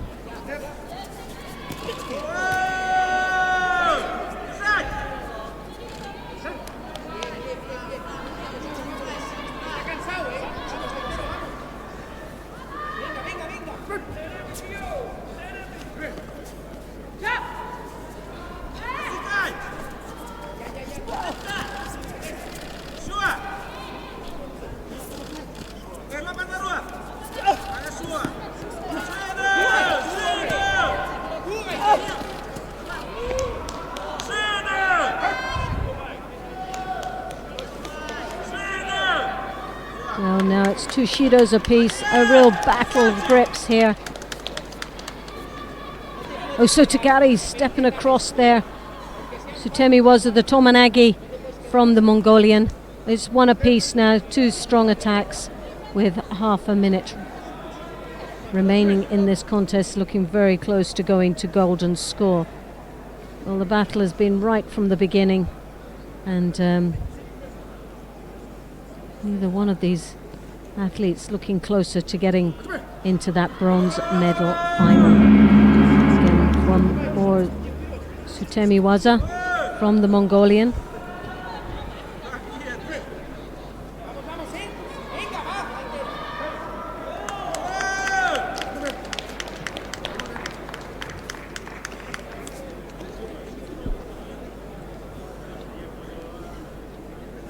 The Mongolian at the Junior World Championships took a silver medal, as well as last year Russia at Grand Slam 5th place.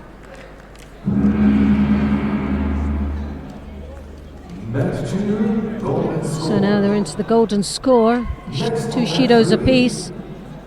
Will this go to a score, or will it be at the Hansokyumaki? Well, both have set off quite aggressively in this golden score, both eager to get through with the bronze medal. A last chance for either one of them for a medal.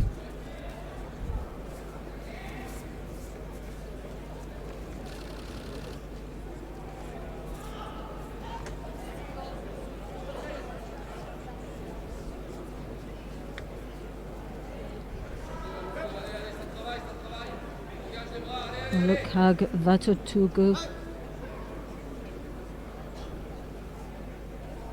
Well, the referee is asking the athletes to tidy up, which sometimes gives you the impression that a Shido will be awarded, but possibly this time to the Udaka for, again,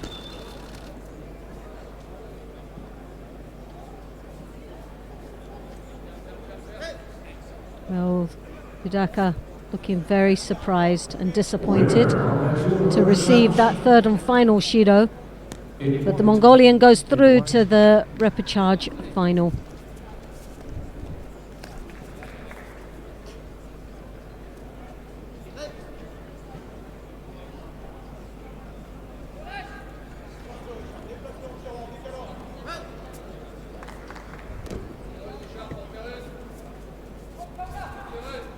Semi-final for women under 57 kilo, Veteran 2. In white for Great Britain, the world bronze medalist Nicolas Michaelis. In blue for France, Sarah Leonie Sizik. So now we have the semi-final of the under 57s, and that's with Smith Davis of Great Britain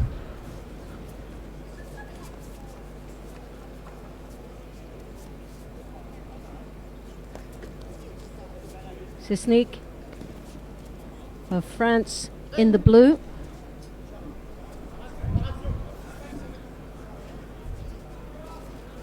And we saw in that quarter-final Nakoda Smith Davis with a beautiful Osotogari, a very convincing win, and has been absolutely on form today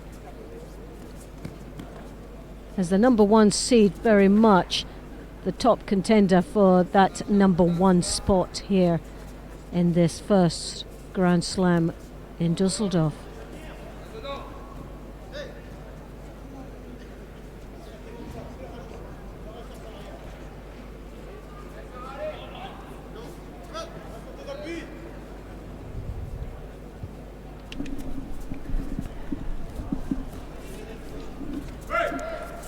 Nice attack there. She's already defeated Udaka Nae, Sisik, the French fighter. She's in good shape. Both of them are in form with. Yeah, well, she's come up against Smith the number Davis 1 now. as well. She was that lovely Osotogari that was in the quarterfinal. She's been very convincing throughout the day.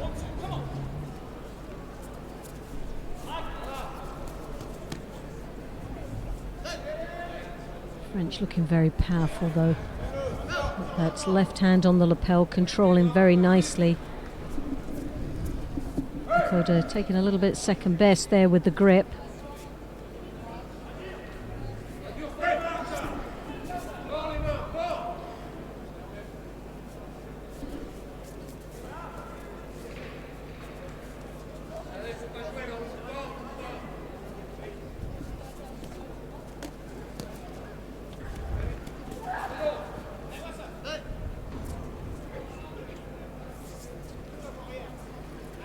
Koda Davis looking in with the Ouchi Gari there on the edge of the mat. And France picks up the first Shido of this contest.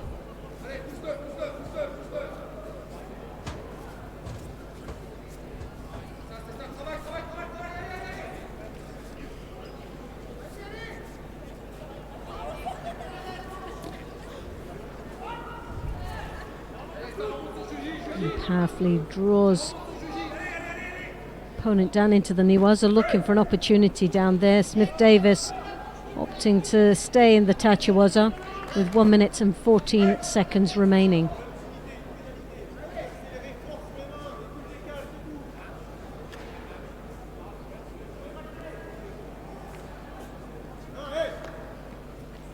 Sisnik battling away there.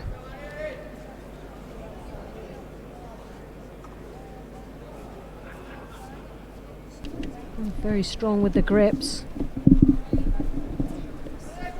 Koda coming over the top there, as you can see, hooking in with the Ouchigari. Nice bit of pressure. Grounds herself very well and strong in that attack. And the second Shido now. A little bit more pressure on French athlete.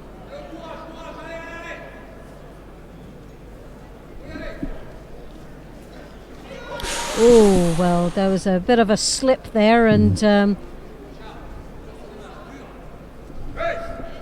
very lucky not to have cost her a score at such late on in the contest. 21 seconds remaining.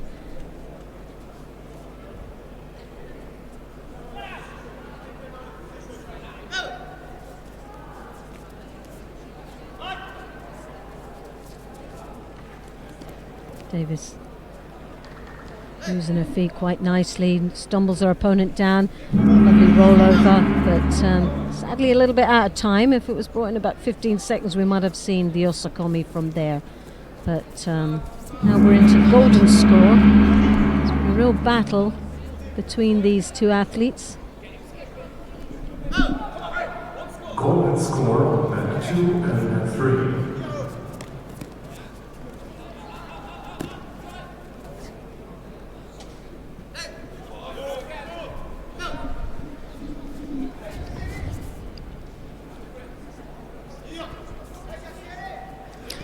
Well, the advantage is with Nakoda here, having picked up just the single penalty.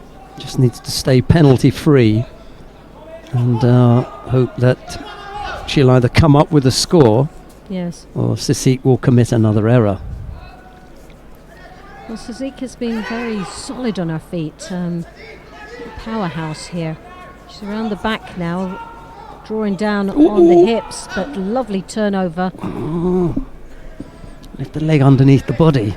But she follows it into the Tati Shiogadami. Oh dear. That's it now.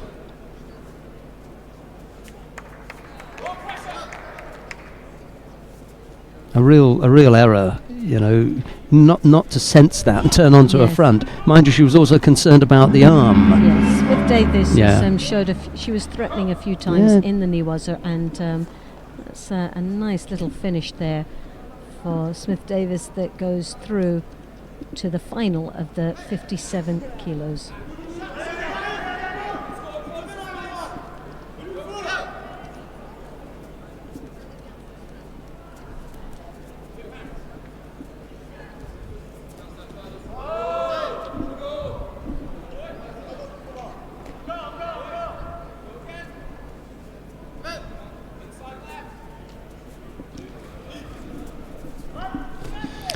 Right, well, a score was a nice way to end it. Definitely, yes. That's better than another Shido against the French fighter, and she was giving it a go.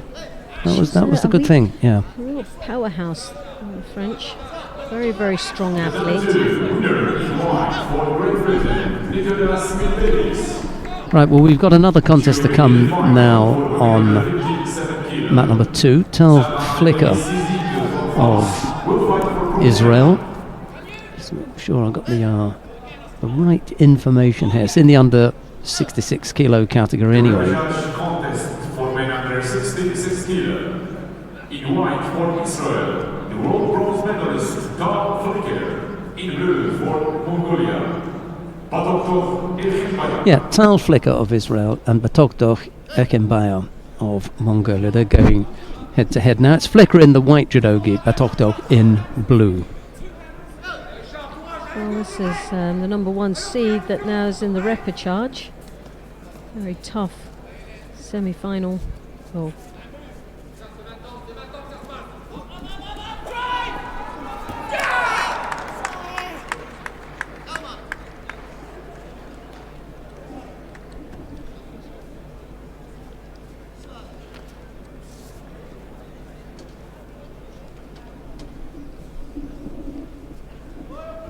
Mackenzie's won his contest down on mat number 3, by the way. So he's going to get a chance to fight for another medal at the Grand Slam. How's your luck, eh? Well, I predicted him as being one of the outsiders to come through, based on his performance. Well done, Loretta, yeah. Well, and as we said, you know, if he fought the way that he did in Paris, then he would be in and amongst the medals. Is that Jack Willingham on the camera there? Look, look at it. Oh. Give a man a camera and he'll just, you know, point it anywhere. Doesn't he know the mat is here? And now, on mat 3, the men's under 60 kilogram semi-final with the semi-final of 60 kilogram. In white, the current African champion from Tunisia, Thras Jubi. And in blue, the current European champion from Russia. Right, well, we're going to move to mat number 3, actually, because there's a semi-final going on there. Fraj Douibi of Tunisia faces Robert Shvidabadze of Russia. It's Douibi in the white judogi, Shvidabadze in blue. It's the current European champion in the blue judogi from Russia. Let's take a first look at him for today. Yes, it's the first time we've seen this, so what better place to see him is in the semi-final.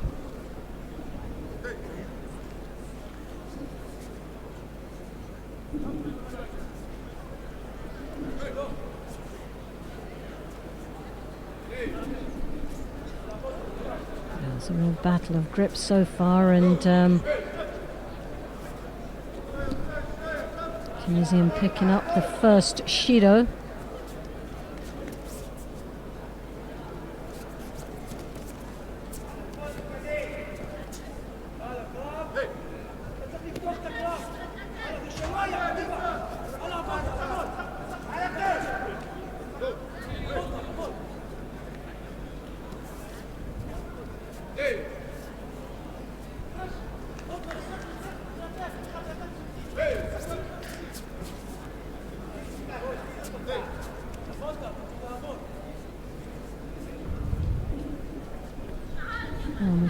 Shvidabadze looking very strong with the grips, but not following it through yet with an attack.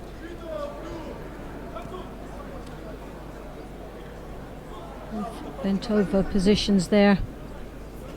Neither one of them really committing.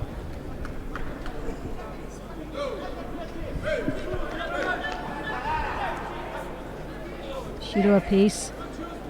And just coming up to the halfway mark in this contest.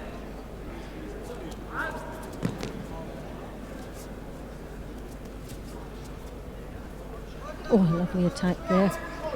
So close, didn't follow it right through enough.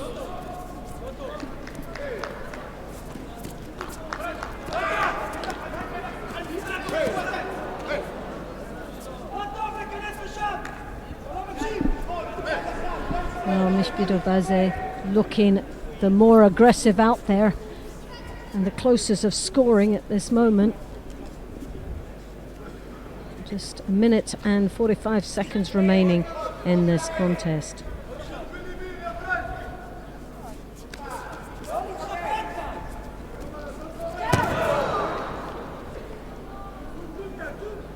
Russia now got the sleeve. He's got the lapel grip as well, but still failing to commit to an attack.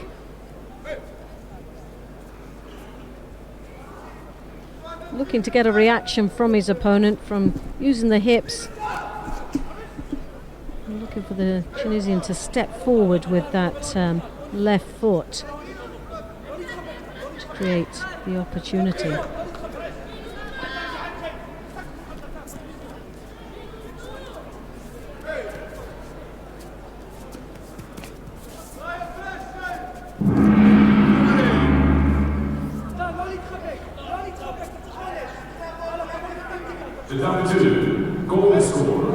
There, Tunisia really hasn't even got two hands on his opponent. He will pick up Shido, and there it is, the second one, and just under a minute remaining.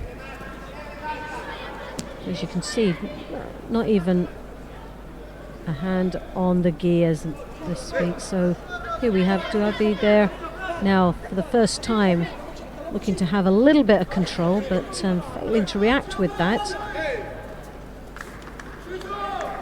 And the second Shido now will go to the Russian, so it's two apiece.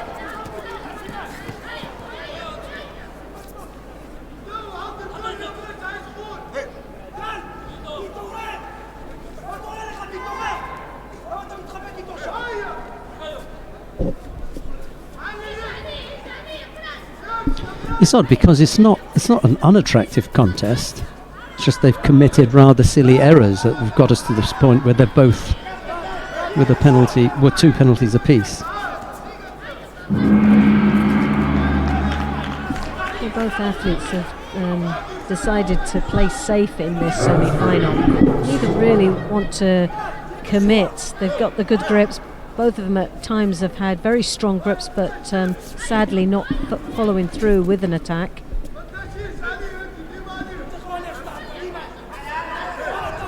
The Russian slightly edging it in this contest. Just looks a little bit more active.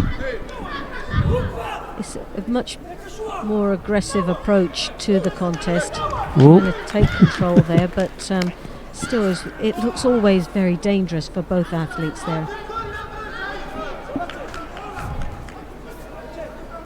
More upper body control. There's a lot of more action in the upper body than there is actually in the feet at this moment.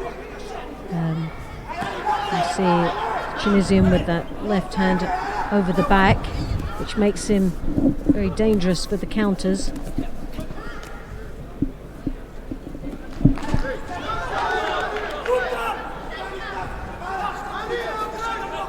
Eshbidabazi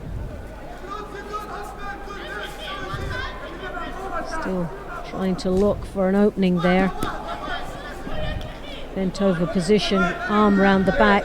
A Sutemi Waza. Strong attack, moving his opponent.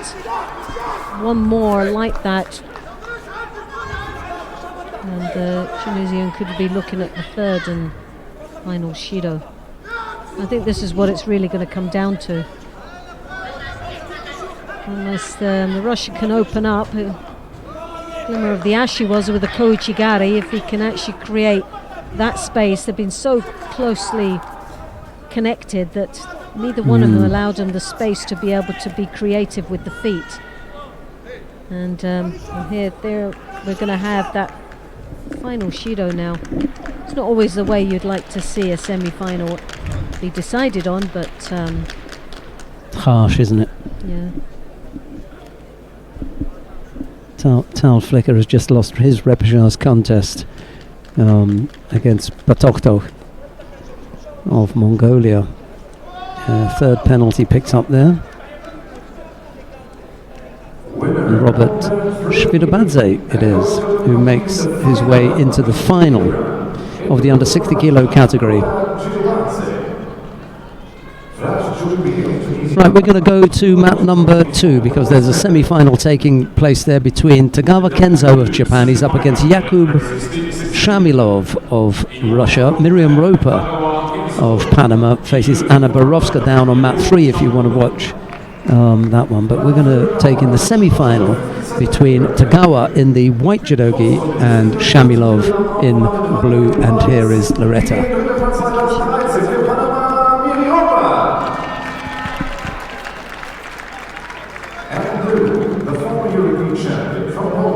Shamilov there straight away, and as the more aggressive approach in this contest.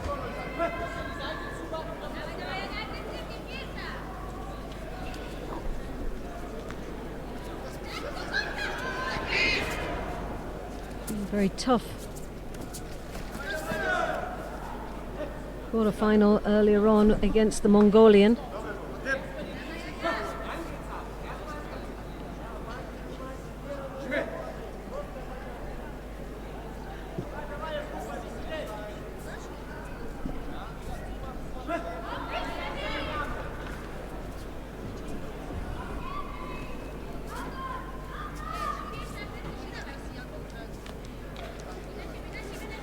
Shamanov trying to take the left hand on the lapel. He's secured that grip now. He's got the sleeve as well.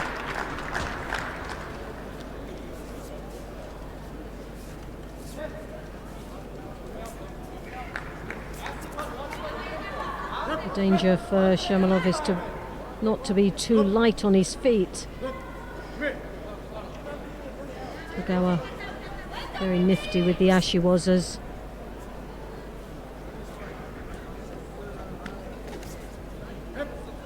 Oops. Oops, with a cross grip, a bit of a headbutt there, an accidental headbutt from the cross gripping.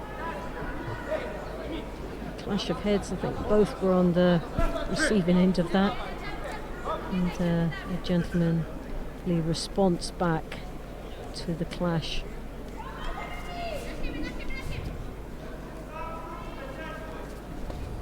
That's more Shamanov, as you can see, has got the hand on the lapel. Nice controlling grip. He's also got that sleeve where he's attempting the Ouchigari. And the Sutemi-waza, the Tomoe-nage, moving his opponent. So two very nice attacks, one after the other.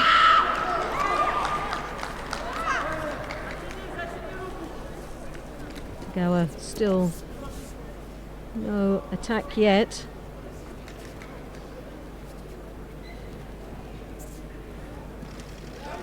Sodi, nice attempt there. Very, very close. Well, Shamanov looking the stronger of the two opponents right now. Has had some three strong attacks within 30 seconds so far. And that's got to put the pressure on Tagawa. Das Halbfinale der Frauen ist 57 Kilogramm. Please welcome in white from Hungary, Karakash Henry, and in blue from Russia. Tagawa now, as you can see, has got the hand on the lapel, controlling well. Needs to get that sleeve.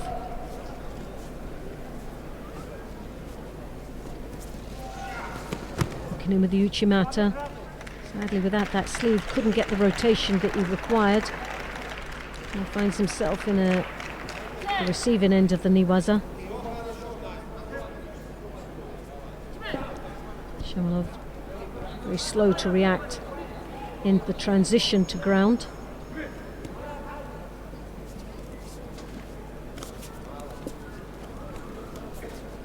Cross grip again. We saw that earlier on where there was the clash of heads.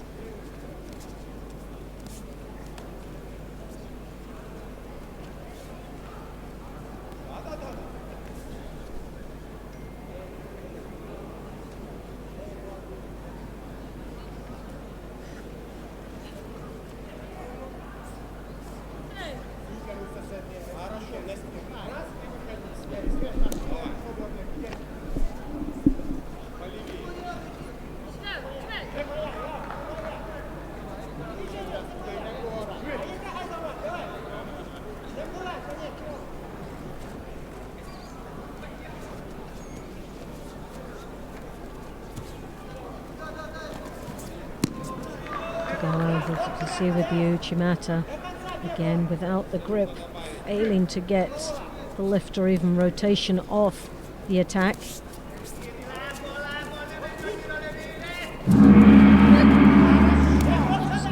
we're into the golden score. Shido apiece. Very little to divide these, but Shamanov looking the stronger of two and have had some very strong, close to scoring attacks.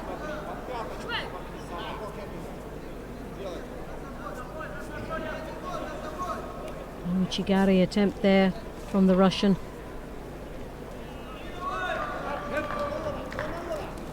Tagawa with Sutemiwaza. Tomonagi.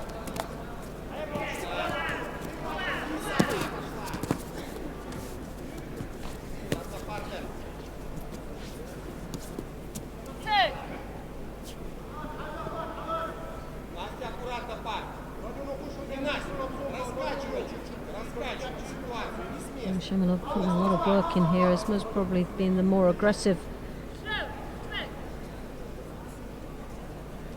Putting much more attacks in than the Japanese. And Uchigari, seen that a few times now, very close to scoring with it. He steps across. Yashiguruma falling onto his face. Just beginning to show signs of tiring here, and I wonder if that last effort there from Shamilov was an action that, no, they've decided that it wasn't, that was dangerous with the arm, because he came close once before. Do you remember? Yeah. Yeah, it's from that cross grip. He a couple of times, well, we saw the first one engagement with it was the head exchange, both clashing of heads, and that was off that cross grip.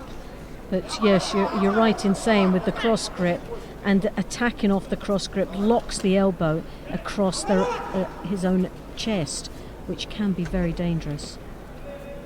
I'm just wondering if it's harder for him to avoid that when he's tired, you know? It looks very... Oh, that was so close to Yosakomi.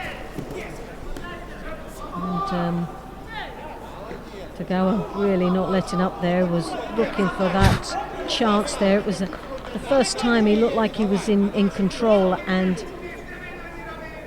had a real opportunity of coming through. Good battle, this. Oh, almost caught him with the Ashiwaza there, didn't he? Stumbled him down into the Niwaza. And Tagawa, as we've seen earlier on with the exchange in the Niwaza, is actually quite clever down there.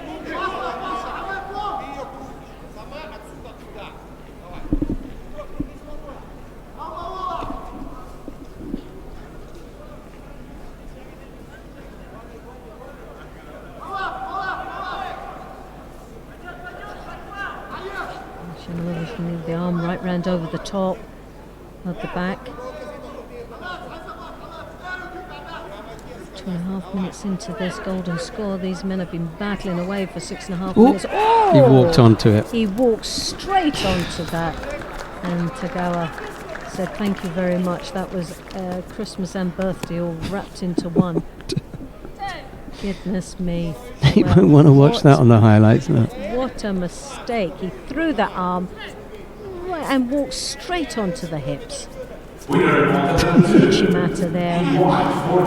Tagawa didn't have to move, did he? He hardly had to move. He hardly had to lift his leg. He walked and totally lost his balance as he went forward, hopping on that one leg. And Tagawa was just there saying thank you very much for that. The first time ever within the whole contest he looked like he had the upper hand. Well, we've moved now from mat number 2 down to mat number 3. Karokash Hedvig leads with Wazari with 10 seconds left to go. She'll pick up another penalty here. She should have for that last effort there. She will now. Yeah. Also, one information about judo control. Athletes fighting tomorrow, Saturday, 24th February, can have their judo training in the judo control area from 3 to 5 p.m. Konkina not able to get past Karokash Hedvig. We'll see Konkina in the bronze medal contest, but it'll be Karokash Hedvig of Hungary who makes her way into the final, where she will face Nakota Smith-Davis. Good little battle, yeah. I'm not sure if your microphone is close enough. They may not be able to hear you at home, darling. If it's any closer, that's better. I'll be eating it. That's better. That's better. You must let your public hear you. Right, Karokash over Konkina. We've got one more contest to come for you, I think. Baruch Schreiner, a couple. Sorry, we've still got a couple there. Farouk Shmailov of Israel. Just had Shamalov. Yeah, I know. When they had to go head to head, that was a real headache for me. Now, men's under 66 kg rapid shot contest. Please welcome the white debut, Iron Master bronze medalist from Israel, Farouk Shmailov, and the blue from Spain, Alberto Gagliardi.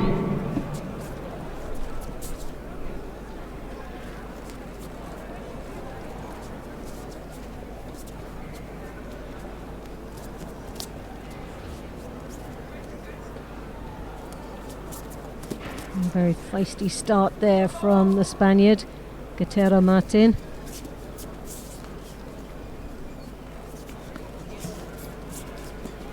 Lively on his feet.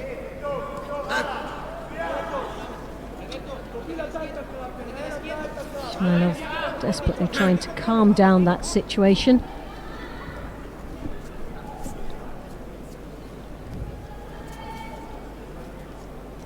Israeli approaching this contest very cautiously.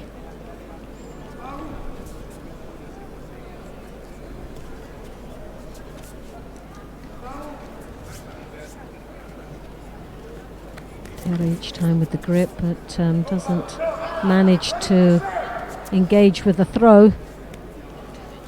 Very busy out there, but neither one of them really making much of an impact in this match, and both picking up a Shido for that.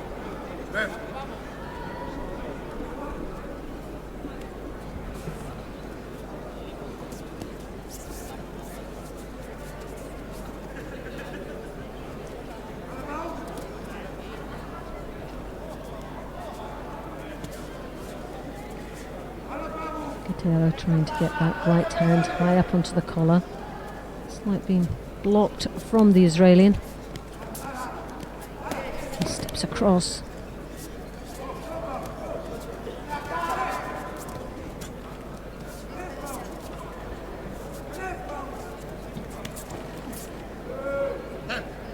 Gatera drawing his opponent down into the Niwaza. So it was an attempt of a Sutemi Waza, but generous. Generous classification there.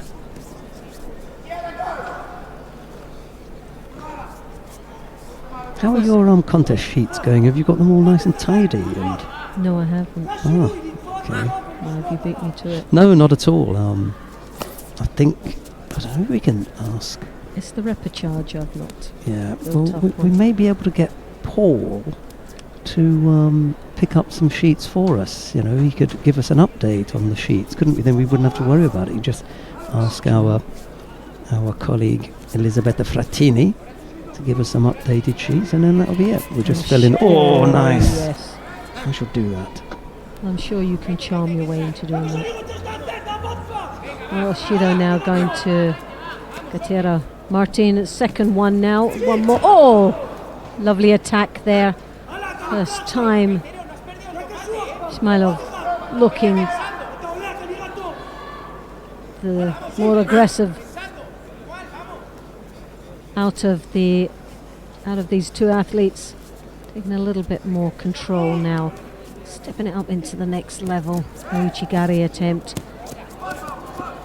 Tero drawing the head down again, an attempt of a Sutemi Waza. Didn't get it much of leverage over on that, but a couple of times we've seen him attempt the Sutemi Wazas, but throughout this contest it's not been very successful. Anticipated well from the Israeli.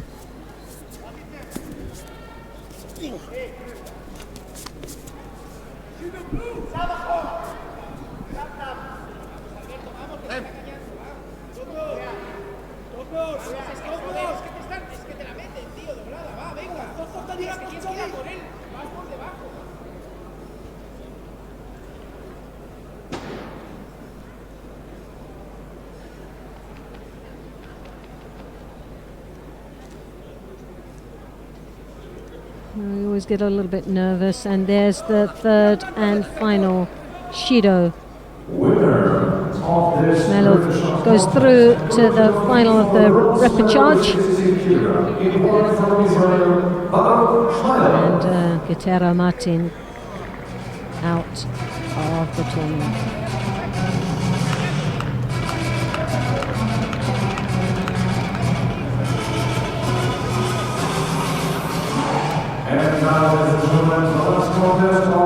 So now we have the semi-final of the under 66 kilo category. This is from Pool C and D, the bottom half of the draw. 38 competitors today in the under 66, and we're down to Dovdon of Mongolia in the white and Santaraya of the Ukraine in blue.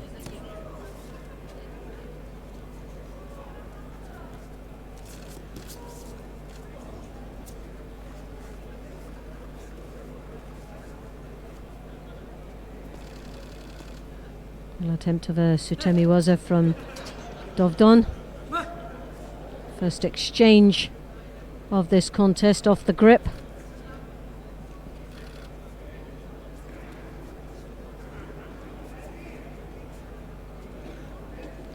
And Tarara, as you can see, and the hips come through from the Mongolian, then follows right through into the Niwaza, turns his opponent over, doesn't have the upper body control. That head slipped out and needs to get that secured, but as you can see, he's working away on that arm as well. So a nice little bit of Niwaza there and a lot of threat from the Mongolian, Dovdon.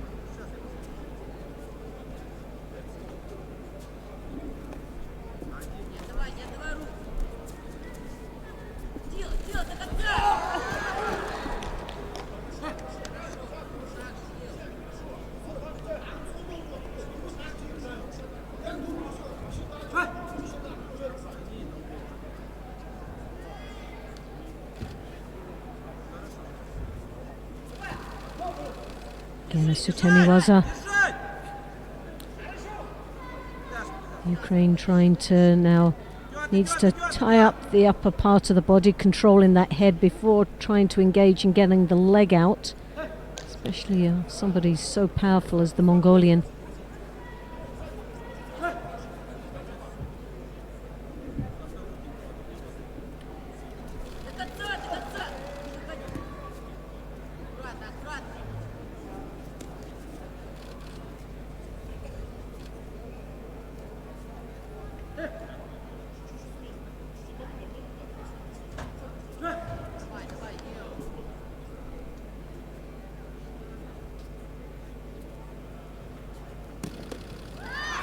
Lovely Ponsianagi there from Dovdon. Well, he's been a little bit more precise in his attacks.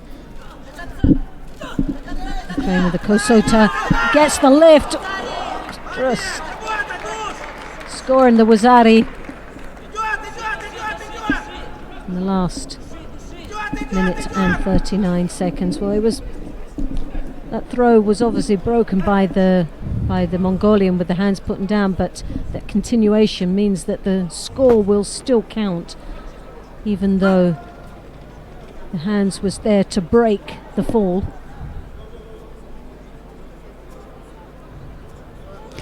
Yeah, there is a big hum in the venue. You can hear a lot of people thinking, is that really worth Wazari? But in the new rule, that's what they're saying. Yes. If to break your fall, yes, well, it doesn't matter, does it? It doesn't matter. Well, if they had any doubts of the first one, you definitely didn't have any doubts with that Ippon. And that was beautifully executed. The arm rip right round the waist. Classic Ogoshi. Lovely attempt there. Beautifully executed. They just come up to give it a little bit of a spin on it. Beautiful end to Santaraya it is, who makes his way into the final. And it will be Dovdon who goes down, Dovdon Altansuk to go down into the repechage. Anyway, we've got time enough to give you a roundup of who it is you're going to see in the final block, just after we have another look at this big Ogoshi from better and better every Santa time you Raya. see it. Right, okay, let's take a look first of all at the medal contest in the under 48 kilo category. Milica Nikolic of Serbia, the number 1 seed this morning, she made her way into the quarterfinal. She lost out there to Edna Carrillo of Mexico. That put her down in the repechage contest, where she defeated Amber Hershus of the Netherlands, and she will face Edensog of Mongolia in the first of the bronze medal contest. Melanie Clement of France will face Edna Carrillo. The Mexican lost out to Chernovitsky Eva of Hungary, and it'll be Chernovitsky Eva of Hungary to face Daria Biladid in the final. They fought once before, Chernovitsky and Biladid, and it was Biladid who came out on top. Where's your money then? Well, my money's on Biladid winning it. Okay. Definitely. So no change. We said that this morning. We said that this morning. Nikolic for 1 bronze, and I'll go for Carrillo of Mexico for the other bronze. The 52 kilo category. Estrella Lopez Sheriff of Spain will face Astrid Neto of France, and it'll be Charlene Van Snick of Belgium to face the number 1 seed Erica Miranda of Brazil. Miranda lost out to Karolina Pienkowska of Poland in the first of the semi-finals, and it was Shishimi Ai of Japan, the current world champion, who defeated Astrid Neto in that second semi-final. So it would be Pienkowska and Shishimi to battle it out for the gold medal in the under 52 kilo category. So right, Shishimi definitely to win. She's been on form today. I'm going to go with Neto, even though I don't think her performance has been that great, but I still will go with her because she's experienced enough to pull it out at the end. And Miranda, again, based on experience at that level, to take the bronze medal. In the under 57 kilo category, it'll be Lakvatogu of Mongolia to face Anastasia Konkina of Russia, and it'll be Anna Borowska of Poland to go up against Miss Sissike of France, Sierra Leone Sissike of France. The final is Nakota Smith-Davis up against Karakash Hedvig. Definitely Smith-Davis. Okay. Based on, as well as being British, number 1 seed as well. She has performed excellently, so I think definitely the gold medal could go for Great Britain. Konkina, definitely, I think she's had a good performance, and I'm going to go with France, Sissik, definitely for that. Very powerful young lady, and she is strong. She can take the bronze medal. Could bounce back and defeat Anna Borowska in that bronze medal contest. Okay, we've got the under 60 kilo category bronze medal contest to take a look at. Eric Takabataki of Brazil will face Fraj Douibi of Tunisia, and it'll be Ashley McKenzie of Great Britain to face Lukhumi Chukvimiani of Georgia. The final is Nagayama Ryuju of Japan. He'll be up against Robert Shvidabadze of Russia. Nagayama definitely for gold spot, and Takabataki definitely for Brazil, and I'm going to go with Ashley McKenzie based on performance today. I think he's had an excellent day once more. Okay, and then the last of the weight categories, the under 66 kilo category. I have to have a look at this one. What was it that we got in there? I've been writing that up all day. It's the Mongolian anyway. Batokdog of Mongolia to face his teammate Dovdon Altasuk, because Dovdon lost out to Santaraya, and that put Dovdon in the repechage, put him in the bronze medal contest. So it's Batokdog and Dovdon, the two Mongolians going head to head there. And then in the second of the bronze medal contest, it's Baruch Shmailov of Israel to face Yakub Shamilov of Russia. Not again.